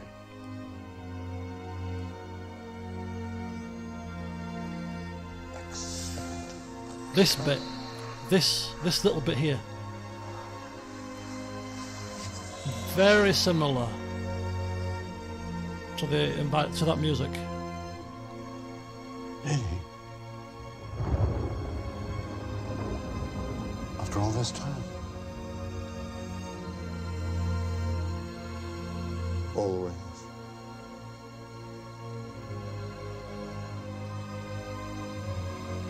So when the time comes. So you just got that little section, very similar to Deus Ex, and that's why I think, because I'm a big Harry Potter fan, that's why I think it strikes a chord with me, the Deus Ex music, because it reminds me of this particular scene. Now, the scene in the book is fantastic. To be fair, they did this scene in the movie really well. There's a lot of scenes in the movies that I think were done poorly compared to the books, but this was one scene that when I envisioned it in the book, when I was reading the book and then watched the film afterwards, I thought, you know what, they've captured this scene actually really well. And the music was fantastic, absolutely fantastic. They're both in the same key. I think it's A minor,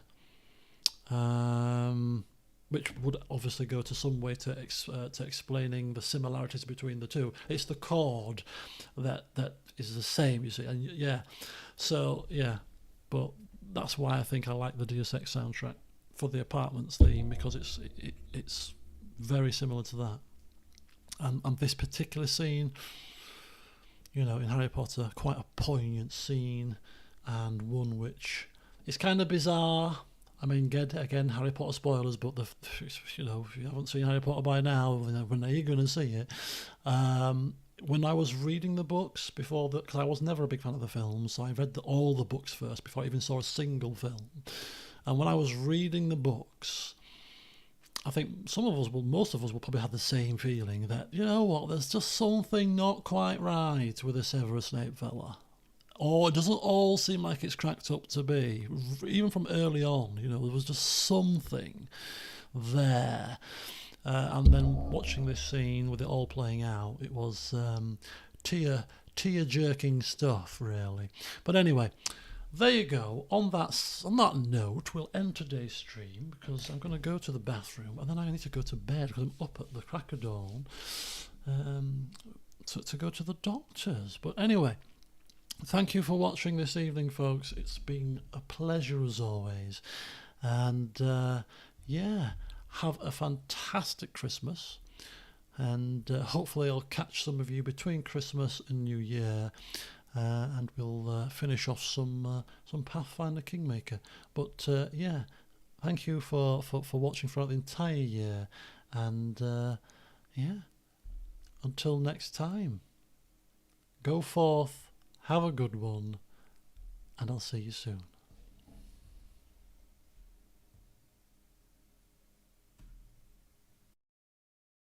How to sound more confident in your writing. 1. Remove